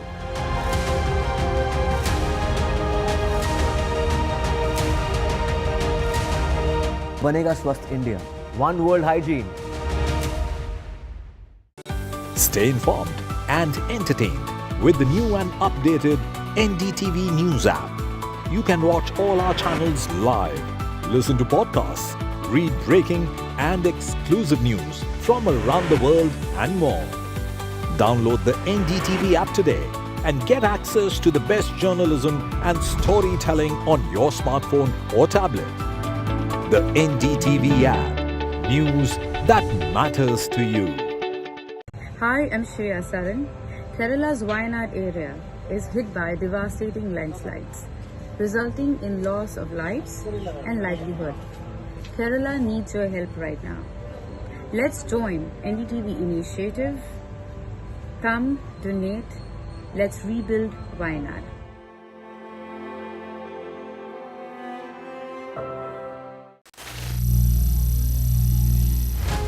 Some people say the metaverse will only be virtual.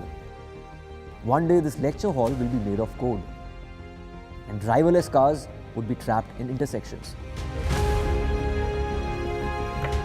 But even in this maze of the future, you can't wish away health. It's time to become more resilient.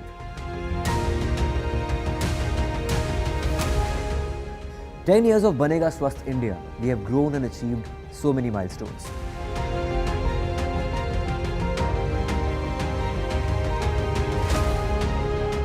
And now I have a plan to beat the urgency, to stop breathing with difficulty, to relieve getting choked with inactivity.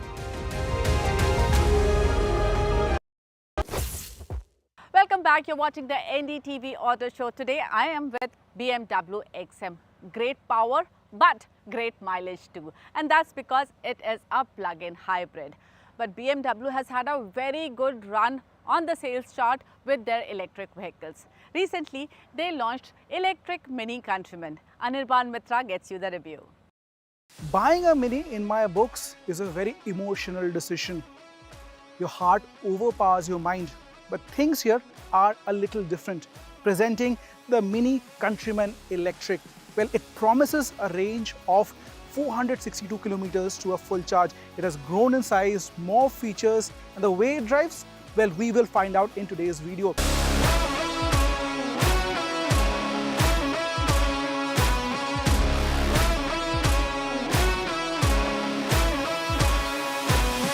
The Countryman Electric is priced little under 55 lakh rupees ex-showroom, which makes it a direct rival to the likes of Hyundai Ioniq 5, Volvo C40 Recharge, and the Mercedes EQA and its own sibling, the BMW iX1. The overall length of the car has increased by 130 millimeters. It's much wider than before, and the face of it, well, you see a fresh design language.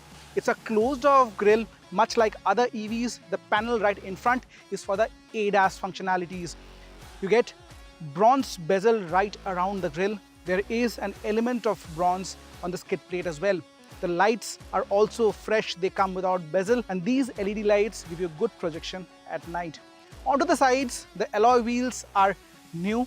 You get a range of alloy sizes. This one is 19 inches with Pirelli rubbers. The ground clearance is also healthy, standing over 200 millimeters. The wheelbase has expanded by 33 millimeters.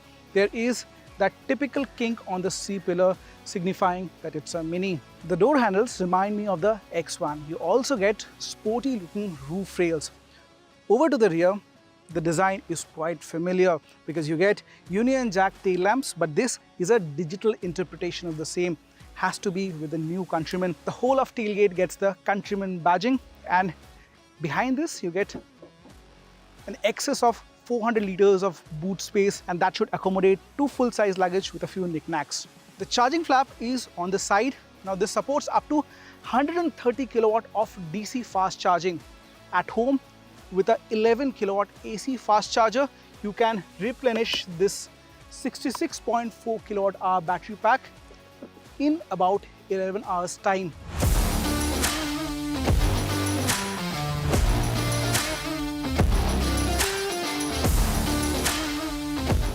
Well, the Countryman globally gets petrol, diesel and electric. For now, the electric avatar has come to our shows. And inside the cabin, there is a whole lot of freshness. Right in the middle is a 9.4-inch circular display, much like other minis of past. But this one is fresh. This one gets the latest mini operating system. It's slick to use, loaded with features, and then there is a lot of sound mimicry inside the cabin. Have a look. You hear that? Well, company calls it experiences. There are multiple modes. As you go along, as you change, you can hear something like this. As far as features go, you get a panoramic sunroof with a Countryman. The steering wheel is adjustable for both reach and rake. The driver's seat is electrically adjustable. There is wireless charging, Harman Kardon stereo, heads-up display, and plenty more inside the cabin to keep you happy. The seats are sufficiently large and supportive. My height is 5'7". Kind of texture used to make these seats are of good quality. These are electrically adjustable seats. The dashboard design is also new here. It's kind of a denim fabric made out of recycled material. However, this is not soft touch. It runs into the door panels and the color kind of merges into beige. While it looks appealing, but I don't think this will be to everyone's taste and liking. As far as storage space is concerned, it's a bit of a hit and miss, because right between the front passengers, you have ample amount of space, couple of cup holders. There is a deep pocket under the wireless charging pad. However, this armrest really doesn't open up, so all the space you get here is right between. The glove box is also not very deep, but quite usable. And with this, I hoped the door bins could have been a little more deeper. Countryman means it's a 5-door mini and you get quite a usable rear seat as well. Now again, the front seats are to my liking, and you see I have good amount of space to move around my legs, but then I don't report too much of leg room. There are AC vents dedicated for the rear passengers. There are a couple of USB charging ports as well. The sunroof runs down to all the way to my head.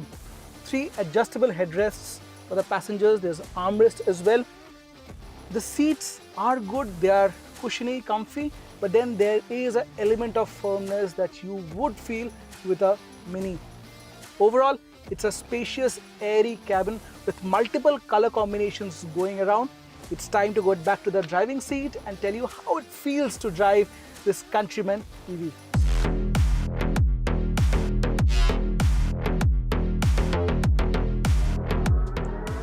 Do you hear the sound? Well, there's a lot of it inside the cabin. Obviously, when you shift to the sports mode, or over here it is called the go-kart mode, it becomes so much pleasurable. It kind of mimics a performance car, but this electric is fast when you need it. A 0 to 100 dash, company claims, is just about 8.5 seconds. And if you compare that to its counterpart, the BMW iX1, that's way more faster. Ask me why? Because iX1 gets a dual motor setup. On the other hand, this one, it's a front motor setup which puts out 204 horsepower, 250 Newton meters of peak torque, and the claimed top speed is 170 kilometers an hour. But for your daily driving around city corners and at times on the highways, you'll be offered with enough grunt. The electric motor feels quite progressive. You have 3 drive modes to play with. The go-kart is the fastest, the quickest, but then other modes really don't change the power and torque output. The change happens in the way the power is being delivered. Especially in the green or the eco mode, the power delivery is slightly dialed down. It's more range oriented. And talking about range, the company claims it's over 460 to a single charge, and in real life expect anywhere between 350 to 380 kilometers. And I think it's a fairly handsome number. Remember the Cooper, the electric Cooper that arrived a couple of years ago? Well, it had a shallow range of around 200 kilometers in real life, and it really did not make justice to a lot of buyers. Where does the Countryman fit in? Is it a hatch or is it an SUV? See, it has grown in size, it's over 4.3 meters in length, but still from the driving seat, it somehow fails to give me the commanding view of an SUV. But on the other hand, what it really stays true to is its ethos of great handling. It is still that sharp handler, gives you crisp response whenever you steer it around. With a quick and sharp handling product, what you require is good anchoring strength from the brakes. And I must report, the brakes, the performance, the feedback from the lever are good. You also get different levels of regenerative braking. However, to change them every time, you have to shift your focus off the road, get to the touchscreen and play around. So that's a bit of a dampener. Promised as a family SUV, I'm going over bad and broken roads, and you can see how much I'm being tossed around. Well, things have improved. Things are way better than what they used to be, but still you feel firm edges when you go over really bad roads at slow speeds. But it's kind of a trade-off you have to live with, because this car promises great amount of handling and there is some compromise in the ride quality. Globally, you get an all-wheel drive variant, which means a dual motor setup with a Countryman. It's a bit of a shame that BMW has kind of overlooked the enthusiast market with this car, and I believe an all-wheel drive variant should have been considered for India as well. Nevertheless, it's fast, triple-digit speeds come naturally, and thanks to the placement of battery on the floorboard, the center of gravity is really low, which means it's really planted at high speeds. The ground clearance stands over 200 millimeters, and in today's driving experience, I found no difficulty in gliding over tall speed breakers or going through bad potholes. The Countryman Electric is fun but could have been faster. But this one solves the biggest problem that the Cooper Electric had, and that is the range. It's a usable 400 plus range in day-to-day driving experience, and I believe now BMW can be happy, rest assured, with more clients of the Countryman EV. Well, that's all from us today. Don't forget to follow us on our YouTube channel, NDTV Auto, and also on our various social media handles. Till we meet again, take care, bye-bye.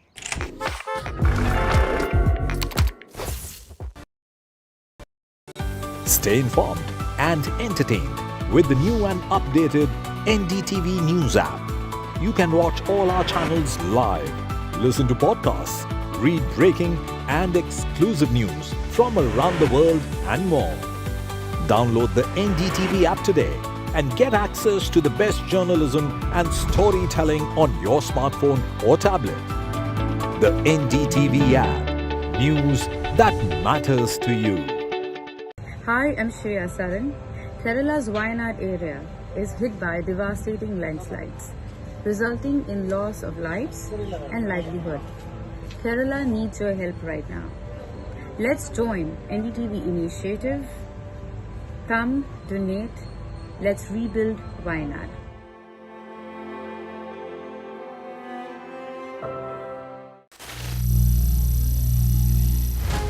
Some people say the metaverse will only be virtual. One day this lecture hall will be made of code, and driverless cars would be trapped in intersections. But even in this maze of the future, you can't wish away health. It's time to become more resilient.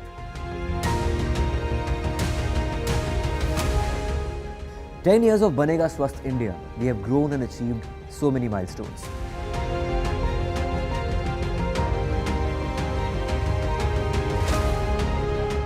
And now I have a plan to beat the urgency, to stop breathing with difficulty, to relieve getting choked with inactivity.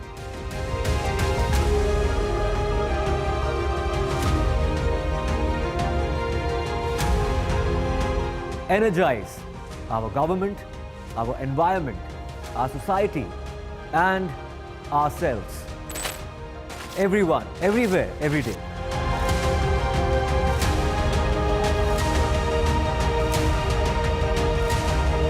Banega Swasth India. One world hygiene. Stay informed and entertained with the new and updated NDTV News app. You can watch all our channels live, listen to podcasts, read breaking and exclusive news from around the world and more. Download the NDTV app today and get access to the best journalism and storytelling on your smartphone or tablet. The NDTV app. News that matters to you. Hi, I'm Shreya Saran. Kerala's Wayanad area is hit by devastating landslides, resulting in loss of lives and livelihood. Kerala needs your help right now. Let's join NDTV initiative. Come, donate, let's rebuild Wayanad.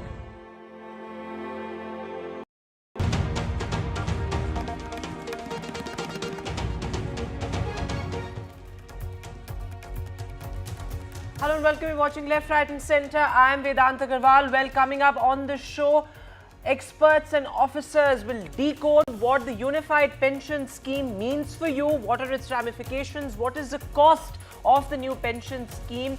Will it cost too much to the government treasury? All of that and more coming up. But first up, the headlines.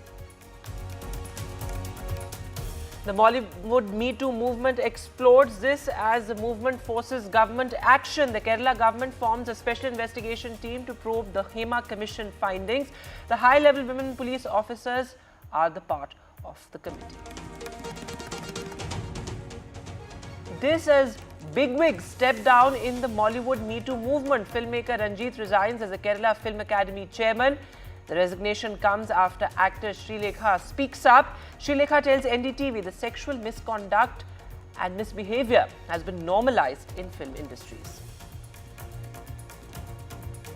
The CBI conducts multiple raids in the Kolkata rape and murder case. The CBI raids Arjikar ex-principal in the corruption case. This as the forensic medicine doctor of the hospital has been held by the central agency. The lie detector test of the prime accused in the case has been completed. Ahead of the state polls, the Prime Minister's Lakhpati Didi outreach. The Prime Minister vows strict action on crimes against women. He says culprits will not be spared and the focus must be on strengthening laws on crimes against women.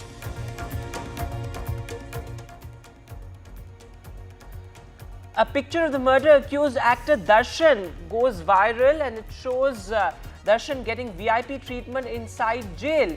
Is he a VIP prisoner? Well, the DGP prisons of Karnataka tells NDTV that the probe is on. In Delhi, the BJP brass in a huddle. The Prime Minister chairs the BJP's key election meeting. J&K and Haryana candidates are on agenda.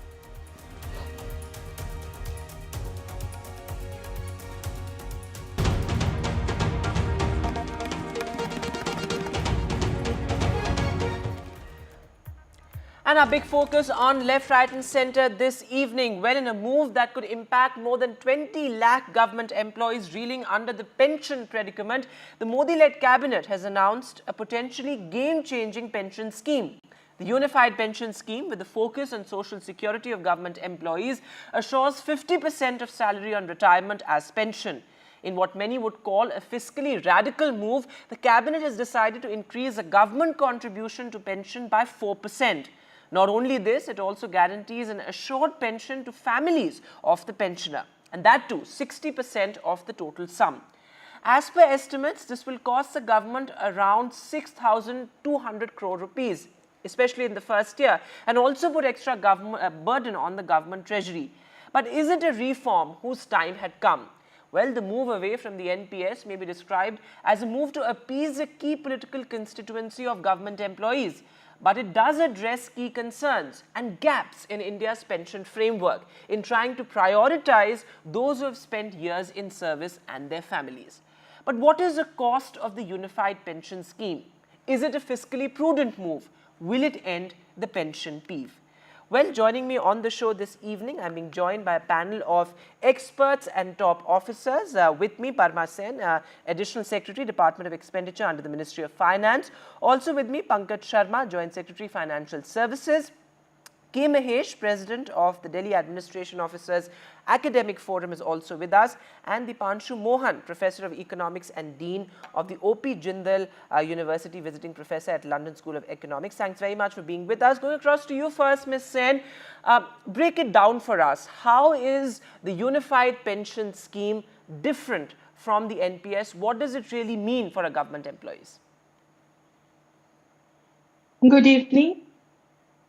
Essentially, NPS is a defined contribution funded pension scheme.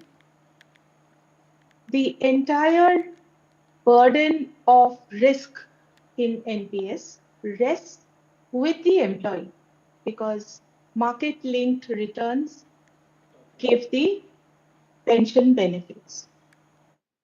In UPS, we have tried to address a key concern of the employees, which was lack of assurance regarding the pension quantum. In broad terms, it was a concern regarding lack of assurance. So this lack of assurance boils down to one, lack of assurance regarding pension, then lack of assurance regarding family pension, assurance on minimum pension, and finally regarding the dearness allowance or the inflation indexation of the pension. Now, these were the key concern areas and the aspirations of the employees, which has been addressed by this new scheme, the United Pension Scheme, which has elements of the NPS because it is still a defined contribution scheme and it is also a fully funded scheme, but it also has elements of defined benefit. The defined benefits were what I just mentioned just now regarding assured pension, assured family pension,